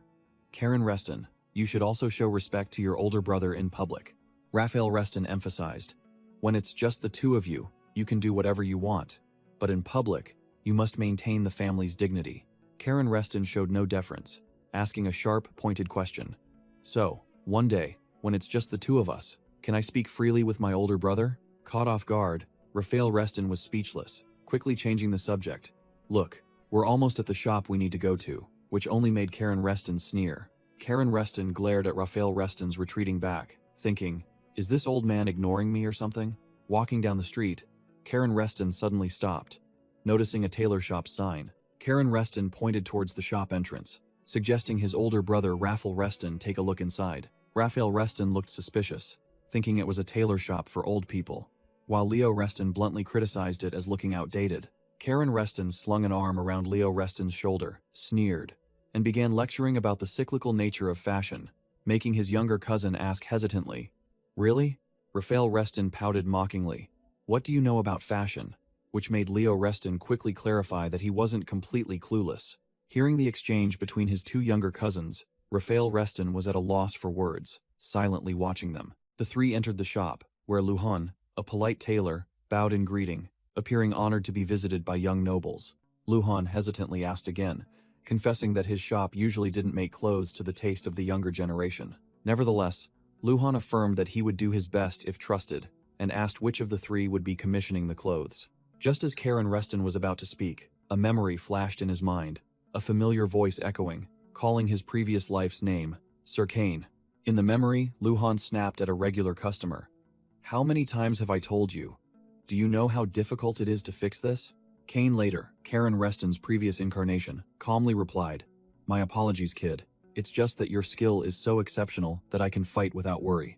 Flattered, Luhan was speechless, and hesitantly concluded, "All right, then it'll be done next week?" Kane later's delight was evident, while Luhan could only sigh in exasperation, muttering, "I thought today would be peaceful." Back in the present, while being measured, Karen Reston asked, "Do you recognize our family?" And Luhan affirmed he would do his utmost, as this was for Grand Duke Halo's grandson. Luhan explained that it was impossible not to recognize the Reston family crest, and revealed a shocking piece of information. This place used to be a regular stop for Sir Kane, a close friend of the Grand Duke. Karen Reston froze upon hearing the name of his previous life, while Luhan continued to reminisce. "I don't know about others, but to me, he was an incredibly kind person." Luhan smiled sadly, admitting a harsh truth. "He probably doesn't even remember my name anymore." Karen Reston fell silent as Luhan continued. "Throughout all the years he visited the shop, he always just called me kid." Karen Reston was stunned. For the first time in both his lives, he understood what it felt like to be remembered by another person. After the flashback, Karen Reston suddenly asked the tailor for his name, which surprised the old man a little. The tailor, Luhan, smiled proudly, recalling his youth, and declared his name loudly. The drama began when a green-haired girl rushed into the shop, breathlessly delivering shocking news. "Grandpa, Lord Kane's enemy!" The girl shrieked, her face pale. "Grand Duke Halo of the Reston family's grandsons have arrived in the capital." As soon as she finished speaking, she realized the very grandsons she was shouting about were standing right in front of her, and the atmosphere immediately thickened. The green-haired girl was speechless, while Karen Reston also froze, his mind racing. "Halo is my enemy?" The scene shifted outside the shop, and a voice rang out, greeting a new character. "Long time no see, Lord Hugo." Hugo Reston, another blonde young man, appeared and greeted the green-haired girl, calling her Amy, which left Leo and Raphael bewildered. Leo pointed and asked Hugo if he knew the girl, and Hugo replied with a look, as if Leo had just asked an incredibly foolish question. "You mean Amy Altura?" Leo explained fluently. "A sword genius, already 4, star at 17, which left Karen Reston standing beside him speechless, secretly cursing. "Damn it, why are there so many geniuses in this world?" Hugo Reston, acting like an elder brother, stepped in to smooth things over for his naive younger cousin in front of Amy Altura, politely asking her to overlook the somewhat impolite behavior. Hugo Reston formally introduced Karen Leo. "This is Lady Amy Altura of the Royal Guard," while Karen Reston also politely responded. Before he could finish, Amy Altura cut him off, pointing directly at Karen Reston and confirming his identity, which surprised our protagonist a little. She then turned to Leo Reston and called him by his correct name, making the bewildered Leo jump and confirm awkwardly. Leo Reston blushed, thinking his reputation had spread far and wide to the capital, but Amy Altura immediately poured cold water on him by revealing that the escorting knights had told her. After hearing that, Leo Reston fell silent, seemingly a little disappointed that he wasn't as famous as he imagined. Karen Reston, however, was different. His mind raced, realizing this girl was no ordinary person to be able to identify someone just by their name, surely due to keen intuition or having sensed their magic power. In the tense atmosphere, the tailor Luhan unexpectedly broke the silence with an incredibly mundane question. "Lady Amy, have you eaten yet?" Which made the genius girl freeze. Amy Altura immediately waved her hands, frantically telling Luhan not to be so formal, as she was still just a mere trainee, not yet knighted. Luhan chuckled, flattering her that everyone rumored she would lead the Royal Guard for the next 50 years, which only made Amy Altura blush shyly. Amy Altura questioned Karen Reston, wondering why people rumored his grandfather was Lord Kane's enemy, which made her freeze. Karen Reston's face was stone cold as he flatly stated, "Has just a man who sold his soul to a demon, isn't he?" He shrugged, showing disdain. "What's so interesting about someone like that to bother with?" Which silenced both Amy Altura and Hugo Reston. Hugo Reston immediately growled a warning. "Karen, watch your mouth. Did you just say that out loud?"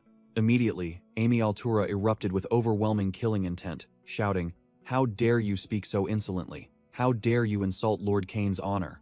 Without hesitation, she pointed directly at Karen Reston and threw down a challenge.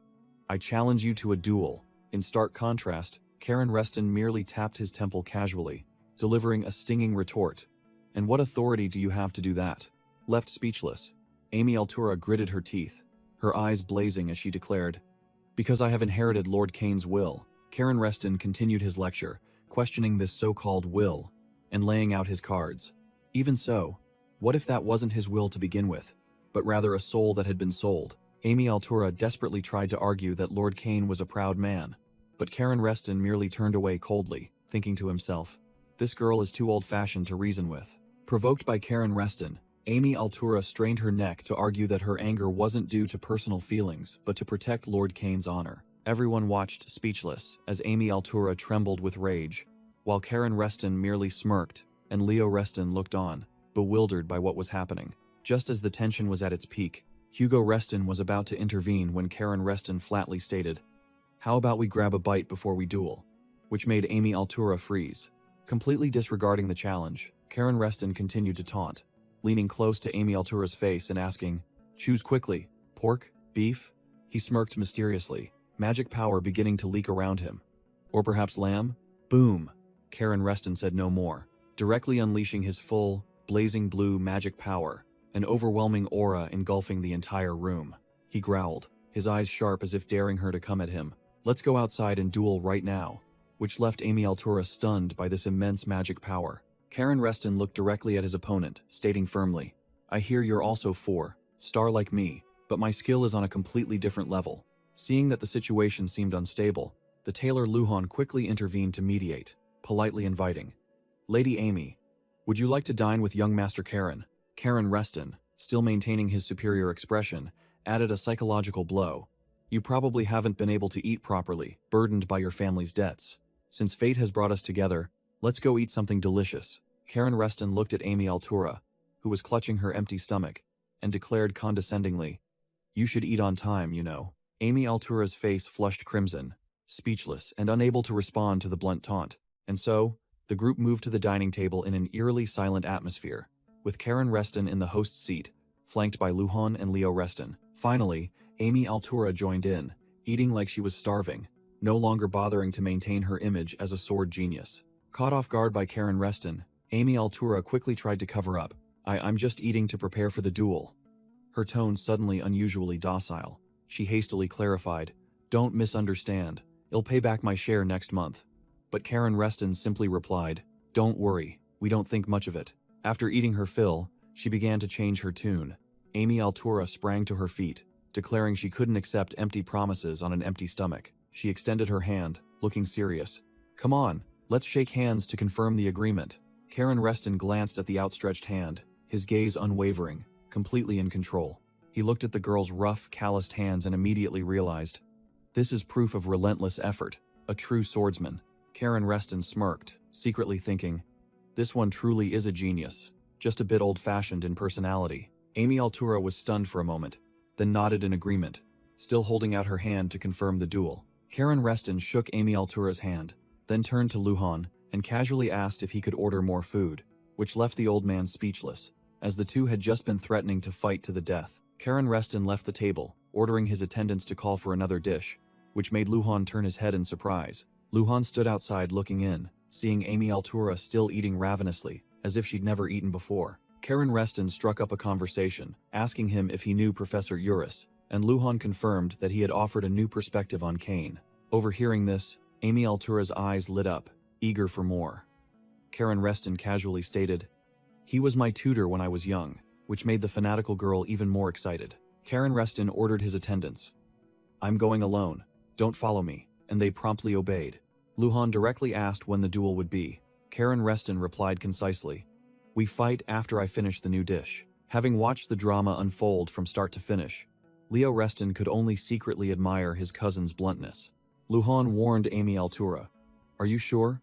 What if he beats you half to death?" But Amy, now full, declared fiercely, "I won't go easy on him just because he's a child." Luhan turned to Amy Altura and asked meaningfully, "You seem quite satisfied, Amy?" A blonde stranger suddenly appeared, placing a hand on Amy Altura's shoulder and lecturing Karen Reston for not contacting his brother beforehand. He continued to put on airs, sarcastically calling Karen a vagrant whom Amy shouldn't associate with. While Karen remained silent, the blonde man turned to mock Amy, scoffing at a Royal Guard trainee who had too much free time. He gestured dismissively, continuing to belittle Karen, suggesting Amy was wasting her time with someone like him. Karen's eyes flashed with a deadly blue light, a smirk appearing as he thought to himself, "Found a brat who doesn't know his place." The creditor began to press, growling about interest rates, while Amy Altura clearly looked panicked and uncomfortable. Karen finally spoke, his voice icy, completely ignoring the other party's act. "Who are you to dare interrupt someone's meal?" He continued his basic lesson in etiquette, demanding the man introduce himself before making a scene. The arrogant blonde man couldn't believe someone in the capital didn't know him, then declared, "I am Degal Kian." Karen immediately recognized the name, identifying the opponent as the youngest son of the Kian Count family. Degal Kian seemed surprised that Karen Reston knew about his family, to which Karen nonchalantly replied, "How could I not?" Karen exposed the Kian family as a noble house specializing in usury, the biggest loan sharks in the capital, making Degal Kian admit that this kid was knowledgeable. Degal Kian arrogantly boasted that his family held the purse strings of the entire Marquis Diaz household, but Karen coldly cut him off. "What the hell are you talking about?" Degal Kian was stunned, unable to believe his ears, while Amy Altura was also bewildered by Karen's attitude. Karen Reston sprang to his feet, hand on his sword hilt, and growled, asking Degal Kian if he thought he had come to the capital just for pleasantries. Blood rushed to his head. Degal Kian roared, asking who this insolent brat was to dare be so rude, and that he needed to be taught a lesson. Karen calmly retorted, threatening to tell everything to his brother Hugo and his grandfather, making Kian's brother, who was with Degal Kian, start to sweat. Karen smiled meaningfully, holding up 2 red vials and asking, "See these?" He explained that these were instant bone-healing potions, extremely expensive items, which made Degal Kian freeze, stammering that he was talking nonsense. Karen slung his sword over his shoulder, turned his back, and casually said, "Nonsense? We'll see about that." Karen Reston lunged forward, sneering, "It means I'm about to personally teach you a lesson." Karen's eyes flashed with a murderous blue light, and he twisted his lips to morbidly reassure his victim. "Don't worry, I won't kill you." Degal Kian's face went ashen. Sweat poured off him like a shower, while his mouth could only manage a few pathetic screams. The scene shifted to a magnificent building. A powerful voice echoed with skepticism. "What did you just say?" Inside a luxurious corridor, the voice continued to command coldly. "Repeat. Say it again." A chief's aide stood reporting to a white-haired old man sitting behind a desk. "Sir, young Master Karen Reston, the chief's grandson, was arrested by the city guard about 30 minutes ago." The powerful chief rubbed his forehead, speechless at his troublesome grandson. "That kid's causing trouble again? How long has he even been in the capital?" He growled, demanding a direct report on the main issue. "So, what's the reason?" The chief was slightly surprised to hear the victim's name. "For assaulting Degal Kian, the youngest son of the Kian Count family." The chief's aide continued reporting, while the chief pondered, "Degal Kian, huh? A familiar name. Hez, known as a philanderer, sir." The chief confirmed the victim's identity. "Ah, the one who bullies other people's daughters to collect his father's debts, right?" The aide replied succinctly. "Precisely." The chief growled, believing such trash deserved to be beaten to death, but couldn't understand why Karen had intervened. The aide reported an extremely bizarre detail. "I heard young Master Karen beat him while also forcing him to drink healing potions." The chief broke out in a cold sweat, utterly shocked by his grandson's audacity. While the aide informed him that the royal guard would handle the case as it involved nobility, the old man began to find this situation tricky, realizing the less than favorable relationship between the Reston family and the royal guard, plus the Kian Count family as opponents. The situation was clearly disadvantageous for Karan. Deciding he couldn't sit still, the chief slammed the table and stood up, declaring he would personally go to the city guard station, but the aide quickly spoke up to dissuade him. The aide insisted his boss didn't need to go himself, but the chief snapped, not believing that the Kian Count family, famous for their wealth, would let this matter rest. The aide dropped a plot twist. The victim, Degal Kian, is begging for leniency. The chief froze, his brain unable to process. "What did you say?" The situation grew stranger. The aide recounted Degal Kian, tears welling in his eyes, insisting Karen was innocent, that all faults were his own, and begging for mercy. The aide added an unbelievable statement. He even declared his determination to turn over a new leaf. The chief had to ask again to be sure, his voice full of skepticism. "Are you talking about that hooligan Degol Kion?" After receiving the entire absurd and unrealistic story, the powerful chief could only sit down, speechless, and let out a dry laugh. The chief was still in shock, muttering to himself what kind of devilish magic his grandson Karen had used to manipulate a hooligan. The old man had a headache calculating. Rumors about Karen were about to spread throughout the capital, and he didn't know how he would explain it to his in-law. But then, a light flashed in his mind. The old man stated with certainty that his in-law, Halo, a cunning political fox, would never send his grandson to the capital so ignorantly. The chief's eyes sharpened as he began to piece the events together. The old man broke into a cold sweat, realizing a horrifying truth. Halo had deliberately unleashed a mad dog into the heart of the capital to stir up the chessboard. Meanwhile, at the city guard station, Karen Reston politely bid farewell to the chief constable. The chief constable could only awkwardly agree when Karen Reston suggested he would visit frequently from now on. Karen Reston sneered, mockingly asking if the chief constable was worried he would cause more trouble, then added a final remark. The youngster subtly reminded him that Degol Kian had confessed all his crimes, forcing the chief constable to deal with the right person for the right crime, making the constable sweat and stammer about the royal guard's jurisdiction. Karen Reston nonchalantly countered the chief constable, threatening to ask his grandfather if such a law existed, making the other man break into a cold sweat, stammering if he meant Grand Duke Halo. The youngster sneered, delivering a fatal blow. "That's right, and I'll ask my maternal grandfather too," making the chief constable freeze on the spot. Scared out of his wits, the chief constable trembled, clutching the iron gate, and quietly asked who Karen's maternal grandfather was. Karen smirked, casually dropping the name Gale, the tax commissioner, leaving the chief constable dumbfounded, realizing he had just provoked the heads of both the paternal and maternal families. The chief constable immediately bowed, promising to do his utmost. While Leo Reston and Amy Altura's group waited outside and saw Karen emerge, Leo Reston curiously asked Karan what he had said that made the chief constable look like he'd seen a ghost.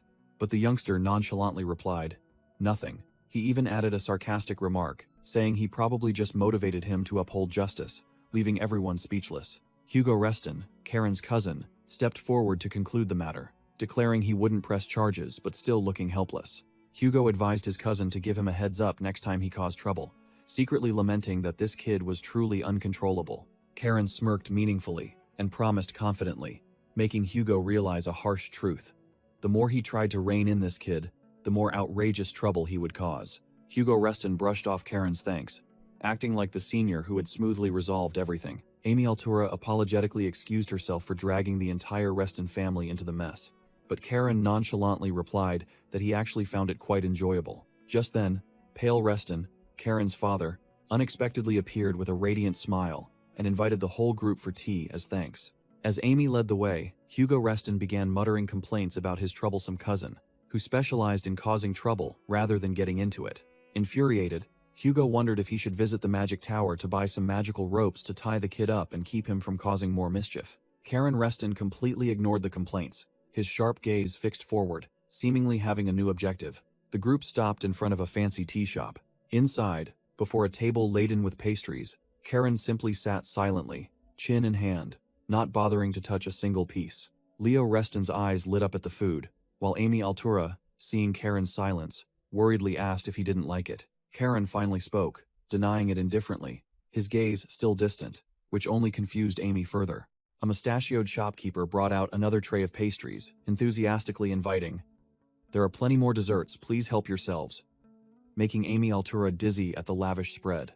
The shopkeeper ignored her surprise, turned to Karen Reston, and declared grandly, "Do you know who you are?" With a look of admiration, the shopkeeper hailed Karen Reston as the one who had brought divine justice upon the scoundrel Degol, leaving Karen Reston and Leo Reston utterly dumbfounded.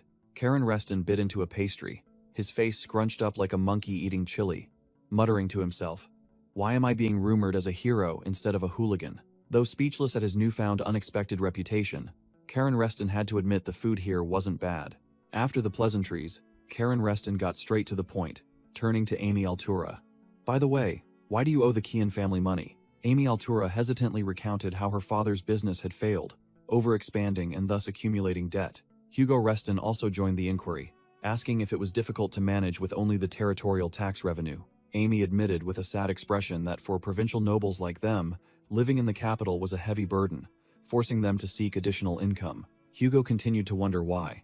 With Amy's talent, the Royal Guard hadn't offered support, and why there had been no movement from them. Amy Altura frankly admitted that she chose no faction, even though she knew doing so would grant her support. Karen Reston questioned her reason, and Amy Altura looked at him with a determined expression, preparing to explain. Amy Altura declared confidently that a proud person like Sir Kane would choose the path of a swordsman, not politics, leaving Karen Reston silently thinking, "That's not pride, that's a struggle for survival, kid." Changing the subject, Karen Reston cut to the chase, asking directly about the main issue. Karen Reston dropped a bombshell proposal. "What if I pay off all your debts and you come with me?" This made Leo Reston, who was slurping his drink, spit it all out. While Amy Altura was still bewildered, Leo Reston jumped up and yelled, "Karen, even you can't do that," leaving Karen Reston with a confused look, not understanding what he had done wrong.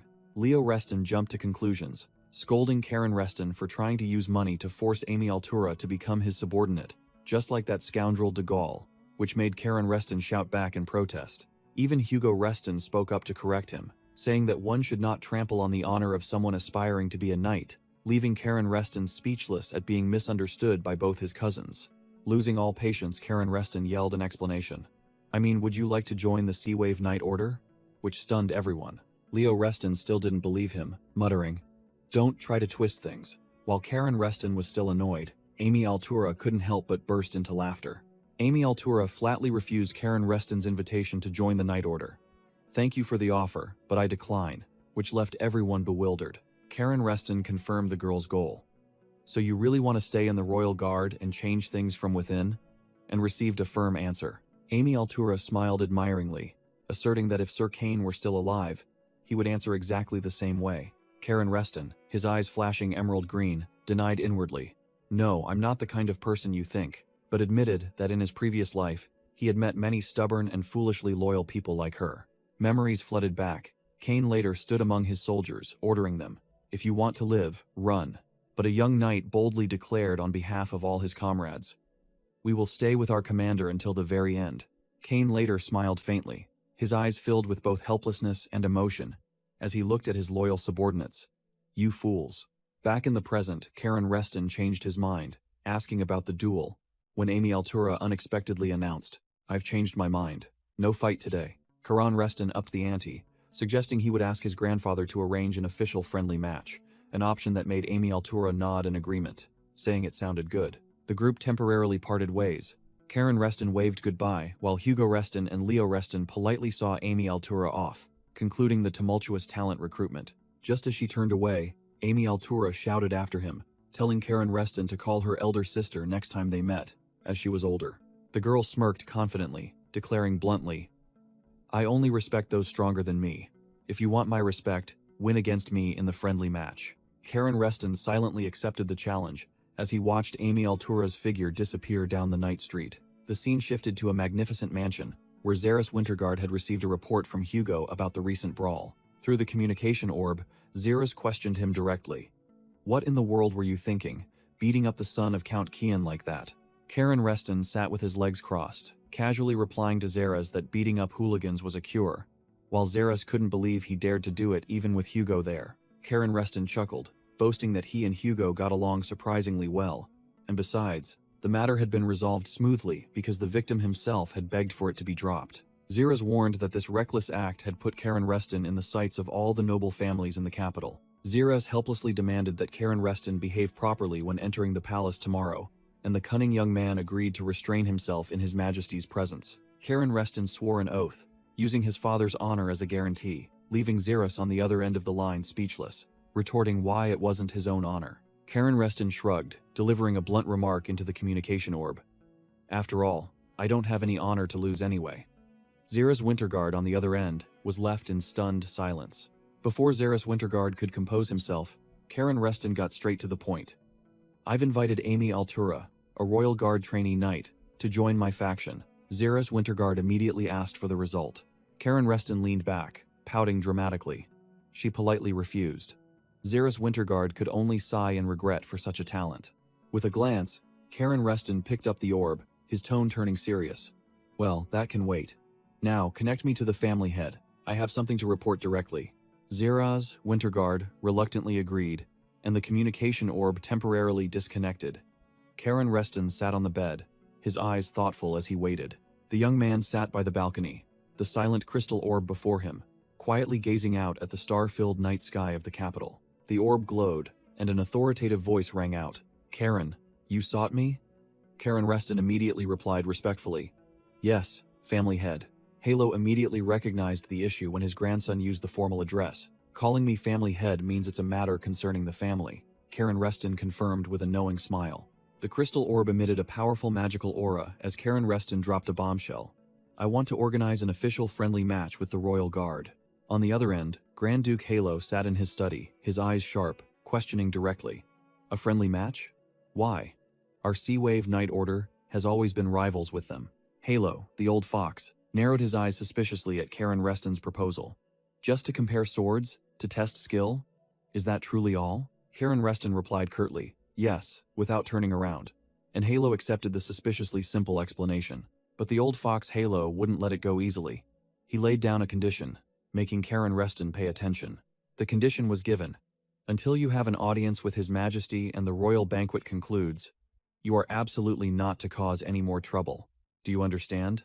Karen Reston obediently complied, and the communication orb went dead as soon as Halo warned him to be careful in the palace. The young man thought to himself, being quiet for one day isn't such a big deal. Karen Reston's eyes flashed with calculation, telling himself that he didn't want to cause trouble anyway. Looking out at the splendid capital under the moonlight, Karen Reston coldly recalled, "After all, this place is my grave." The scene shifted to a magnificent mansion, where games of power were about to unfold. Xeris Winterguard knocked on the door, announcing his presence, and Karen Reston granted him entry. The aide reported to Halo that he had sent the official document to the Royal Guard, as per Karen Reston's request, and was asked about their response. With a smug smile, the aide announced, they happily accepted. Halo merely grunted, as if he had known all along. The aide continued that since the Grand Duke's grandson had personally requested a match, they would prepare thoroughly, then probed. "Are you worried, my lord?" Halo sneered contemptuously. "Worried about what?" "I just remembered Kane." The aide asked in surprise if he meant Sir Kane, and Halo confirmed, musing that if that man were still alive. Halo crossed his arms, asserting that if Kane were still here, the Sea-Wave Knight Order and the Royal Guard wouldn't be pointlessly squabbling as they were now. The aide dared to ask, "My lord, are you perhaps missing your old friend?" "Nonsense," Halo snapped, making the aide flinch. "Why would I miss someone who didn't even bother to pretend to listen to my desperate pleas?" Halo sat down, his face still annoyed, but a wide grin spread across his lips as he muttered that he would never remember that man. Seeing his superior had calmed down, the aide immediately changed the subject, asking Halo if he knew a knight named Amy Altura, and the Grand Duke confirmed at once. "Of course, isn't she a Royal Guard trainee knight?" Halo questioned the aide, wanting to know why Karen Reston wanted to recruit Amy Altura into the Sea-Wave Knight Order. The aide reported, "Her talent is too immense to be wasted in the Royal Guard, and she is almost obsessed with Sir Kane." Halo stood up, remarking that it was strange because the Royal Guard usually avoided mentioning Kane like the plague, considering it a stain on their history. The aide added that if not for the Lord's intervention, Kane might have been regarded as the great villain of the era. The aide confirmed that this unusual trait had piqued Karen Reston's curiosity, as he was also extremely interested in Kane. The old fox Halo began to probe, directly asking about the trainee knight's family background, and learned that it was just an ordinary provincial noble family. The aide continued his report, stating that 50 years ago, this family had one unique anomaly. They changed their surname from Act to Altura, which stunned Halo. Halo was stunned, muttering the name Act with sharp eyes. Clearly, he had realized something extremely important. Meanwhile, the capital citizens were cheering wildly, welcoming the young heroes of the Reston Duchy who had returned after quelling the unrest. Sitting in the carriage, Leo Reston blushed at the boisterous welcome, while Karen Reston maintained a cold, emotionless expression. Leo Reston wondered why the people were cheering for them, and Karen Reston coldly replied, "They're not cheering for us, don't mind it." Leo still looked bewildered, pressing for the reason why they were doing that. Karen began to lecture, explaining that this was a political game orchestrated by the Imperial Palace to assert their authority. "Look, House Reston has the Imperial family's backing." Leo asked, "Assert authority over whom?" Karen smirked. "Who else but those nobles trying to manipulate the Emperor?" Karen ruffled Leo's hair like a child, making his cousin freeze in surprise. Looking out at the capital's scenery, Karen muttered meaningfully, realizing that even a political puppet knew how to scheme. As they stepped out of the carriage, Both were greeted by a group of royal knights, and Karen recognized the commander named Luke. Luke appeared honored that Karen remembered his name, while Karen merely offered a perfunctory reply. Luke announced the rule prohibiting weapons in the throne room, and Karen immediately agreed. While handing over guillotine, Karen casually made a sarcastic remark, telling Leo that their grandfather Halo had once broken this very rule. Karen continued his taunt, nonchalantly recalling how his grandfather broke the rule 50 years ago, leaving Leo standing beside him speechless. All the royal knights froze, and Leo whispered back in disbelief. If it was 50 years ago, then. A helmeted knight was about to snap at Karen's insolent attitude, but Luke quickly cleared his throat to intervene. Luke looked Karen straight in the eye, sternly reminding him to be careful with his words when in the Emperor's presence. Karen smirked defiantly, calmly replying, "I'll keep that in mind," while Leo, standing behind him, broke out in a cold sweat. Just as another knight stepped forward to take guillotine, he suddenly collapsed, unable to withstand the terrifying pressure emanating from it. The demon sword flared with a brilliant blue sword aura, and Luke stared in shock, wondering, what in the world is this sword aura? Karen turned, calmly explaining as if it were an everyday occurrence. "My sword is a bit fierce." Luke looked at Karen with wary eyes, warning him to handle it carefully, but Karen only responded with a cunning smile. Finally, Luke declared that he would personally escort both of them into the throne room, and Karen readily agreed. Under the escort of Luke and the royal knights, Karen Reston and Leo Reston strode through the magnificent corridors of the imperial palace. Leo Reston's eyes widened in awe at the palace's grandeur, and he turned to strike up a conversation with Karen Reston, but was met only with a terrifying silence. Seeing Karen Reston ignore him, Leo Reston called his name. Realizing there was something very unusual about his cousin's expression, Leo Reston suddenly broke into a cold sweat, his intuition telling him that an extraordinary surge of energy was rising. Karen Reston silently unleashed his magic power, his blue eyes glowing with immense pressure, making Leo Reston, standing behind him, extremely tense. Leo Reston glanced at the royal knight, sighing in relief as he realized these weaklings couldn't sense Karen's magic power at all. Leo Reston stared at Karen Reston's back, thinking to himself that he had never seen this expression on him before. It wasn't like anger. In Leo Reston's mind, Master Sabina Reston's words echoed, "Leo, you must carefully observe Karen's ocean." His master's advice continued to resonate, stating that it was the only thing he could do at the Azure Fortress, making Leo Reston determined to understand Karen at all costs. Karen Reston subtly smirked, his blue eyes still glowing, clearly relishing the feeling of returning to this familiar place and reminiscing about his glorious past. In Karen's memory, the battlefield was engulfed in flames, and the enemy forces screamed orders to surrender as their commander had fallen. A bloody scene flashed back, when he, in his previous life, had personally stabbed through a bewildered comrade. Karen brushed away the chaotic memories, telling himself that there was still much to do rather than dwell in the past. Just as they reached the palace gates, the group was stopped by a palace guard, who demanded their identities. Luke, a royal knight, recognized the Reston crest and immediately invited the young masters inside. A herald loudly announced, presenting Leo Reston and Karen Reston of the Reston Duchy. The grand doors opened, and Karen led the way in, his eyes sharp, thinking, "Let's see." Leo sweated behind him, while Karen had only one goal: to see the face of that tyrant's successor. Magic power silently surged, and Karen's eyes glowed as he entered the enemy's lair. Before them, on the throne, was the back of a figure in a white cloak, the Demon Emperor's successor. Entering the imperial palace, Karen Reston coldly assessed the situation, while Leo Reston, standing behind him, looked quite tense, silently wondering who had just appeared. A man with a regal aura stood before them, announcing that the Emperor's health was failing, preventing him from receiving them, and that he was the one who would inherit the throne. This individual's identity was revealed: Crown Prince Eorn Carrion, who had only come to deliver a message. Leo Reston and another knight immediately bowed deeply in greeting, while Karen remained still, observing. Leo stammered a greeting to the Crown Prince in confusion, while Carrion silently looked down at the two Reston scions. Carrion spoke, praising their achievements in the Belus territory, sarcastically remarking that they were indeed worthy grandsons of a hero. Karen calmly replied that it was merely their duty, but in his mind, he snarled, "Are you kidding me?" As his hand clenched, Karen's fist trembled. He realized a damning truth. "You look too much like him." Carrion's image overlapped with the phantom of the old demon emperor, the one who had sold his soul to devils. Karen quickly regained his poker face, telling himself that Carrion was his descendant, so the resemblance was natural. He couldn't let his emotions get the better of him. Crown Prince Carrion, in a condescending tone, probed, "Ah, I hear you two are quite close with Revelio, aren't you?" Leo Reston hastily denied it, forcing a laugh. Friends? No, we're just vaguely acquainted. While Karen Reston's face darkened with obvious displeasure, Karen glared at his cousin, cursing silently. You think that was a genuine compliment? Idiot. Nevertheless, Leo bowed his head obsequiously. I am deeply grateful that your highness holds us in such high regard. Carrion looked down with a commanding gaze. I will ensure our friendship with Duke Reston is respected. Karen Reston looked up sharply, his eyes keen, and continued meaningfully. And will continue to maintain a good relationship with the sixth prince. Carrion was slightly surprised by Karen Reston's attitude, while Leo Reston remained clueless about what was happening. The crown prince nodded in approval. Do as you wish. Oh, and tonight. Carrion waved his hand, declaring tonight's banquet was in their honor, telling them to enjoy themselves, then turned and walked away. After Leo Reston thanked him, a palace official approached, announcing he would escort them both to their lounge before the banquet began. Carrion muttered to himself as the door closed, finding it interesting that Karen Reston was strengthening ties by befriending that young Revelio.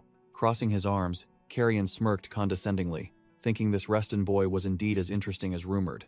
A palace official led the Reston brothers, informing them that their weapons had been safely stored in their room. Karen Reston maintained a cold, calculating expression, while his cousin Leo Reston looked visibly tense. In the luxurious lounge, Leo Reston called out to Karen Reston, receiving a curt reply. What? Leo Reston began to bring up old matters. Our grandfather overthrew the demon emperor, right? But Karen Reston merely replied dismissively. Yeah, so what? The foolish Leo Reston continued to utter forbidden words about the current emperor being the demon emperor's son, making Karen Reston snap. How dare you speak such disrespectful words in the palace? Karen Reston glared at his cousin, silently cursing him for being dumber than he thought. Then turned to order his sword. Shut up and check for eavesdropping magic, you trash sword. The sword grumbled that it had already checked and wasn't a detector, while Karen Reston explained to Leo Reston that the current emperor was part of the coup from back then. Karen Reston concluded that this gave their grandfather even more reason to act, but Leo Reston still asked a fatal question, bewildered. Then why does the royal family hate us? Karen Reston coldly asked his cousin Leo Reston. Why do you think that? While Leo Reston hesitantly replied that the crown prince had clearly looked at them with unfriendly eyes earlier, Leo Reston was still clueless. While Karen Reston thought to himself, not bad. He's finally starting to realize things. Karen Reston smirked, teasing his cousin. When you were bragging about befriending the sixth prince, I just wanted to punch you. Then admitted that the crown prince's gaze earlier was indeed hostile. Leo Reston still foolishly asked why. Karen Reston crossed his arms, his expression serious as he prepared to explain an obvious matter. Karen Reston began to explain that the reason was because Leo Reston's maternal family was the Marquis Diaz. But before he could finish, the room door suddenly swung open. The sixth Prince Revelio abruptly entered with a wide grin, greeting the brothers and even complimenting their formal attire. Leo Reston startled, stammering, "Sixth Prince," while Karen Reston could only curse in annoyance. That nuisance has appeared. Revelio casually walked in, waving his hand and telling them not to be so stiff, to just treat him as a friend, making Leo Reston awkwardly agree. Revelio plopped down onto a chair, picked up an apple, and finished Karen Reston's sentence. Because your mother belongs to the Marquis Diaz. Of course the royal family dislikes the Reston family. Revelio asserted that whether they liked it or not, the Reston family would soon have to act, while Karen Reston sat by the fireplace, his eyes sharp, thinking the prince was definitely hiding something. Revelio chewed his apple, nonchalantly calling this political mess a royal tradition. Karen Reston fell silent as Revelio explained that tradition was blatantly about a son overthrowing his father to seize the throne. The prince continued to taunt, suggesting the current timing was perfect for an overthrow, making Leo Reston only listen in silence. Karen Reston shot a sharp glare, calculating that all the capital's nobles would be at tonight's banquet. Even small fry like Count Keel were siding with the Marquis Diaz. Karen Reston stood up, scoffing at Revelio. Thanks to you, the party will be even livelier, while Leo Reston still cluelessly asked what he meant. Karen Reston got straight to the point.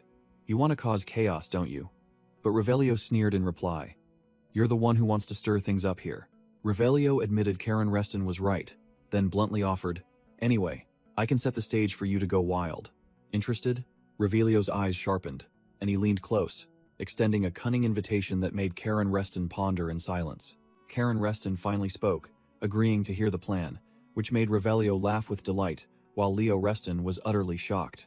Leo Reston was terrified, sweat pouring down as he realized his two older cousins were plotting to cause a ruckus at the royal banquet. You're kidding? Cause trouble at the royal banquet?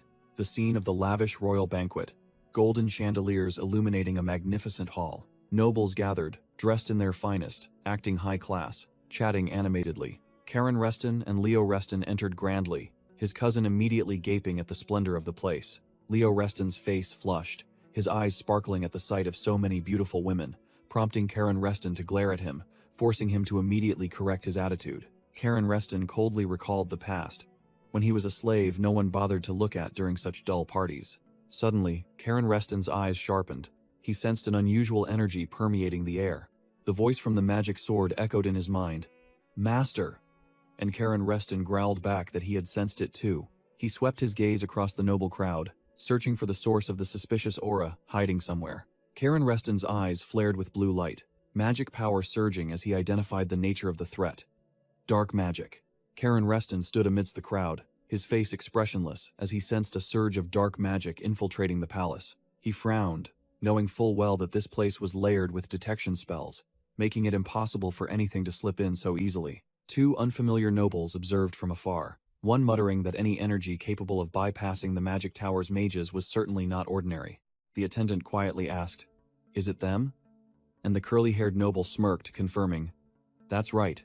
Idiot Leo Reston's eyes gleamed brightly like a country bumpkin in the city amidst the crowd, prompting Karen Reston to gently scold, "Tone it down, it's embarrassing." Leo Reston quickly retorted, "I'm not the only one acting like a country bumpkin." But Karen coolly stated, "That's you." Just as the two nobles approached, the curly-haired noble struck up a conversation, his tone seemingly complimentary, but laced with sarcasm. "Your reputations are echoing throughout the capital, truly the wolf cubs of House Reston." He introduced himself, his voice condescending. "I am Karam, of Marquis Diaz," then extended his hand as if bestowing a favor. Karen Reston curtly replied, "I am Karen Reston," then shook his hand, but his eyes were cast down, not bothering to glance at his opponent at all. Kareem's face darkened at Karen's disrespectful attitude, while Leo Reston broke out in a cold sweat, whispering, "Karen, you have to look people in the eye when you shake their hand." Leo Reston hastily tried to smooth things over, stammering his own introduction and excusing Caron as being worried, while Kareem Diaz replied politely but with an air of superiority. Kareem turned to Karen, feigning gratitude for quelling the bandits, but Karen merely replied coldly, "Just doing what needed to be done," without even looking at him. Kareem muttered to himself, criticizing Karen for being as rude as that man, but still had to acknowledge his selfless actions for the people. A stranger suddenly appeared, remarking that the Reston family truly were loyal subjects of the empire, unlike the capital's nobles. The stranger smirked, clearly mocking the nobles who only knew how to cling to the royal family for power. Kareem Diaz started and bowed, realizing the newcomer was 6th Prince Revelio, secretly cursing the talkative prince with mixed blood. Revelio casually retorted to Kareem, reminding him that this was a gathering of those loyal to the emperor, so he should watch his mouth. Revelio continued his act, blaming his commoner blood for his occasional inability to control his tongue, causing Karen to cast a meaningful glance. Suddenly, Karen froze, his eyes flashing with blue light, as he sensed an extremely faint but unmistakable surge of dark energy. Sweeping his gaze across the crowd, Caron immediately locked onto his target, the eerie purple aura pinpointing the one using dark magic. "Found you." Karen Reston's radar activated, the deep purple dark energy pointing directly at an unfamiliar woman amidst the party. "Shez here." An eerie aura of evil surrounded a masked woman, clearly the source of the anomaly Karen had sensed. The masked woman smirked provocatively, her crimson eyes glowing with deadly danger. Revelio unexpectedly cut in, welcoming the Reston brothers, while Kareem Diaz openly showed his annoyance at being interrupted. Revelio continued to taunt, declaring that some conversations were only for those who served the throne, a direct jab at Kareem. The prince sneered, sarcastically remarking that even a stray dog knew Marquis Diaz was the true center of power, leaving Kareem speechless. Struck where it hurt, Kareem Diaz awkwardly denied everything while Revelio maintained his mocking smile. Seeing the insignificant noble babbling too much, Karen Reston coldly cut short the verbal sparring. "Are you done rambling?" Karen placed his hand on his sword hilt, his sharp gaze directly ordering Kareem Diaz. "Can you shut your dog mouth now?" Leo Reston frantically called his cousin's name, while Kareem Diaz froze, utterly shocked by Karen's overbearing and disrespectful attitude. Karen Reston coldly declared to Revelio, "6th Prince, the play is over." Even as the prince looked bewildered by the abrupt interruption, with a sharp gaze, Karen announced a shocking piece of news. There's a dark magic-wielding rat hiding here. Revelio was heavily shocked upon hearing this, his face instantly changing color. The noblewomen around began to whisper, one worriedly suggesting they call the royal guards for safety. Karen smirked imperiously, his voice challenging. Have you all forgotten who I am? Revelio crossed his arms, looking intrigued. For illness, seek a doctor. For demons, seek House Reston. So, what do you want me to do? Karen ordered bluntly. Ensure no one escapes this place. Seeing Karim Diaz tremble and raise his sword, demanding to retreat, Caron simply replied with a concise, good, while Leo Reston behind him frantically called his cousin's name. Karen advanced directly in front of Karim Diaz, his eyes flaring with deadly blue light, growling, don't block my way, move. Under the terrifying surge of killing intent, the crowd automatically parted like water, clearing a path for Karen to leisurely advance, leaving the nobles frozen in place. Karim Diaz broke out in a cold sweat, his hand trembling on his sword hilt, silently admitting that Karan's oppressive aura was so strong he couldn't even draw his sword. Karen Reston's magic erupted, a surge of blue energy swirling around him, causing the minor nobles to scatter in fear, wondering what on earth he was. Leo Reston, pale as a sheet, asked his cousin what he intended to do, while Revelio calmly took out 2 golden orbs, his face full of interest. Revelio activated the magic tool. The 2 golden orbs merged into a larger one with a brilliantly glowing honeycomb pattern, muttering that he never expected to have to use this. A colossal honeycomb-shaped barrier immediately enveloped the entire area, the crowd exclaiming in astonishment. Magic? Revelio explained that this was an illusionary magic tool Poina gave him for self-defense. Inside the barrier, the nobles wondered in confusion why they had to stall for the royal guards to arrive. Karen Reston raised guillotine, blue magic continuing to surge, and he repeated the family motto, for illness, seek a doctor. For demons, seek House Reston, right? The masked woman stared at Karan, thinking to herself that the Reston family truly was a thorn in the side of the capital's nobility. Hearing that, Leo Reston couldn't believe his eyes, his voice trembling. For demons, seek House Reston? No, it can't be. The masked woman smiled, removing her golden mask and denying, no, I don't think anyone here welcomes you. Karan smirked, his blue eyes glowing with deadly light, growling, I can't call that a person. So, you've found me, haven't you? The masked woman's eyes flashed with an eerie purple light, and she acknowledged her opponent's strength. Truly, the blood of Halo is different. Dark magic violently erupted around the woman, and she smirked confidently. I was worried you wouldn't find me. The nobles, including Karim Diaz, looked up in horror as the 6th prince's illusionary barrier began to shake and crack under the terrifying magical pressure. The masked woman looked at Karen Reston with a covetous gaze, teasing, Karen Reston, you're quite handsome, aren't you? I like you already. Karen Reston roared in anger, blue magic erupting around the blade of guillotine, lunging forward at terrifying speed. Don't play games. Whoosh. A cold blue sword strike sliced through the air, so fast that no one could react, aimed directly at the woman's neck. The masked woman's head flew into the air and then fell to the floor, causing the party guests to scream in utter horror. The severed head lay in a pool of blood, its eyes closed, seemingly completely lifeless. Suddenly, the head's eyes snapped open, its purple pupils glowing eerily, and a voice echoed, You're truly adorable. All the nobles were stunned, stammering incoherently at the horrific sight beyond their wildest imagination. The minor nobles collapsed, screaming, Monster!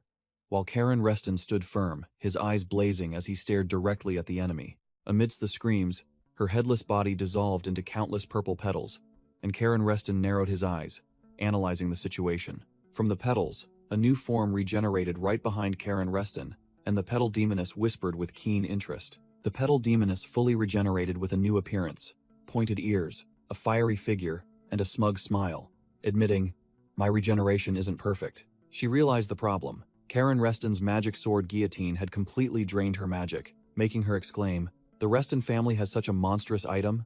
Karen Reston growled, his eyes sharp. Consider yourself lucky. If I were a little stronger, you would have truly been erased. The petal demoness licked her sharp claws, her purple eyes gleaming with hunger. I really want to devour you right here, but what a pity. With that, she lunged straight at Karen Reston like a predator, determined to fight to the death. Whoosh! A claw ripped through the air with a massive surge of purple magic, and Karen Reston, unable to react in time, was sent flying. The attack landed, blood splattering as Karen Reston took the full force of the blow to the face and let out a cry of pain. The petal demoness licked Karen Reston's blood from her hand, a provocative smirk on her face. "See? You taste sweet too," while our protagonist could only growl. "You damn demoness." Seeing Karen Reston taking a beating, Leo Reston frantically yelled his friend's name, preparing to rush in for a desperate fight. But before he could make a move, a hand grabbed Leo Reston's shoulder, stopping his reckless attempt. Leo Reston was stunned to realize it was Revelio, who coldly ordered, "Don't go, Leo." Revelio stated firmly, "This is Karen's battle," but Leo Reston still hesitated, unable to just stand by and watch. Revelio looked him straight in the eye, reasoning sharply, "You know Karen better than anyone. If he needed help, he would have said so." Held firmly by Revelio, Leo Reston could only stand still, clenching his fists helplessly as he watched his comrade in danger. Leo Reston gritted his teeth, blaming himself. "Damn it, if only I were stronger." But Revelio immediately extinguished that thought. "Not now, Leo." Revelio's face hardened, analyzing clearly. "You will be strong, but right now, if you face that demon, you will only die in vain." The cold warning echoed as Karen Reston faced the menacing demon alone. As Karen Reston lay injured, the mysterious voice from the magic sword warned, "Master, that one is beyond your reach." The mysterious voice continued to dissuade him, stating that if Karen Reston forced the issue, the outcome would only be a meaningless death. Karen Reston muttered, "A meaningless death?" As an image of his past life as Kane later flashed through his mind. Recalling his old comrades, Karen Reston gripped his sword, his eyes hardening. If that is the price to pay for following an ideal, then a meaningless death isn't so bad. His eyes flared with blue light, murderous intent surging. "And the enemy is a demon." Karen Reston took a stance, growling that he couldn't abandon everything, his determined gaze catching the petal demoness's attention. The petal demoness smirked savagely, amused by the hatred of a mere boy. She shrieked, finding such hatred astonishing, then unleashed an all-out attack towards Karen Reston. A massive surge of dark energy, carrying countless deadly petals, swept through the banquet hall. The party guests, trapped within the barrier, couldn't react in time, screaming in agony as the magic tore them to shreds. The petal demoness, calling herself Shunja, boasted loudly that she would haunt Karen Reston for life, while our protagonist gritted his teeth, enduring the assault out of concern for the weaklings around him. Seeing the dire situation, Revelio yelled Karen's name. Revelio activated his magic, erecting a green barrier, and shouted for Karen to ignore them and fight that thing to the death. The petal demoness gave her opponent no quarter, dashing forward with a swirling, magic-infused pink slash. The petal demoness sneered, taunting Karen not to be naive and think dodging was enough. "Because my petals aren't just for decoration." Karen's eyes flashed with deadly blue light, but the mysterious voice inside the magic sword roared a warning. "What the hell are you doing? If you don't dodge, you're dead for sure." Despite the warning, the magic sword erupted with power, complex magic circles appearing, and the mysterious voice within could only exclaim, "Hey, this is getting too dangerous." Karen unleashed his full magic power, roaring the name of his skill, Full Tide, creating a tsunami of blue energy that swept through everything. The arrogant petal demoness froze instantly, clearly surprised by Karen's all-out attack. The price was immediately apparent. Karen staggered, blood gushing from his nose, and the mysterious voice inside the magic sword could only sigh. "Forcing your mana to open up like that." The cost of using his ultimate move was clear. Karen Reston coughed up blood, while the mysterious voice roared in his head, "Your body can't handle it, master." But our protagonist didn't care. He wiped away the blood and coldly replied, "I don't give a damn.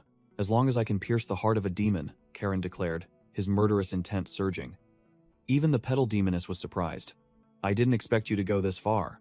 Instead of fear, this creature seemed utterly thrilled, provocatively licking her claws. "I like that."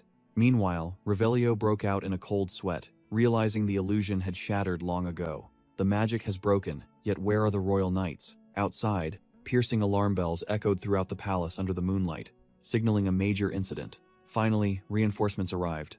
A squad of royal knights kicked open the doors and burst in, a subordinate quickly reporting, "Sir Ryuk," the soldier urgently reported. "Magic detected in the banquet hall, causing Ryuk Heimer to freeze." "What?" Ryuk Heimer asked about the tower mages, and it was confirmed. "The situation is urgent, so they've already arrived via teleportation gate." Understanding the gravity of magic being used within the palace itself, Ryuk Heimer's face hardened as he decisively ordered, "Move out." The royal knights, led by Ryuk Heimer, finally arrived, but the banquet hall was completely sealed off during an important royal feast. Ryuk Heimer snapped at his subordinates. "Why haven't you broken down the door yet?" A knight reported helplessly that even the tower mages were stumped, unable to break the barrier, leaving Ryukheimer stunned. What? Even the tower mages can't break it? The knight, sweating, revealed with a trembling voice. They said it seems to be dark magic. Ryukheimer froze, realizing the situation had escalated far beyond a mere disturbance. Dark magic? The entire palace was plunged into chaos and unease under the moonlight. No one knew what in the world was happening inside. Inside the hall, the petal demoness smirked enchantingly, looking at Karen Reston and saying, "Because the king doesn't allow it." She continued casually amidst the terrified party guests. "So, I won't kill you." Karen Reston, his eyes blazing with blue magic, only replied with a challenging smile. "Don't worry." The petal demoness became utterly ecstatic at her prey's attitude, roaring, "Then let me enjoy myself a little longer," and lunged to attack. Karen Reston tensed, unleashing a burst of blue magic to withstand the terrifying pressure from his opponent. He swung his sword, creating a magical arc for defense, but the petal demoness's deadly petals had surrounded him from all sides. The petal demoness suddenly appeared right behind Karen Reston with a savage grin, preparing to deliver a finishing blow. Cornered, Karen Reston gritted his teeth, realizing he had no escape. Damn it, no room to dodge. In that critical moment, an image of Master Sabina Reston flashed in his mind with a stern reminder. Remember this. Karen Reston's eyes flashed as he grasped the truth. The power of the sea is not to be controlled, but to be accepted. The petal demoness swooped down like a purple whirlwind, her sharp claws aimed directly at Karen Reston. Leo Reston, watching from afar, screamed in panic, his voice stammering, "Karen, get out of the way." The petal demoness's attack formed a massive storm of dark energy, ready to swallow everything. From Leo Reston's perspective, Karen Reston was just a tiny, solitary dot, facing an attack of terrifying destructive power. Blood and dark petals splattered everywhere, but the petal demoness's attack missed its mark. The petal demoness smirked savagely, looking straight at her prey. "Just as I thought, you're truly interesting, Karen Reston.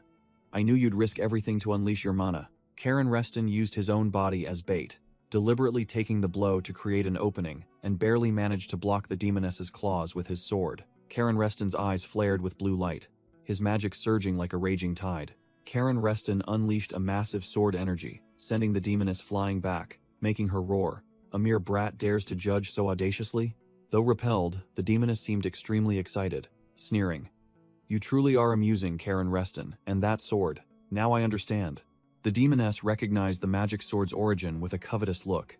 "Guillotine.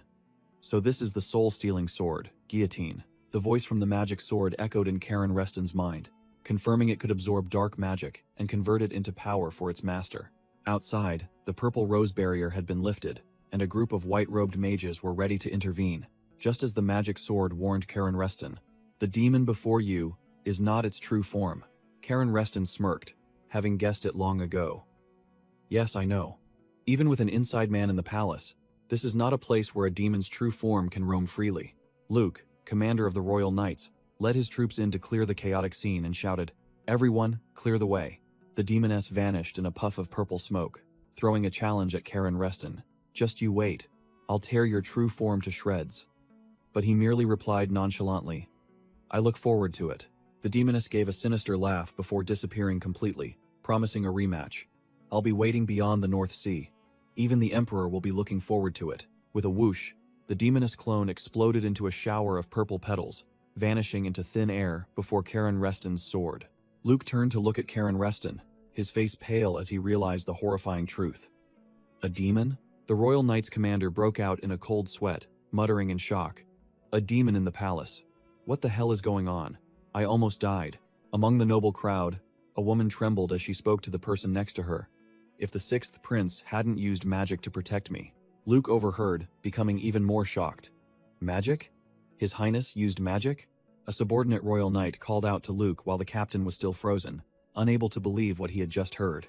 Karen Reston staggered, blood gushing from his chest wound, muttering, "Damn it, I've lost too much blood." Behind him, Leo Reston frantically called out his name. Leo Reston was frantic, wanting to take Karen Reston for treatment, but the protagonist waved him off, acting tough. "Don't make a fuss." Sixth Prince Revelio suddenly stepped in, holding a small vial. "Now is precisely the time to make a fuss. Here, take this." Karen Reston eyed the vial warily, suspecting the guy was up to something, but Revelio casually revealed it was World Tree Dew.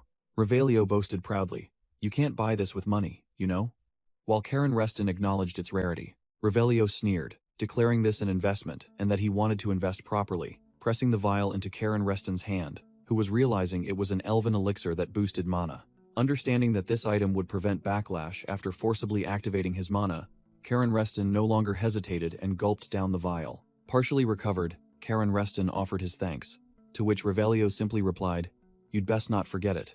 Karen Reston turned to assign a task to Leo Reston. "Brother, I'll handle things here, you go contact grandfather." But Leo Reston insisted he rest immediately. Revelio showed annoyance at Leo Reston's fussing, and, without a word, swung his hand, striking the back of his neck. Leo Reston fell unconscious, slumping onto Karen Reston's shoulder to the protagonist's astonishment, while Revelio crossed his arms, looking as if he had just performed a troublesome task. Leo Reston was supporting the unconscious Karen Reston, asking frantically, when Revelio casually replied, "Don't worry, I just knocked him out. Duke Halo should be at the palace by now." Revelio concisely explained to the still bewildered Leo Reston. The moment traces of dark magic appeared in the palace, the Duke would certainly intervene. Immediately, a squad of royal knights led by Luke burst in, their imposing presence declaring to Revelio, "You are under arrest as a suspect in this attack." Leo Reston angrily shouted, "Absurd!"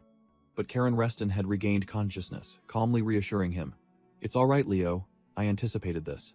Revelio smirked defiantly at the royal knights, confidently saying, "No need for restraints, I can walk myself," and Luke merely gave a cold nod of approval. As he was escorted away, Revelio didn't forget to assert, "Just so you know, I'm innocent." But Luke retorted sharply, "It's hard to believe the words of someone who violates royal law and secretly practices magic." Revelio turned to look at the two Reston brothers, declaring that the game had turned a new page. "My wager is over.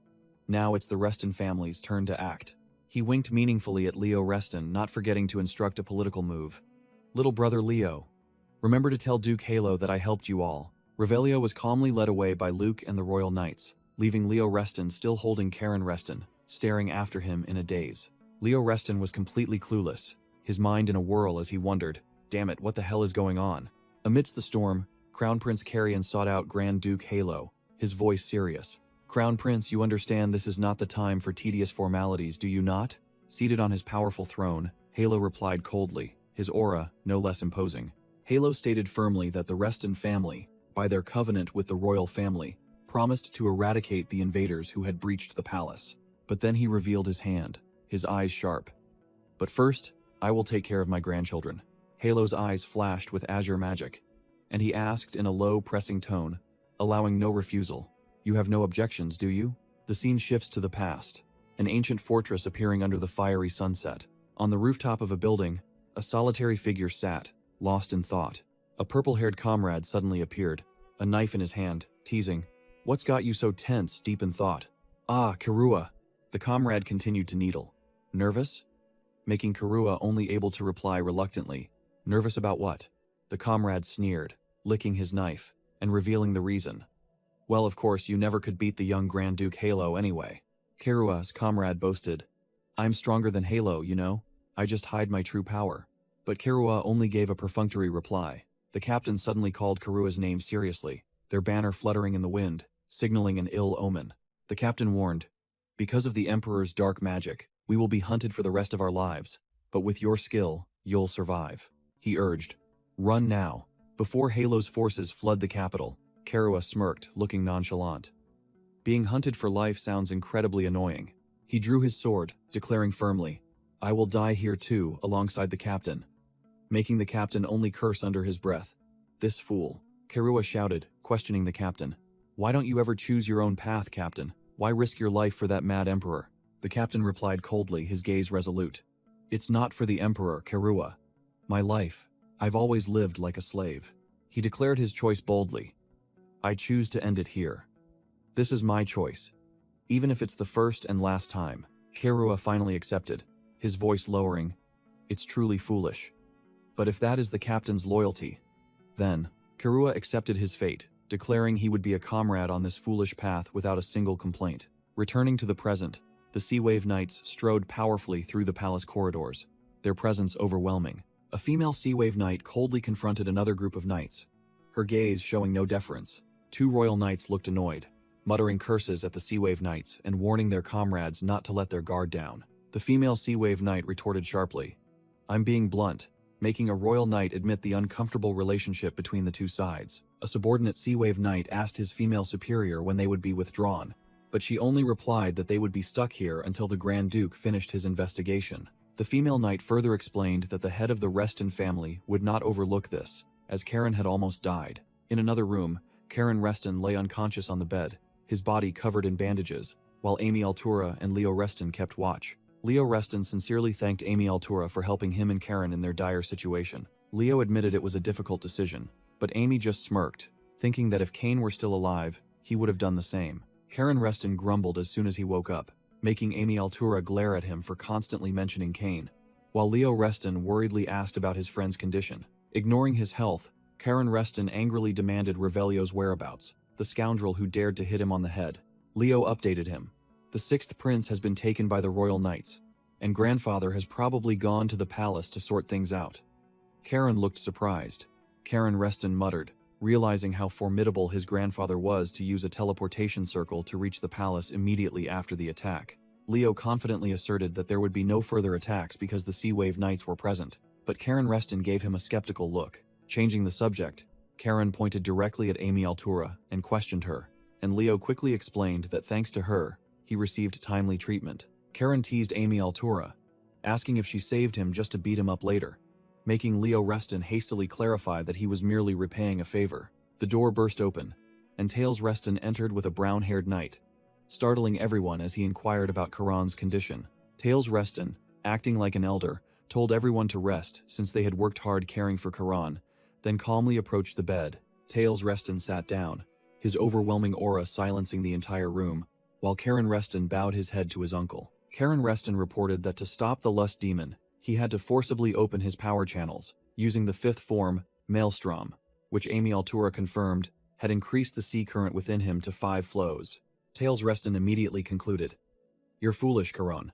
You've only mastered up to the 4th form, haven't you?" Karen Reston smirked nonchalantly, admitting that he had only learned by observation, so his technique wasn't perfect, leaving his uncle speechless. Tails Reston stood up, his family head aura erupting, and began giving orders to his troublesome nephew. The order was given. Karen Reston was confined for 4 years, to return to the Azure Sea Fortress to focus on cultivation, forbidden from causing trouble outside. Karen Reston bowed his head, obediently accepting the command, but his sharp eyes showed he had his own plans. Tails Reston narrowed his eyes and pressed his nephew. "Have you learned anything from this incident?" Karen Reston frankly admitted he was still naive, and Tails Reston delivered a critical lesson. Karen, hastily craving power only brings disaster. Karen Reston retorted, saying it wasn't due to his greed, but because the demon that attacked the palace left a message before disappearing. Tails Reston immediately pressed him on what it said, and Karen revealed shocking information. It said it would wait for me on the other side of the North Sea. Karen Reston pressed his uncle Tails about the world beyond the North Sea, but he remained silent, his eyes full of scrutiny. Tails delivered a blunt statement, extinguishing his nephew's curiosity. "You're not skilled enough to know. Anything else?" Karen began his political gambit, subtly reminding him that the 6th prince had used the divine tree's due to save him, a debt that couldn't be ignored. He continued to play his hand, pointing out that even without direct evidence, the 6th prince had violated the royal family's magic prohibition treaty. Tails concluded, declaring that from now on, the 6th prince would be closely monitored by the Sea Wave Knights, as a warning. Leo Reston was startled upon hearing this, quickly grabbing Karen and stammering that the 6th prince was only trying to help. Karen brushed his cousin's hand away, nonchalantly asking his uncle to let him stay with Zeros until the investigation concluded, while also making another request. Tails smirked, appearing to have anticipated everything. "I've already made arrangements with the Royal Knights. They will guide you."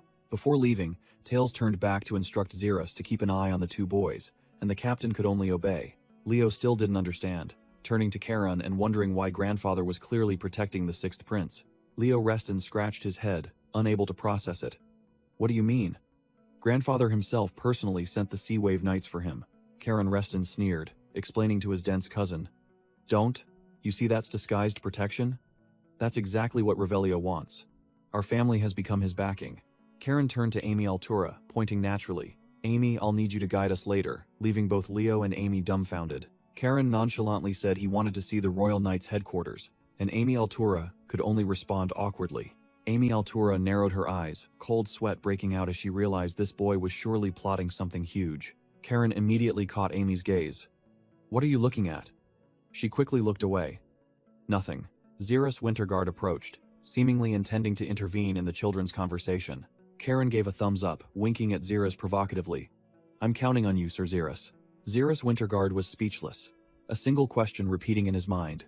What trick is this cunning boy up to now? Meanwhile, in the capital, Karen's reputation was soaring, with everyone praising his achievements. Raphael Reston sneered at Pale Reston. "You must be very proud of your son, Fail. Karen almost died, brother." Pale Reston slammed the table and roared, ignoring the baseless rumors, as this was the second time he had almost lost his son. Tails Reston spoke coldly, agreeing with Pale and concluding that the intelligence Raphael was so proud of was nothing but trash. Tails glanced sideways at his younger brother, thinking, "You fool. The one you're bearing your fangs at isn't me, but Karen, Fail's son, whose name is soaring everywhere." Too tired of the argument, Pale Reston stood up, declaring he would leave first. As he turned to leave, Pale muttered with determination that someone had to be held responsible for this. Raphael Reston also stood up to excuse himself, telling his brother to rest, and Tails responded in kind. Left alone, Tails Reston watched the door close, concluding, "Karen is no longer a potential threat. He has become the greatest danger in the succession war." He continued to ponder, admitting that the boy Karen might be even more dangerous than Raphael. Then approached a magic orb. Tails Reston placed his hand on the glowing magic orb, preparing to make contact or assess the situation after re-evaluating the entire situation. Through the magic orb, Tails Reston coldly declared to an elder that he had something to request directly. The old man initially made excuses about the timing not being good, but Tails simply delivered a decisive line. "For the family." Hearing that, the elder immediately changed his tone, agreeing to come right away and telling him to wait. Ending the call, Tails Reston stood silently in the room, his eyes full of calculations. He looked out the window, silently declaring war. "Karen, you will soon have to choose to stand with me, or become my enemy." As he finished speaking, the entire massive mansion appeared under the moonlight, signaling an impending internal conflict. The scene shifted. Karen Reston was meditating in a brick room, shirtless, blue magic swirling around his body. He closed his eyes, sweat pouring down, concentrating intensely to control the new flow of power. Suddenly, Karan's eyes snapped open, his blue pupils glowing brilliantly, indicating that the refinement process was complete. He stood up, assessing his power with satisfaction. Impressive. Though different from pure magic, it has harmonized naturally. Karen Reston, shirtless and bandaged, picked up a vial of World Tree Dew and nodded, acknowledging its authenticity, wondering where Revelio had acquired such a rare item. As he put his shirt back on, he glanced at Poina, who was relaxing and drinking wine nearby, and then understood. Ah, right, only elves possess this. Karen Reston decided he'd have to demand a few more vials next time they met, then opened the door and stepped out. As he opened the door, Karen immediately ran into Leo Reston, who was standing guard with his sword, clearly startling his cousin. "Are you guarding me?" Karen asked. Leo Reston stammered, admitting that Master had told him to look after Karan. Karen scoffed, teasing that he was truly touched, making Leo Reston blush and awkwardly snap. "You're still my younger brother after all." As Karen walked down the hallway with his arm around Leo Reston, he ribbed him. "You've improved a lot since we first met," causing his older cousin to awkwardly retort that he was just a hothead back then. Suddenly, Leo Reston stopped and called Karen's name with an extremely serious expression. Placing a hand on his chest, Leo Reston solemnly declared, "Though I still have many shortcomings, I will at least take a stab in the back for you." Karen was momentarily stunned, silent at the unexpected vow of loyalty from his older cousin. Karen Reston turned his back, giving a concise reply to his older cousin's vow. "I know." Leo Reston looked straight ahead, his gaze firm. "I know the depth of your talent, Karen." He admitted that Karan would reach a level he could never attain, and that was why he would stick close to him, to help even just a little. Karen Reston merely remained silent, closing his eyes as he listened to this unexpected declaration. The two cousins arrived at the Imperial Guard's training grounds, where the new recruits were sparring fiercely under the supervision of Xeris Winterguard. Xeris Winterguard turned around when he saw Karen and Leo enter his area. Leo Reston asked blankly why they were there, while Karen Reston's expression clearly showed something was up. Karen turned to his older cousin with a mischievous smile, asking in return, "What else would we come to the training grounds for?" Xeris Winterguard approached to greet them, and Karen bluntly stated his purpose. To train, of course. Xeris Winterguard confirmed with Karan. We have decided to proceed according to your request. While Leo Reston still had no idea what was going on. Amy Altura had just arrived at the training grounds when she ran into Karan Reston. The young man casually waved hello, leaving her bewildered. Amy Altura looked utterly confused, unable to believe Karen would choose to spar right in this critical situation. Karan Reston nonchalantly asked, "Need a reason?" Then calmly walked to the weapon rack and picked out a wooden sword. Throwing the sword directly at Amy Altura, Karen declared he wanted to personally test if she was skilled enough to follow in the footsteps of her idol, Cain later. Amy Altura caught the sword, her face still in shock from the sudden and arrogant provocation.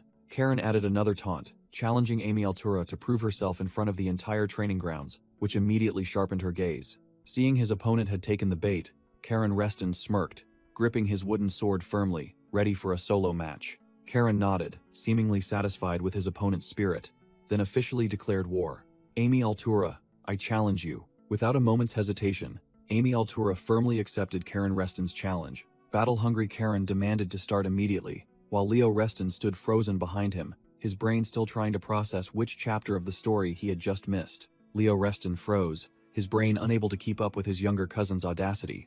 "What in the world are you planning, Karen?" Zira's Winter Guard and the Imperial Guard trainees also sensed the tension, believing that Karan coming to someone else's home turf to test their skill was clearly a declaration of challenge. Karan Reston declared bluntly that the match officially began. In the middle of the arena, Karen acted superior, even letting Amy Altura strike first, and she didn't hold back. Provoked, Amy Altura roared that she wouldn't hold back, then charged straight at Karen like an arrow. She poured all her strength into a downward chop, determined to defeat Karen with the very first strike. Swish. Karen merely raised his wooden sword to parry indifferently, effortlessly blocking Amy's full power attack. The impact generated a powerful shockwave, but Karen didn't even flinch. Amy Altura was utterly shocked, unable to believe her attack was so easily neutralized by someone who hadn't even taken a stance. Facing Karen, Amy began to feel a terrifyingly familiar pressure, as if she were confronting a legend. Karan Reston's blue eyes flashed, and he muttered about the difference between Imperial swordplay and Sea-Wave swordplay, clearly using something of an entirely different caliber to teach his opponent a lesson. Finishing his words, Karen declared it was his turn, then shot forward like a ghost, at a speed far beyond what Amy Altura could imagine. Amy Altura only managed to perceive a blur rapidly closing in. She exclaimed in terror in her mind that this speed was too terrifying. Seeing the wooden sword strike approaching, Amy realized a harsh truth. This blow was impossible to block. The skill gap was too vast. Whoosh! A sharp sound echoed, and the match ended as quickly as it began. Amy Altura lay sprawled on the ground, her eyes wide and bewildered, completely unable to understand why she had been defeated in an instant. Karan rested his wooden sword, looking down at the defeated opponent with the tone of a master. "Get up. Enemies on the battlefield won't wait for you." Her pride stung. Amy Altura gritted her teeth and struggled to her feet, retorting fiercely. "I know that without you telling me," she roared. "Then here I come," then unleashed her magic power, pouring all her might into attacking once more. Karen merely smirked.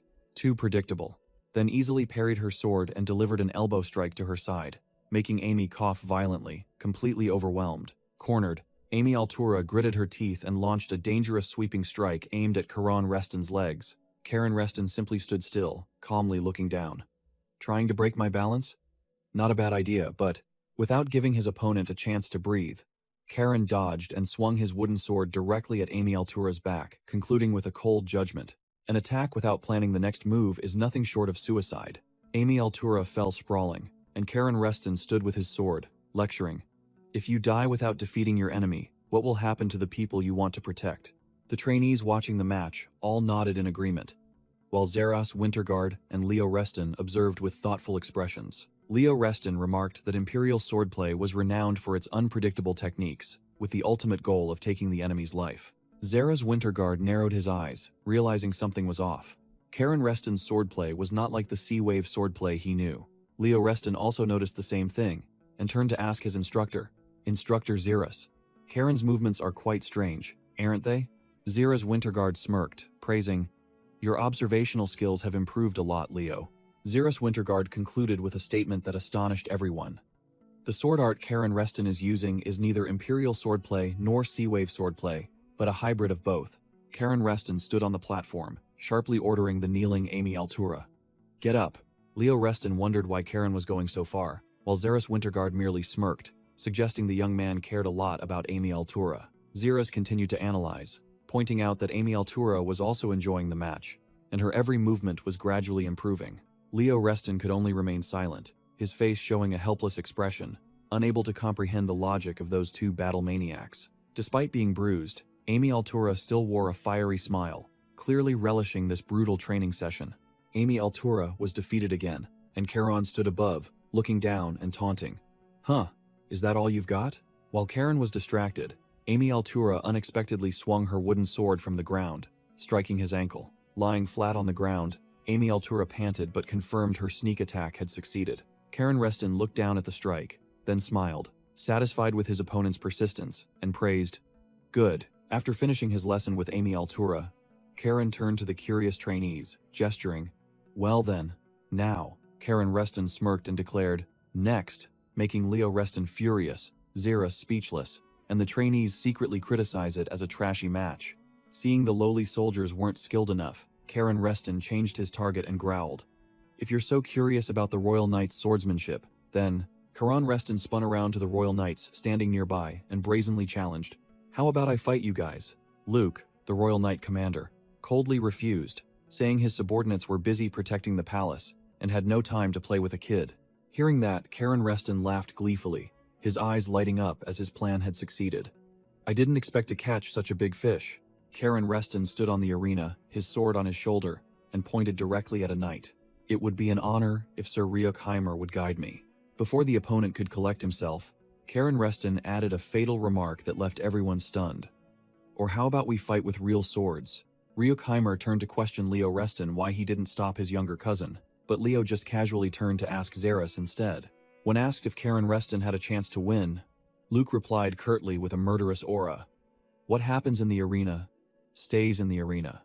Leo Reston repeated the training ground rules, forcing Zeres to reluctantly agree, while Charon Reston had already taken a stance, ready for a life-or-death battle. Charon Reston carried his sword on his shoulder, smirking provocatively. "So, shall we begin?" Ryukheimer drew his sword, his cold eyes accepting the challenge. "If you want it that badly, fine. I'll fight you." Ryukheimer's face hardened.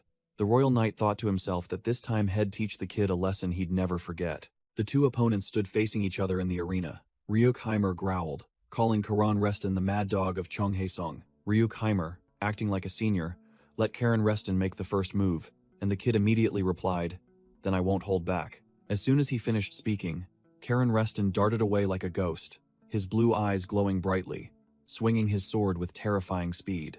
Ryukheimer was stunned by the terrifying surge of magic power emanating from Charon Reston, unable to believe his eyes. Clang! The two swords clashed, sparks flying. The power from Charon Reston's attack forced Ryukheimer to brace himself to defend. Ryukheimer gritted his teeth, realizing this was genuine Sea-Wave swordsmanship, and admitted that if he didn't focus, he'd be instantly defeated. Charon Reston, his entire body enveloped in surging blue magic power, leaped into the air, preparing to unleash a finishing blow from above. Ryukheimer launched a kick but was blocked by Charon Reston, creating a terrifying magic explosion that made the Royal Knight sweat, secretly thinking he was about to be swept away by this tidal wave. Amidst the exchange, Charon Reston, with his glowing eyes, immediately spotted a fatal opening in his opponent's defense. No longer underestimating him, Ryukheimer unleashed his magic power, roaring, deciding to unleash a finishing blow to end the match quickly. But Charon Reston was one step faster, suddenly appearing right behind the Royal Knight with an arrogant smile, leaving Ryukheimer frozen in terror. Without a second's hesitation, Charon swung his guillotine, delivering a clean slash to Ryukheimer's hip, fresh blood splattering, to the knight's astonishment. Ryukheimer only then realized that he had been tricked by this kid, who had intentionally lured an attack just to break his defense. The Royal Knight was utterly terrified, as he recognized the movements and the flow of magic on Charon's sword, stammering, "Is this the Emperor's sword?" From the stands, Zeres Winterguard could only remain silent, completely overwhelmed by Charon's incredible display of power. Zeres Winterguard turned to Sabina Reston, but she only smiled proudly and declared, "Calling him a genius might even be an insult." "Zeres," Winterguard repeated, his voice serious. "Can you feel it? Your disciple is facing a knight who is considered the future commander of the Royal Knights." Sabina Reston continued to praise her student, declaring that this 3-year-old kid was not only on par but was also copying and upgrading his opponent's swordsmanship right in the match. Ryukheimer also had to admit it was the real deal. He recognized the shadow of the Royal Knight's predecessor's swordsmanship from the kid in front of him. Karen Reston smirked challengingly, telling Ryuk to unleash his full power, and the Royal Knight immediately accepted the no-holds-barred solo challenge. The guillotine suddenly spoke in Karon's mind, warning curtly, "Master, I sense killing intent from him." Without another word, Ryukheimer roared and then unleashed his magic power, his entire body ablaze like a wild beast, charging forward. Karen Reston was also stunned, his eyes flashing blue as he sensed an unbelievably familiar aura from his opponent's move. Ryukheimer unleashed his ultimate technique, fiery sword energy forming a brilliant crescent moon, a move named Moonlight. Karen Reston secretly praised, "Not bad, Ryuk," as the crescent-shaped sword strike tore through the air and rushed towards him. But Karen was even more formidable. The kid also unleashed deep blue magic power, perfectly replicating the technique, Emperor's Sword, Sixth Form, Moonlight, and warned that if Ryuk couldn't dodge the hidden sword energy, he was finished.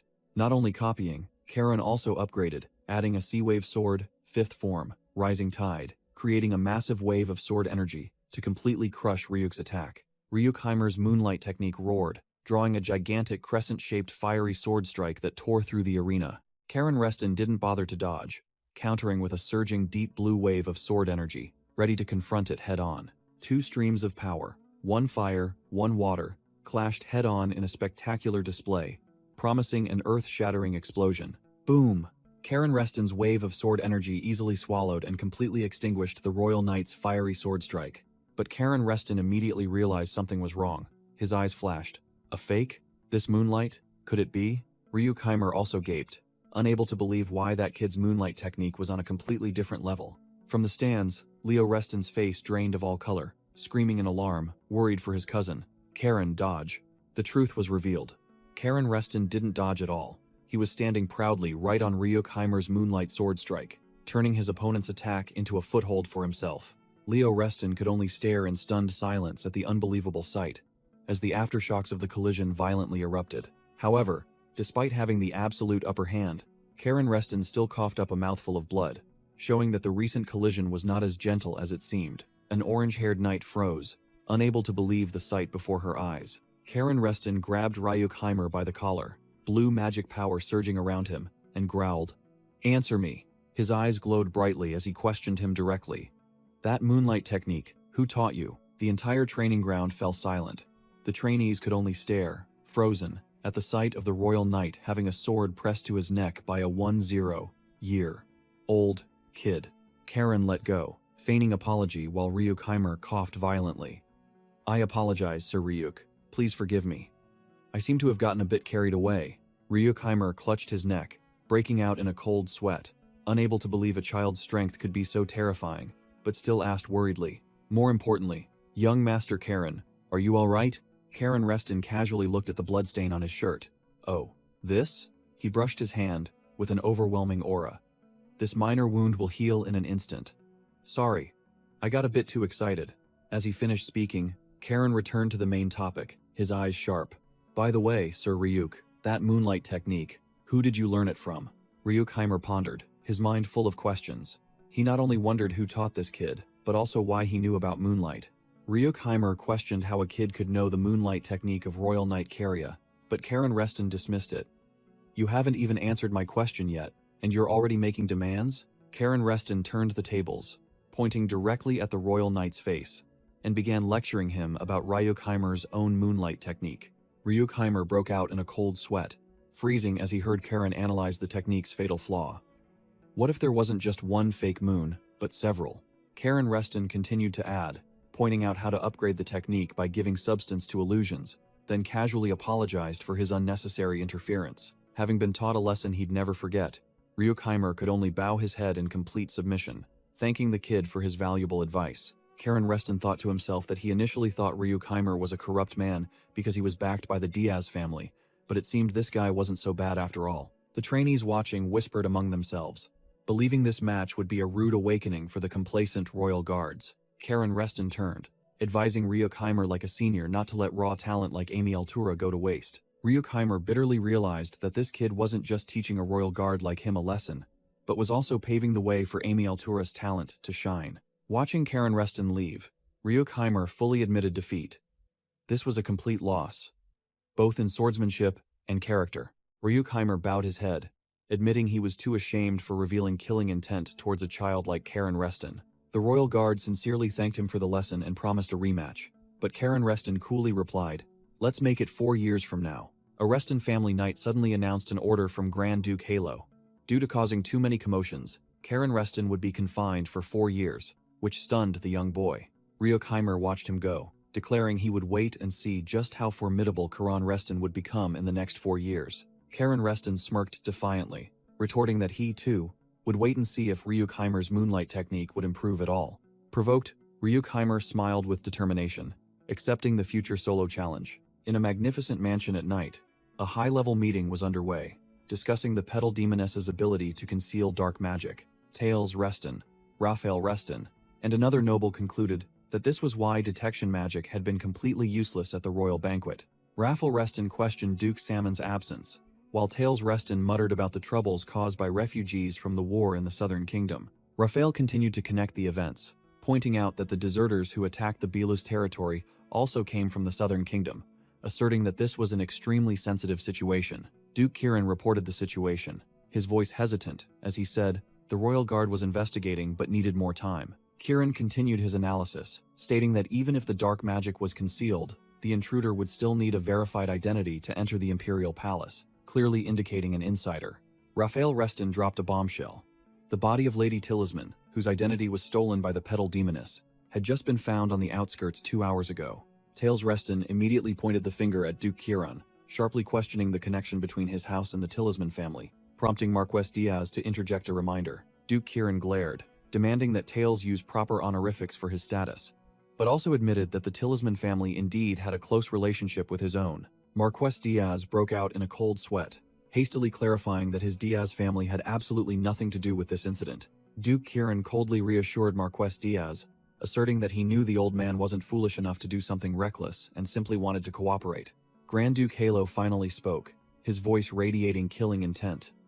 Not only did a demon infiltrate the Imperial Palace, but my 2 beloved grandchildren almost lost their lives twice on the way here. Halo's eyes blazed with magic, and he growled, declaring that Karen and Leo were the future of the family, and he would not spare the rats who had secretly infiltrated the Imperial Palace, nor their backers.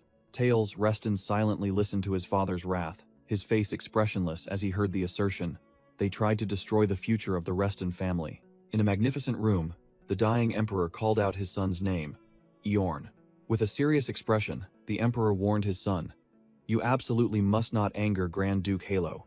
You must not make him an enemy." Eorn bowed in obedience, promising to remember his father's words while the emperor weakly clutched his hand. Scene change. Raphael Reston, expressionless, declared, "Starting today, 4 divisions of the Sea Wave Knights will be stationed at the Imperial Palace."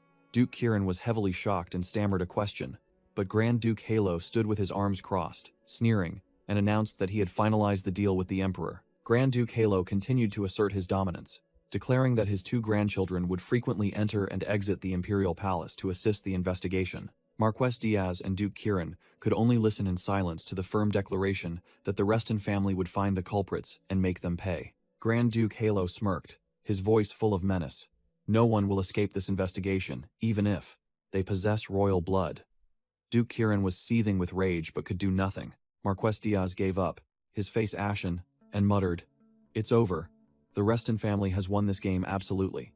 Night fell upon the capital, signaling that the 50 years of peace were nearing their end. At the Reston family mansion, 2 major powers were preparing for a new confrontation. Grand Duke Halo and the chief, 2 powerful in-laws, finally had a meeting. Halo raised his glass, his voice deepening. "It's been a long time since we've sat down for a drink like this, my in-law." The chief also took a sip, admitting that both of them were too busy to meet regularly. However, the chief changed the subject, his eyes sharpening as he declared that from now on, they would likely have to meet constantly. Halo was unfazed, his eyes blazing as he firmly declared, "You're talking about this investigation, aren't you?" Gripping his wine glass, Halo sneered domineeringly, declaring that from now on, the Reston family would expand its influence in the capital. He directly appointed Pale Reston as the one in charge of this task, which couldn't help but surprise the chief. Halo explained that although he was bound by family traditions, he understood his son's abilities better than anyone. Halo firmly asserted that among his sons, Pale was the most suitable to handle affairs in the capital. The chief frowned, questioning why someone as secretive as Halo would tell him about these internal plans. Halo leaned closer, his eyes sharp, and flatly demanded that his in-law lend a hand, which completely surprised the chief. The chief regained his composure, scoffing that this wasn't Halo's style, as he knew full well this went against his principles. The chief emphasized that overtly interfering in the power struggle was something he always avoided. Halo's voice lowered as he poured wine, recalling the recent attack as an explanation. Wine overflowed the glass as Halo growled that Karen had almost lost his life, and he was doing all this just so Pale would have enough power to protect his son. Halo's eyes flashed with magic, and for the first time, he humbly requested, "Please help him." The chief asked about Karan's fate, but Halo stated directly, "No, he will return to Cheonghaesong and be confined for 4 years." Halo confidently declared that the boy was smart enough to understand his intentions, and the chief immediately realized, this is special training under the guise of confinement. Halo drained his wine glass, a look of satisfaction on his face after the negotiation with his in-law went as planned. The chief also took a sip, asserting that if Halo was determined to train Karen systematically, he was ready to play along. With sharp eyes, the chief concluded with a firm statement. "Just say the word, my in-law." Halo poured more wine, thanking his in-law for understanding. The game of the two old foxes was officially set. Night fell upon the capital. The conversation between the two leading powers had decided the future of many. The scene shifted to daytime, and the capital's streets returned to their usual bustling appearance. Karen Reston, accompanied by 2 blonde attendants, visited a familiar tailor shop. Karen informed the tailor that he was about to return to Cheonghaesong and wouldn't be able to come to the capital for a while. The young boy instructed him to send the clothes directly to Cheonghaesong once they were finished, and the tailor Luhan respectfully obeyed. Luhan even enthusiastically offered to prepare the formal attire for Karen's coming-of-age ceremony, promising to pour his heart and soul into it. In the middle of their conversation, Amy Altura suddenly appeared at the shop entrance, startling everyone. Leo Reston immediately recognized the swordswoman, her face still covered with bandages after the practice match. Karen Reston scoffed as he asked about her condition, nonchalantly claiming he had gone easy on her, while Amy Altura could only bitterly think to herself, "After beating me like a dog." Amy Altura forced herself to act fine, declaring these minor injuries were nothing at all. But no sooner had she spoken than a wave of pain hit her, making her wince. Karen ignored it, getting straight to the point.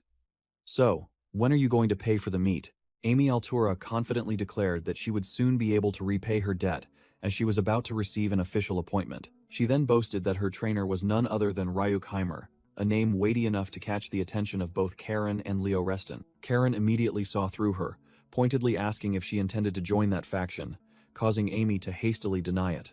To prove her point, Amy played her trump card. Grand Duke Halo had agreed to become her patron. Finally, Amy Altura bowed deeply, thanking Karen Reston and swearing she would never forget the favor she believed he had arranged. Amy Altura made a pact with Karen Reston, telling him to visit Cheonghaesong once he reached 6-star rank, and the boy nodded instantly. Certainly. Karen turned to his junior, Leo Reston, and with a sinister smile, declared he would truly and rigorously train him in the moonlight sword art, making Leo break out in a cold sweat. Amy Altura bid farewell and left. Karen waved, while Leo Reston urged him to prepare for their next plan. Just as they were about to leave, the tailor Luhan called out, saying he had something he wanted to give to young Master Karen. Luhan approached the two boys, declaring he had something he wished to bestow upon Karen. The item presented was a brooch, and Luhan revealed it was a memento of Sir Kane, which stunned Karen Reston. The tailor recounted that Kane had repaired it just before his death, and Karen simply remained silent, holding the memento of his own past life. Karen wondered why he was given it, and Luhan asserted it was because he saw Kane's image in him. Luhan believed that Kane himself would want Karen to possess it, even knowing that Amy might be sad. He affirmed that every item belongs to its rightful owner, and Amy would understand. Karen Reston took the brooch, a faint smirk on his face as he accepted the gift from his past. Karen Reston thanked Luhan and promised to take good care of the memento, his demeanor utterly composed. Donning his new outfit, Karen turned to Leo Reston with a smirk and asked, "How is it? Does it suit me?" Which left his junior dumbfounded. In Luhan's mind, the image of the formidable Kane later in a red outfit reappeared, asking the exact same question, which stunned the old tailor. Luhan smiled contentedly, affirming with certainty, "Of course, it suits you very well." The group left the tailor shop, stepping out onto a bustling street. After walking a short distance, Leo Reston noticed something amiss and turned to Karen Reston. "Karen, don't you think something strange?"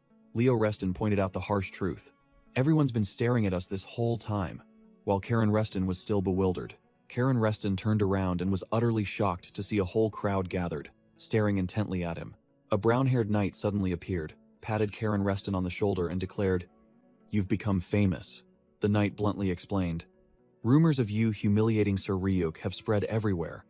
That man who's called the successor, Knight Captain." Revelio smirked, confirming the rumor was true. Of course it spread quickly. While Karen Reston stammered, realizing this man was the prince. Under the setting sun, Revelio casually asked, "You're returning to Cheonghaesong City tomorrow, aren't you?" The group sat on a stone bench. Revelio put his arm around Karen Reston's shoulder and teased. 4 years of house arrest? Grand Duke Halo really spoils you, doesn't he? Karen snapped irritably. "Get your hand off me." Revelio didn't let go, even boasting. "I even gave you the World Tree Due, so be a little nicer, won't you?" But Karen only growled. "If I'd known, I wouldn't have accepted it." Hugo Reston also chimed in. "Anyway, you only beat Sir Ryuk thanks to me, you know?" While Karen was still struggling with Revelio's arm, Hugo muttered, assessing the situation. "The madman of the royal palace, and the mad dog of Cheonghaesong City. What a dizzying combination." Hugo watched Karen and the others bickering, and couldn't understand. Being watched by so many people and still so carefree. What on earth are you thinking? Karen Reston finally noticed the blonde noble. "Ah, Sir Hugo," and was immediately answered. Hugo Reston seriously declared his identity. "As a member of the royal family, I am always grateful to the Reston family. I hope you understand that." Revelio broke the solemn atmosphere, still with his arm around Karen's shoulder, and teased Hugo. "No need, Your Highness. Royal brothers should be thanking me instead." Hugo Reston's face was cold as he declared his merit. "I was the one who saved you from the demon race. If not for me, you would all be gone by now." Contrary to rumors, Revelio still had his arm around Karen Reston, teasing Hugo. "You're always so consistent, aren't you?" Then he praised himself.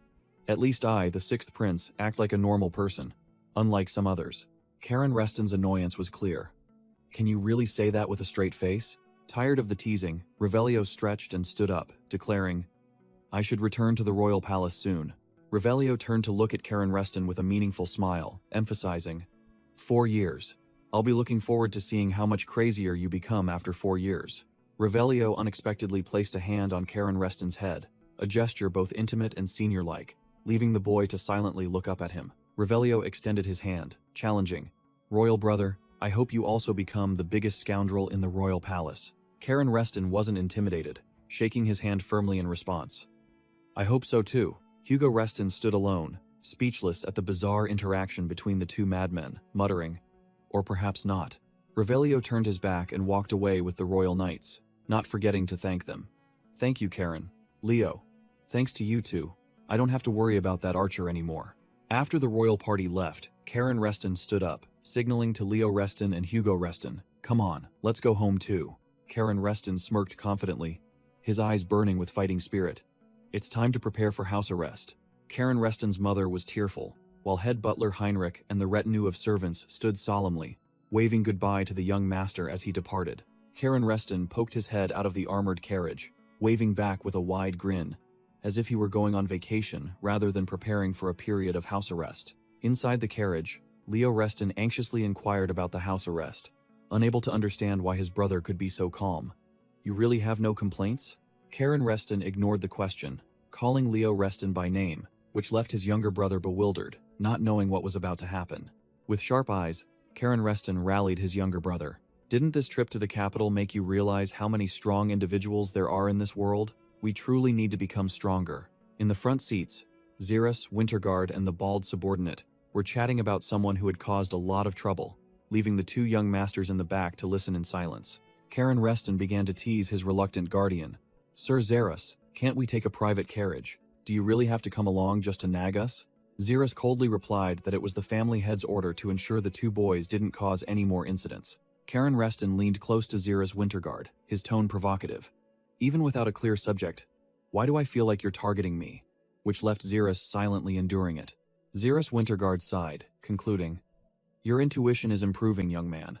So, during your leave before house arrest, will you behave quietly?" As the carriage rolled away from the Sea Wave Knights Order's base, finally, the carriage arrived at its destination, a magnificent building with unique architecture, smoke rising from gear-shaped chimneys under the setting sun. No sooner had they arrived than the tailor Luhan eagerly rushed out to greet Karen Reston and Leo Reston like VIPs, calling the two young masters by name intimately. Luhan enthusiastically invited the group inside for food and drink, but Karen Reston politely shook his hand and flatly refused, clearly showing his gratitude but declining the offer. The tailor was bewildered by the refusal. Karen Reston coldly informed him that they had other places to go and no time for delays. Luhan could only watch as the group turned their backs and left. Zeros Winterguard and the two young masters headed straight for the carriage without a single glance back. As night fell, Zeros Winterguard was now escorting the two young masters on foot down an unfamiliar street, truly like a guardian having to look after two mischievous boys. Suddenly, a familiar voice echoed from the dark alley, and a hooded figure slowly emerged, making Leo Reston jump. The mysterious figure pulled down his hood, revealing a familiar scarred face. It was the intelligence operative Julio. Julio bowed respectfully to Zeros Winterguard, while Leo Reston recognized the acquaintance and called out his name. Zeros Winterguard nodded, acknowledging Julio's hard work, but the informant humbly replied that it was his duty. Julio gestured for them to follow, announcing that Lady Poina was waiting, preparing for an important meeting about to take place. Poina, the Elven Guild president of the Calico Guild, sat casually, thanking Karen Reston for accepting her request, leaving the two young masters of the Reston family bewildered. Karen Reston immediately snapped, clarifying that he was absolutely not friends with that sixth prince, causing Leo Reston beside him to panic and quickly call his brother's name. Poina merely chuckled, waving her hand dismissively. Whatever, consider it as Rio gaining another reliable protector. As she finished speaking, the guard Cal stepped forward, presenting a box, and declaring it a thank you gift from the guild. Poina introduced the gift as Elven apple wine, a rare commodity, while Karen Reston took the box with an unamused expression. The guild president, emboldened, immediately sealed the deal of entrusting Rio to him, making Karen Reston visibly uncomfortable but unable to flat out refuse. Seeing that her opponent had fallen into the trap, Poina smiled contentedly and thanked him for the reluctant cooperation. That night, on their way back, Zeros Winterguard instructed the two young masters to rest well for their journey tomorrow, not forgetting to tease them about the bottle of wine. The next morning, the entire group was at the train station, where a classic steam train was waiting to depart for the next leg of their journey. Unexpectedly, Rohan Balus appeared, greeting the group with an enthusiastic expression, making Karen Reston immediately recognize the familiar Baron. Rohan Balus announced that he had officially become a Baron after his father's retirement, causing Leo Reston to marvel at the aura of a powerful individual. The Baron acted overly friendly, patting Leo Reston's head and boasting that he had just inherited both the title and a lucrative mineral mine, making him extremely excited. Rohan Balus led the group on a tour, constantly flattering them that everything was thanks to the Reston family before they entered the city. Inside a workshop, Rohan Balus introduced it as a mana crystal development zone, built with financial support from the Reston family. He continued to explain that thanks to Poina of the Calico Guild, they had recruited many skilled craftsmen, and even one of the craftsmen nodded in acknowledgement of her skill. Rohan Balus offered a high-quality monostone as a gift to Karen Reston and Leo Reston, making Leo mutter that it would surely fetch a good price. Karen Reston's eyes immediately lit up, and he rubbed his hands, calculating how much he would pocket, despite Leo Reston's reminder not to be hasty. Zeros Winterguard could only facepalm in exasperation, while Rohan Balus was delighted that the boy was as greedy as ever, and sarcastically remarked that his own pockets would also fill up. Zeros Winterguard had no choice but to apologize on Karen Reston's behalf for his childish behavior, but Rohan Balus merely laughed it off. The Baron looked at Karen Reston and remarked that it was good to see him retain his true nature after going through so many dangerous events. Karen Reston chuckled gleefully, holding the monostone and letting out a sigh of relief, while Leo Reston beside him also showed a clear, greedy expression. The group finally arrived at the capital, and a familiar voice called out, "Karen!" Upon meeting, Karen Reston rushed into his mother's arms, while his father, Pale Reston, stood beside them, smiling contentedly. Leo Reston was startled to see his aunt, Sabina Reston, appear with a formidable escort, and quickly greeted her. Leo Reston bowed respectfully to Sabina Reston in front of the entire family. Sabina Reston turned to ask Leo how he was, making the young boy a little flustered. Sabina Reston gently placed her hand on Leo's head, praising him for looking healthy. Praised by his aunt, Leo Reston blushed, stammering a shy thank you. Pale Reston placed a hand on Karen Reston's shoulder, officially welcoming his son home. Looking at the magnificent family mansion, Karen Reston replied to his father, confirming his safe return. 2 weeks later in Cheonghaesong, night fell over the majestic Reston family castle. The powerful voice of the patriarch echoed, ordering Karen Reston confined for 4 years and asking if he had any objections. Inside the study, Karen calmly accepted, "No, Patriarch." Standing before the imposing halo, Karen, along with Leo, Hugo, and Leon, bowed in obedience, making the Patriarch appear satisfied. Halo waved his hand, dismissing Hugo, Leon, and Leo. When head butler Heinrich opened the door, Pale Reston lingered, asking his father if he had any other instructions, and the answer was yes. Halo sat regally behind his desk, preparing to unleash a shocking decision before his children and grandchildren. The old patriarch declared sternly, entrusting all of the family's diplomatic affairs to Pale, leaving his children and grandchildren stunned. Raphael Reston was the first to erupt, questioning Halo why he would entrust such a crucial responsibility to someone who hadn't even awakened mana, like Pale. He shouted that it was unacceptable, but Halo merely glanced down with a cold, sharp gaze, retorting, "Do you think so?" Tails Reston also spoke up, agreeing with his younger brother, stating that the patriarch's decision was unprecedented. Halo admitted as much. But the old man also emphasized that the family was facing unprecedented problems, requiring a different solution. Halo growled, directly challenging his two sons. Who is the one who secures the majority of the family's assets? Who is the most trusted by nobles across the entire empire? The old patriarch erupted with a blazing blue aura of intimidation, roaring a rhetorical question about Pale's achievements, leaving all his sons speechless and daring not to utter a sound. Without bothering to argue further, Halo turned to the protagonist of the scene and called out directly, "Pale." Pale Reston started, responding, while Halo declared that this was a position of immense power, not a joke. The old patriarch looked directly into his youngest son's eyes, emphasizing the enormous responsibility that came with it, and asking directly, "Do you accept?" Despite a slight hesitation under the pressure, Pale Reston resolutely accepted the important task entrusted to him by his father. In another room, Karen Reston turned to ask Leo Reston, "I heard you were seriously injured in the capital." Karen showed concern, asking if Leo's condition had improved, which seemed to surprise and fluster his cousin. Leo Reston boasted that he had eaten and slept well, so he was perfectly fine. Karen Reston merely nodded, saying that was good news. Leon Reston unexpectedly proposed a solo match. "Actually, I want to spar with you," which made Leo jump. Leon smiled provocatively, her eyes flashing with blue mana, suggesting they fight seriously with real swords, while Karen realized she bore no ill will. Karan muttered to himself, wondering about Leon's skill level compared to the recognized genius.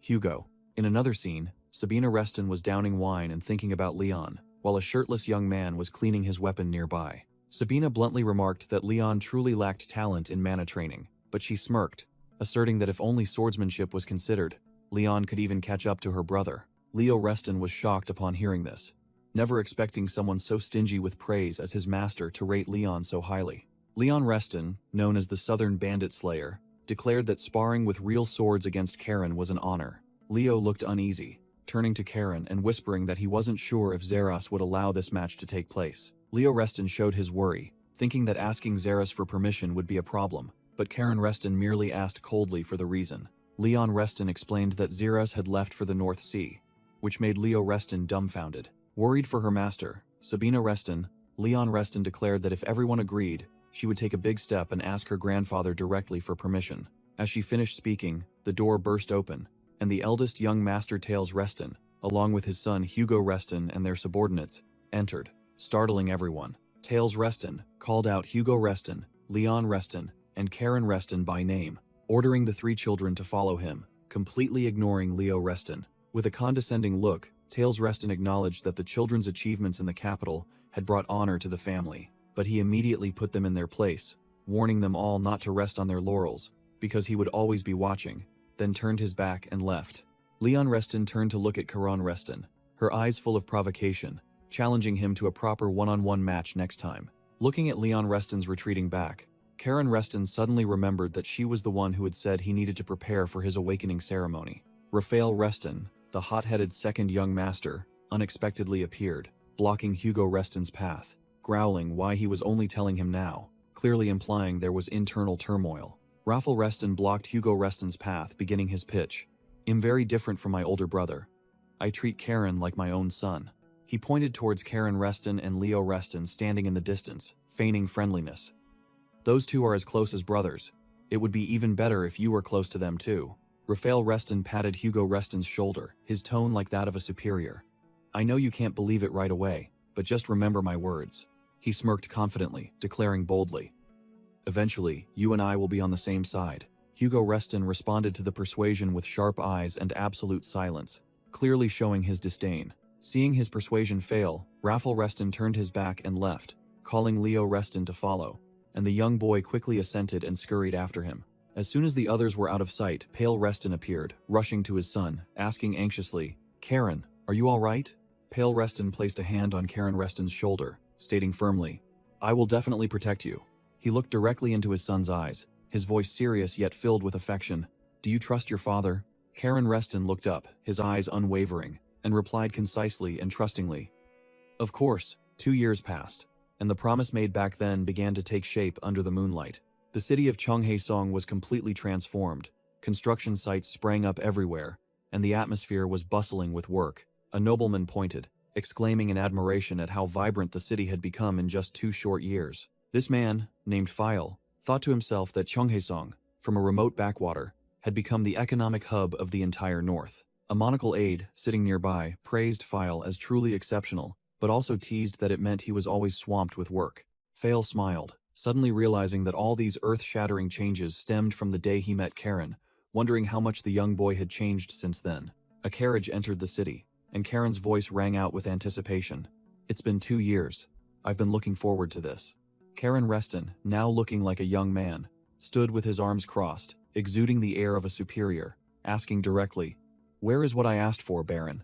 Fale, now called Baron 21, handed Karen a box while grumbling why he didn't greet him first. Karen hugged the box, laughing delightedly, saying that he finally met File again after 2 years apart. Rohan Belus looked at Karen and thought to himself that the young boy was still the same, only his body had grown. Karen Reston unexpectedly appeared, confidently offering to guide Rohan as he guessed the Baron had come to meet his father. Karen smiled meaningfully, promising to show him the fastest way, making Rohan Belus wonder if the young boy had matured at all. Karen acted superior, implying that not everyone got a personal escort from him, leaving Rohan Belus speechless. Both entered the office, and Pale Reston stood up to formally welcome Baron Rohan. Pale explained that he had sent Karen in his stead due to being swamped with work, and also inquired if his son had caused any offense. Karen immediately puffed out his chest, asserting that he was extremely well behaved, while Rohan Belus beside him broke into a cold sweat, thinking to himself that it wasn't exactly true. Pale let the matter drop, getting straight to the main point, and asking Rohan about the plan to launch the Magic Crystal business project.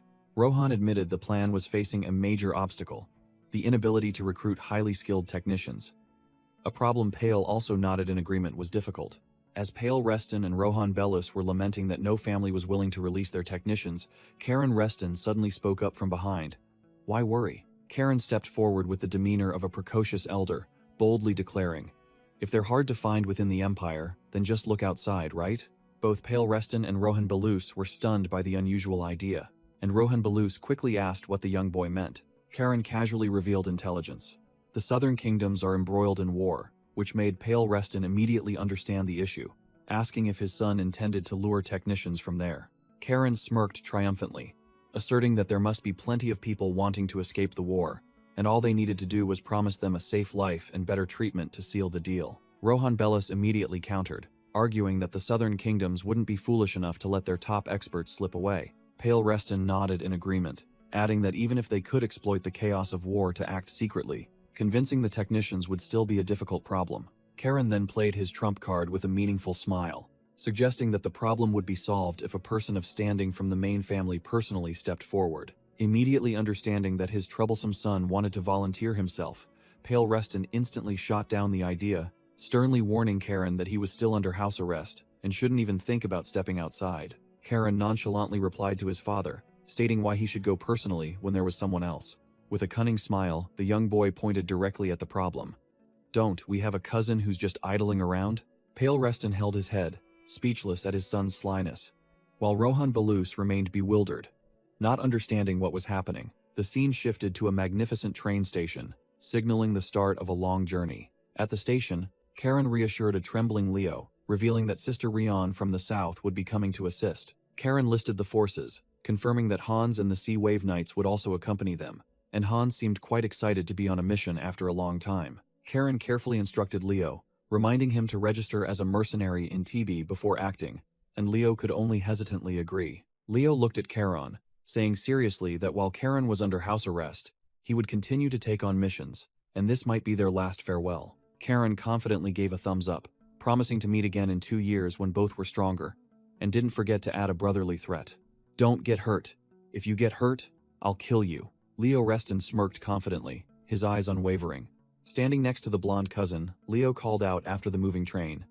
"See you again when we're even stronger, Karen." The steam train began to roll, trailing a plume of white smoke, officially departing from the station. The blonde cousin standing on the platform suddenly turned around in surprise, as if he had discovered something. "Huh?"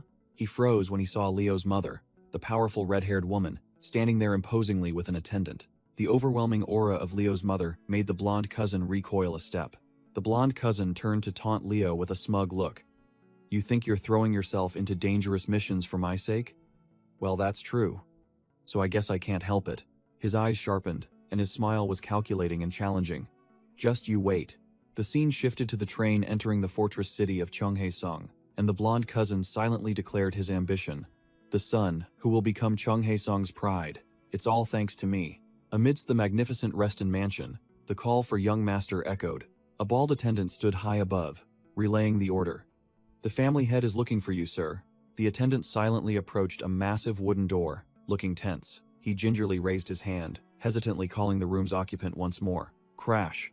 The door burst open with terrifying force, slamming straight into the attendant's face and sending him flying. Karen Reston stepped out, one hand on his hip, the other pressing down on the guard's head, a haughty smirk on his face. Karen Reston's eyes were sharp as knives as he coldly asked, "What is it?"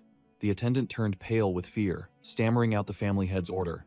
And Karen Reston simply replied curtly, "Really?" Upon hearing this, Karen immediately strode forward, declaring, "Then let's go," leaving the attendant scrambling to follow. The scene shifted indoors, revealing that over the past 4 years, the situation across both the Empire and the entire continent had changed dramatically. In the office, Halo poured wine as he reported the situation. "From interrogating the royal guards, I've learned that demons have begun appearing across the continent." He stood up, exuding an overwhelming aura. "The current situation can be described as utter chaos. This is the reality you will have to face." Halo handed Karen Reston a glass of wine, getting straight to the point. "So, Karen, the achievements you've made during your confinement." With sharp eyes, Halo continued to probe. "Does the pure blue mana flowing within you tell you that you are ready?"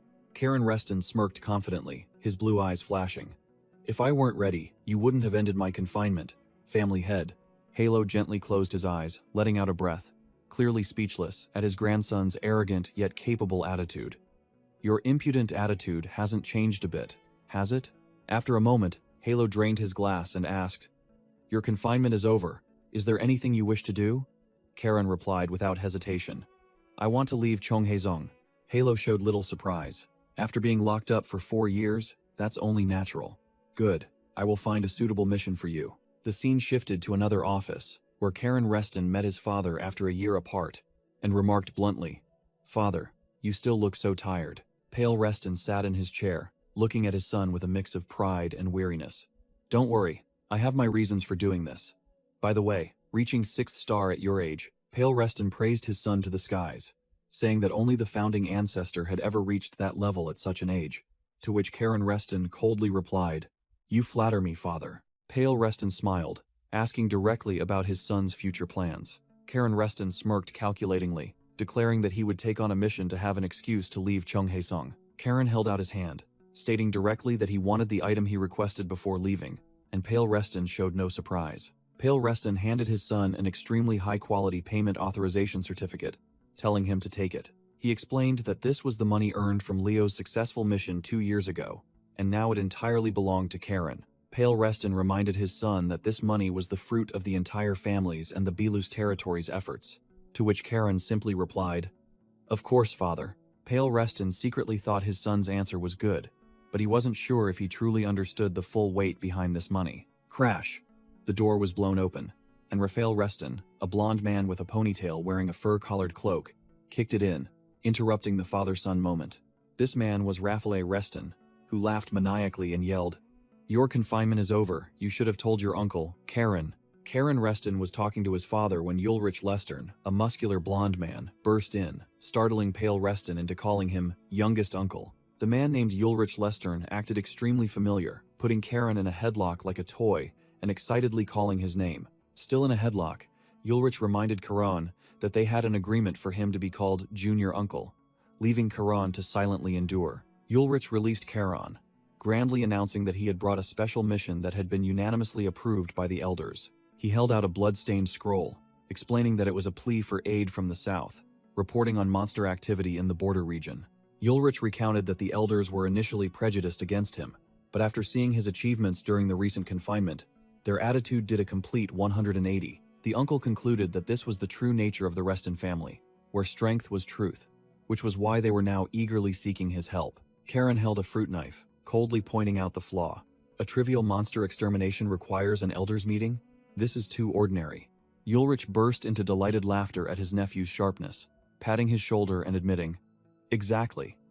If it were just a regular mission, it wouldn't be necessary." His smile vanished, and Ulrich Lestern's face turned serious, confirming that the monster extermination was just a pretext and getting to the main point. Ulrich Lestern threw out a name. "Have you ever heard of Karya Act?" Causing Karen Reston to freeze instantly. Ulrich Lestern smirked at his nephew's reaction, while Pale Reston immediately confirmed. "Yes, one of the Suicide Squad members who fought alongside Sir Kane." Pale Reston wondered, as according to historical records, the entire squad had perished at the Royal Palace 50 years ago, and Ulrich Lestern nodded, confirming that was the official information. Ulrich Lestern revealed a shocking secret. "But my brother, despite my fierce opposition, spared them. Thanks to that, the martial arts techniques and imperial swordsmanship were passed down to the royal guards." Karen Reston broke into a sweat, his mind racing. "Them?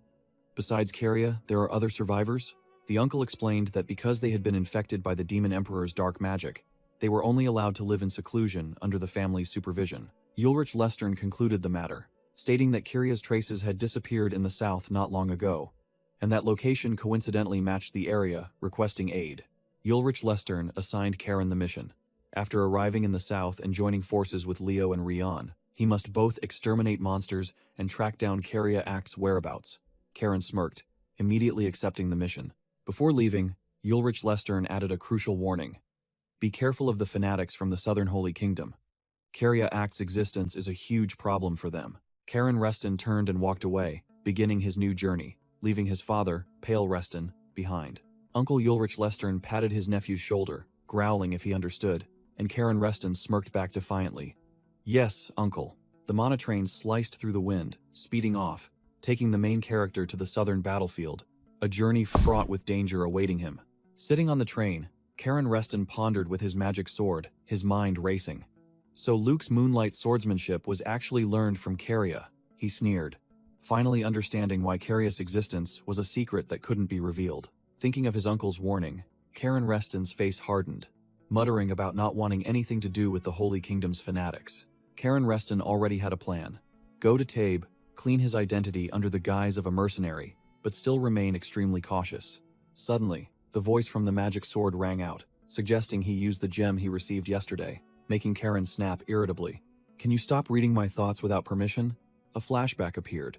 Head butler Heinrich, on behalf of the family head, had given Karen Reston an azure mana gem. The voice in the sword rang out again, scolding its foolish master and instructing, "Pump mana into the gem while imagining the armor you desire." Sitting in the train car, Karen Reston grumbled at the sword as it nagged about wearing armor. "Why suddenly wear armor? Just do as I say." Urged on, Karen Reston reluctantly agreed, his blue eyes glowing with mana. "All right, fine. Why the fuss?" As soon as he finished speaking, a dazzling blue light enveloped the entire train car corridor, signaling an epic transformation. A jet-black armor with sharp lines appeared, enveloping Karen Reston in a swirl of magic smoke, and the mysterious voice in his head echoed, "This is Rael's Cabana armor." Karen Reston stared in astonishment at the armor on his body. The sword continued to explain that this was a gift from Halo, an ancient technological masterpiece. Hearing that the armor could change its shape at will, Karen Reston smirked with delight. Truly, top-notch stuff was different. The train glided past magnificent scenery. Karen Reston teased the sword, but it only replied arrogantly, "Of course not. I am special because I am me," making him sigh in exasperation. As dusk fell, The train entered a vast city, its impressive towers reaching high into the sky. But contrary to its glamorous exterior, the city's alleys were teeming with starving beggars, pleading in desperation. A filthy beggar grabbed Karen Reston's hand, making him frown in disgust and secretly curse the incompetent lord of this place. Karen Reston muttered, clearly annoyed. Why hasn't this guy gotten rid of these refugees yet? A hooded man suddenly appeared, calling out his name. Lord Karen. He pulled down his hood, revealing Julio, the scar-faced intelligence operative, who seemed honored that Karen still remembered him. Julio led Karen to a magnificent tower with unique gear-like architecture, which was City Hall. Along the way, Julio explained that since the southern kingdoms had closed their borders, disguising themselves as mercenaries was the most logical choice, and Karen agreed, as there was always demand for that profession. Karen wondered why they were at City Hall instead of the Calico Guild's hideout as planned. Julio revealed shocking news. Mayor Green and Poina were having a business meeting, making Karen frown in suspicion. Inside a luxurious room, the mayor, Poina, and Sixth Prince Revelio were discussing over a planning map. Poina pointed at the map, confirming that the rumor of the mayor collaborating with an underworld boss was true. Karen smirked meaningfully, whispering to Julio if this was a shady deal. The mayor warmly greeted Karen Reston, while Poina calmly filed her nails, and the old man stammered, explaining that this deal was completely legal. The mayor explained the reason. War caused refugees to flood in, so jobs and housing needed to be created to solve the problem. Poina also spoke up, nonchalantly saying that it was the same for Calico. They had to take care of their own people, even refugees. Karen Reston smirked, his domineering attitude declaring that he didn't care if this business deal was legal or not. He stated his purpose directly. The only thing he was interested in was information about the southern kingdoms. Poina seemed to understand, deducing that this was why Karen Reston needed a mercenary identity, and asked directly why he wanted to cross the southern border.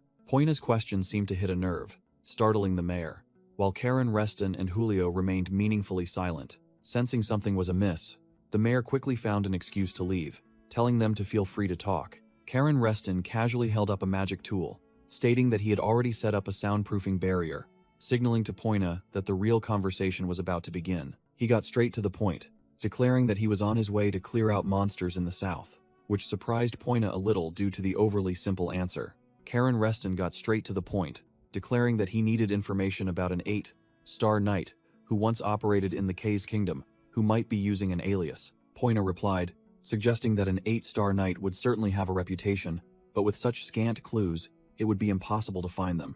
Karen Reston said nonchalantly, "That's why I came to you, Poina. It's very likely he's hiding in the Great Southern Forest, isn't it?" Poina smirked, her mind working incredibly fast. "So you need the help of the elf tribe? The Great Southern Forest is our territory, so of course, we know it best." Poina crossed her arms, setting a condition. "All right, but convincing them won't be easy. My tribe hates humans. You'll have to earn their trust yourself first." Karen Reston mumbled the two words trust, his eyes revealing that he was calculating a new plan in his head. Scene change. A horse galloped down a dirt road under the fiery sunset. A lone knight was advancing towards the towering fortress of Lebanon, a fortified city in the south. Karen Reston cursed under his breath as he rode. "Damn it, Poina. You really have a knack for making others work for free." Unaware that a monster was lurking in the shadows. Meanwhile, Poina explained the mission to Karen Reston, who was heavily disguised. "I've cleared out human trafficking in TB and its surrounding areas," implying that this was the test he had to pass. Poina revealed a bitter truth. The South was beyond her control, and slave hunters were gathering in the city of Lebanon. She further explained that thanks to the chaos of war, traffickers easily took root there, and according to the latest information, they were openly trading elves right in Lebanon's slave market, making Karen Reston ponder deeply. Julio stammered in disbelief as Poina bluntly made the deal. "That's right, go save them." Karen Reston snapped, thinking this mission was too much for him alone, but Poina only smirked, provoking him. "Is this mission too difficult for the young wolf of the Sea Wave Knights?" Poina continued to tease, saying she thought Karen had become a true wolf, ready to sweep everything away, leaving him speechless. Regaining his composure, Karen Reston fiercely turned the tables, setting a condition. "If you make me a spatial bag, I'll consider it." Before Poina could recover from the shock, Karen delivered another blow. Otherwise, World Tree Dew would also be acceptable. Left speechless by his shameless bargaining, Poina finally conceded. "You truly have no conscience. All right, one spatial bag." Karen Reston smirked triumphantly, sealing the deal perfectly amidst Julio's admiration. Julio walked beside Karen Reston, secretly regretting. I should have asked for World Tree due too. Just as they reached the city gate, a skull helmet guard blocked their path, growling orders. Stop, show your papers. Karan Reston coldly presented a mercenary badge, without uttering another word. Another guard asked where they were going, and Karan Reston replied bluntly, to the K's kingdom. The guard just shook his head in exasperation upon hearing this, dismissing Karan as a fool heading to his death, then let them pass. The skull helmet guard even tried to threaten them. Don't cause trouble if you don't want to see me again. But Karan Reston merely grunted in acknowledgement. Once inside, Julio had to admit that the military presence here was no joke, truly befitting a border region. The scene revealed a completely militarized zone, where order was maintained by iron discipline and force. Karan Reston and Julio proceeded directly into the city, concluding that something big was definitely happening here. They hadn't been in the city long when the first sight that met their eyes was a group of thugs ambushing a citizen right in the middle of the street. Ignoring the petty thugs, Karan Reston and Julio entered a typical mercenary tavern, noisy and reeking of beer and spirits. Karan Reston, heavily disguised, silently entered. His target was an eye-patch thug, sitting alone at the bar. Without a superfluous word, Karan Reston placed his hand on the bar right next to the eye-patch thug and asked directly, "Mind if I sit here?" The eye-patch thug sneered, mocking Karan Reston's taste when there were plenty of empty seats in the tavern, and called him cobbler to assert dominance. Karan Reston leaned his hands on the table, growling with intense pressure, "I only like beautiful things," immediately silencing the eye-patch thug. Realizing his extraordinary aura, the eye-patch thug immediately changed his attitude, guessing Karan Reston was a disguised noble, and asked directly about his purpose. Karan Reston didn't beat around the bush, getting straight to the point. "I hear you deal in elves," a statement that made even the drunkards around them turn their heads. The eye-patch thug broke into a sweat, quickly waving his hand to explain that elves weren't easy to come by, his tone full of caution. Karan Reston subtly smirked under his hood, his sharp eyes asking back, "Really? Hard to come by? Is this enough?" With that, Karan Reston held up a gleaming golden card, the real deal, making the eye-patch thug's eyes widen in complete shock. Seeing the gleaming golden card, the eye-patch thug broke into a sweat, stammering that he might be able to procure some, but still hesitated. Karan Reston smirked, challenging the eye-patch thug. "Want to check if the card is real or fake? Go right ahead." But immediately after, Karan Reston's brilliant blue mana flared, his eyes blazing with fire as he warned, "For wasting my time, you will definitely pay the price." Scared pale by the overwhelming aura, the eye-patch thug dared not utter a word, his hands trembling as he held a strange inspection device. Under Karan Reston's pressure, the eye-patch thug fearfully stepped back, trembling as he opened a secret door in the tavern. The moment the door opened, the eye-patch thug was kicked out with immense force, crying out in pain. Karan Reston, who had removed his hood, coldly looked down at the eye-patch. Thug sprawled on the ground and mockingly asked, "Are you all right?" Karan Reston's blue eyes glowed menacingly, and he growled, "Are you still going to waste my precious time?" A scene appeared in the eye-patch thug's mind, where he and his subordinates confirmed the card was genuine, telling himself to grit his teeth and endure this humiliation to finish the deal. Karan Reston ordered the frightened eye-patch thug, "Hurry up, unless you want another beating," leaving him no choice but to silently obey. The eye-patch thug, now as obedient as a dog, hastily pulled a lever, his mouth trembling as he flattered, "Of course, sir."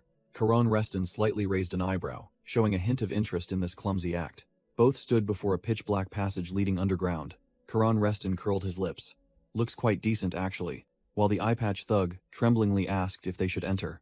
The eye-patch thug led the way through a chaotic village at night, guarded by grotesque skull helmet guards. A spear guard blocked their path, warning Karan Reston to be careful because the floor was dirty, while the eye-patch thug cowered beside him. The guard continued to babble that this compound was different from other places, but Karan Reston only observed in silence, not bothering to pay attention. The eye-patch thug led Karan Reston to a burly man, seemingly the compound boss here, and began to boast about how strictly they managed their goods. The compound boss asked about the eye-patch thug's health, calling him Dale, and Dale immediately flattered that thanks to the boss doctor, he had fully recovered. While the compound boss and Dale played out a scene of affectionate concern, Karan Reston only observed coldly, his sharp eyes assessing the situation. After the greetings, Dale resumed his role as guide, hastily urging Karan Reston to proceed further inside. Karan Reston mocked the eye-patch thug directly. "First time I've seen a slave trader with such compassion. Do you manage all your slaves like this?" The eye-patch thug hastily explained, claiming they treated slaves as goods to satisfy their esteemed customers. The bald man introduced himself as cobbler. owner of Cobbler's Human Resources Company, making Karen Reston curse inwardly, calling it a human resources company when it's clearly human trafficking.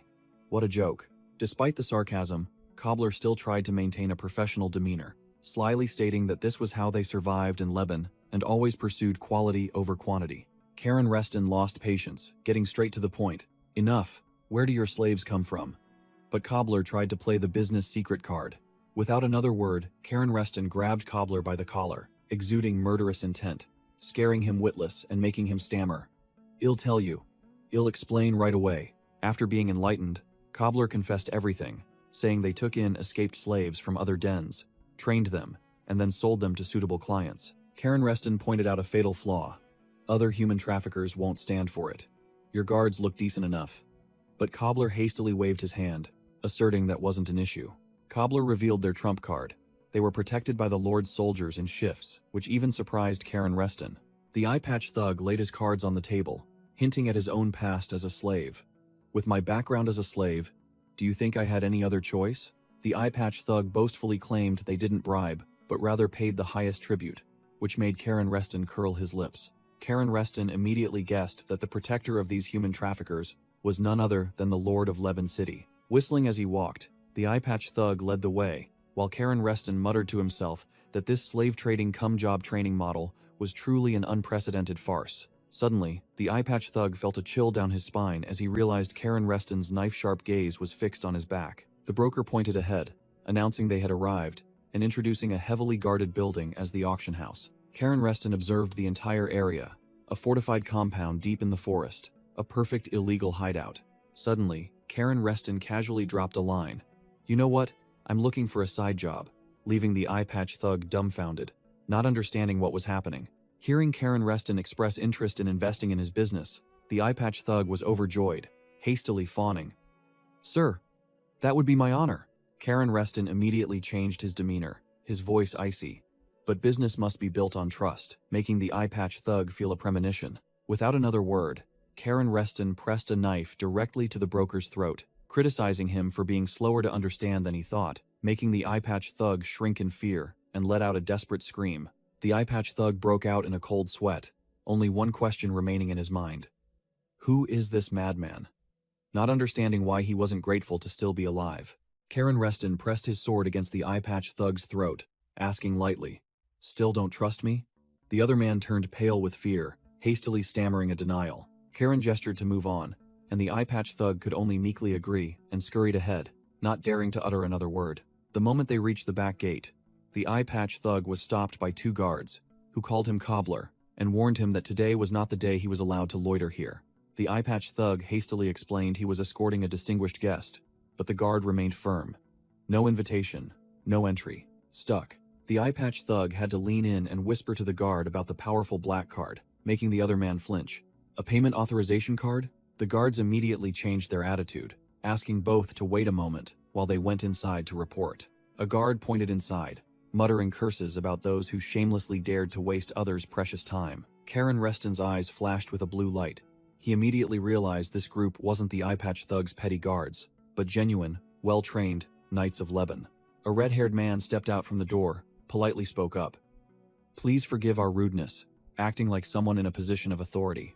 The man in the golden mask introduced himself as Noor, the one in charge here, and held out his hand, demanding to inspect the black card. Karen Reston coldly handed the card to Noor, displaying a condescending cooperative attitude. However, just as Noor's group, including the eye-patch thug, were scrutinizing the card, Karen Reston snatched it back. "But you will pay the price for wasting my time," Karen Reston growled, murderous intent and blue mana erupting, scaring the eye-patch thug out of his wits. Inside, a colossal and luxurious auction hall appeared, packed with nobles awaiting the start of the show. The masked noble guests leisurely enjoyed wine while surrounded by servants. One man even placed his hand on the shoulder of the masked woman beside him, both smiling morbidly. Sitting at a table, Karen Reston uttered a contemptuous remark. What a cheap circus, while the eye-patch thug, now reduced to a mere errand boy, only stood by his side. Karen Reston's blue eyes gleamed sharply. He was calculating his next move in this den of devils. The scene abruptly shifted to a bloody graveyard under a crimson sky, where a chained, red-haired boy stood amidst countless corpses. Amidst the bloody scene, a trembling voice echoed, begging for mercy in vain. The red-haired boy coldly looked down at the dying loser. Another boy also forced into the death arena, desperately clinging to life. I don't want to die. The red-haired boy curled his lips, his crimson eyes gleaming with cruelty, as he mockingly retorted, "Oh, you're asking me what to do?" The loser looked up at the balcony, where a group of morbid nobles were watching the spectacle, while other slaves knelt, forced to witness. The fat noble sneered disgustingly, ordering the red-haired boy, "You know what to do, just do it." All the trashy nobles sat on sofas, cackling as they witnessed one child about to execute another. The red-haired boy raised his sword high. A maniacal laugh echoed as he prepared to finish off the defeated opponent, who was weeping miserably at his feet.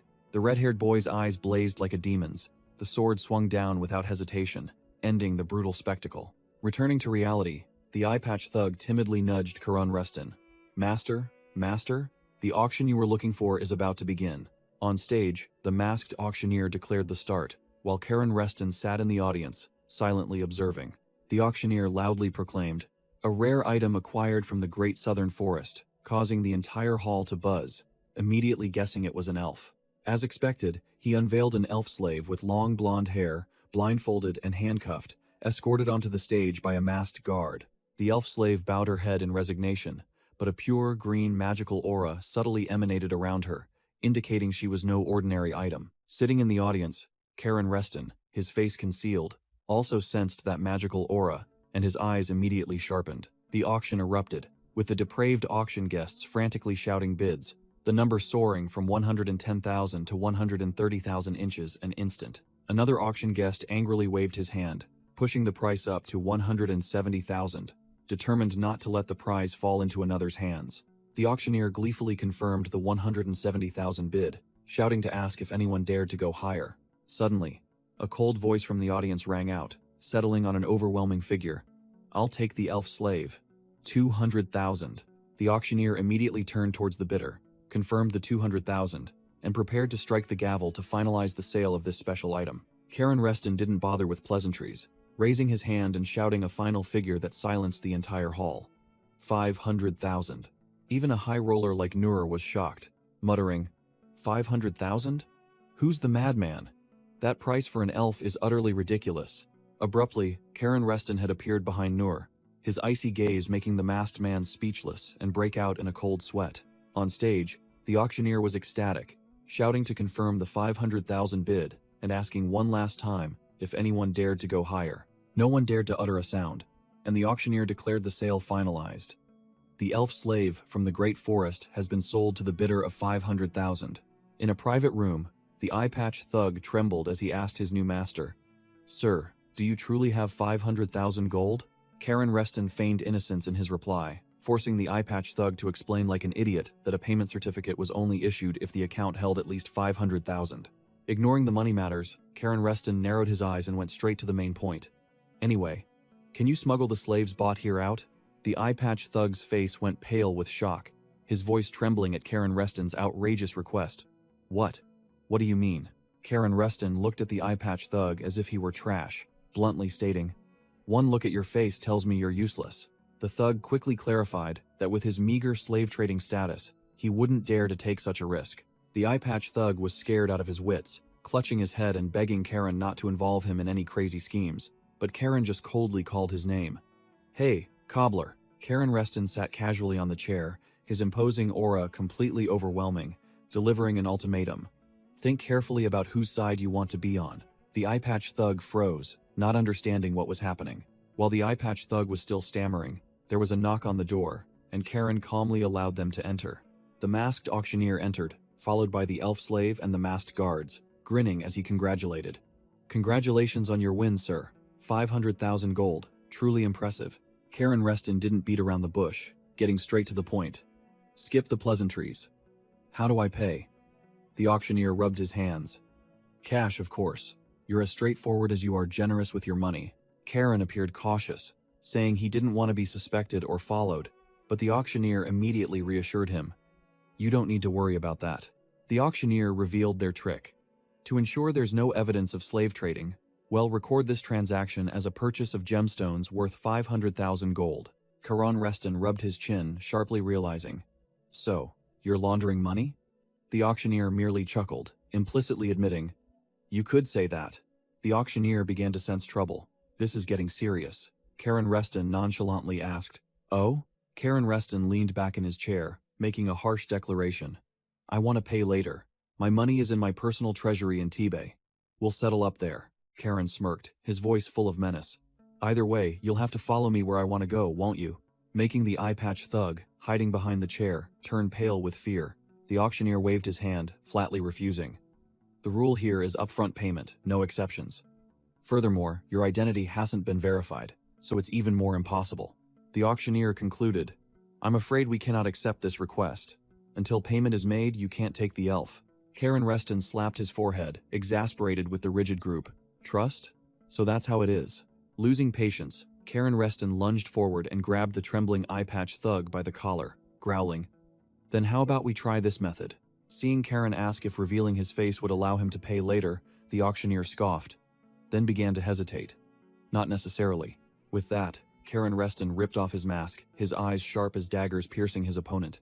"Now that I've shown my face, you'd better not make any more ridiculous excuses." The auctioneer still tried to act tough. "I'm in charge here, even if you show your face, it's still." But Karen leaned back in his chair, coolly stating, "If you're not qualified to decide, then call your boss out here." Before he could finish, Karan snapped, his blue eyes glowing with killing intent. "Shut up and go, report to your master. Tell them Karan Reston wants to meet." Hearing the name Reston, the auctioneer froze, sweat pouring down his face, his voice trembling as he obeyed. "Yes, understood." Karen turned and ordered the eye-patch thug, "Cobbler, untie the elf," making the thug jump in surprise. Glared at by Karen, the eye-patch thug trembled like a leaf, quickly complying, his voice faltering. "I'll do it right away." The black blindfold and ropes were successively removed from the elf slave. After being freed, the elf slave gently rubbed her wrists, her eyes still showing a hint of fatigue but having regained her composure. Karen tossed her a recovery potion, coldly saying, "Here, drink this. It will heal your wounds." The elf slave recognized it as a high-grade potion. She looked up at Karen and thanked him formally. Karen Reston smirked at the elf slave, showing interest. "An elf who speaks the common tongue? I thought you'd be causing a ruckus after being released." Contrary to his expectation, the elf slave replied with extreme calm. "Because I sense my mother's presence from you, and also the faint aura of my kin." Karen Reston immediately understood, Poina's image appearing in his mind. "Ah, is it because of the mist of the world tree?" He got straight to the point, asking Neria, "How were you captured?"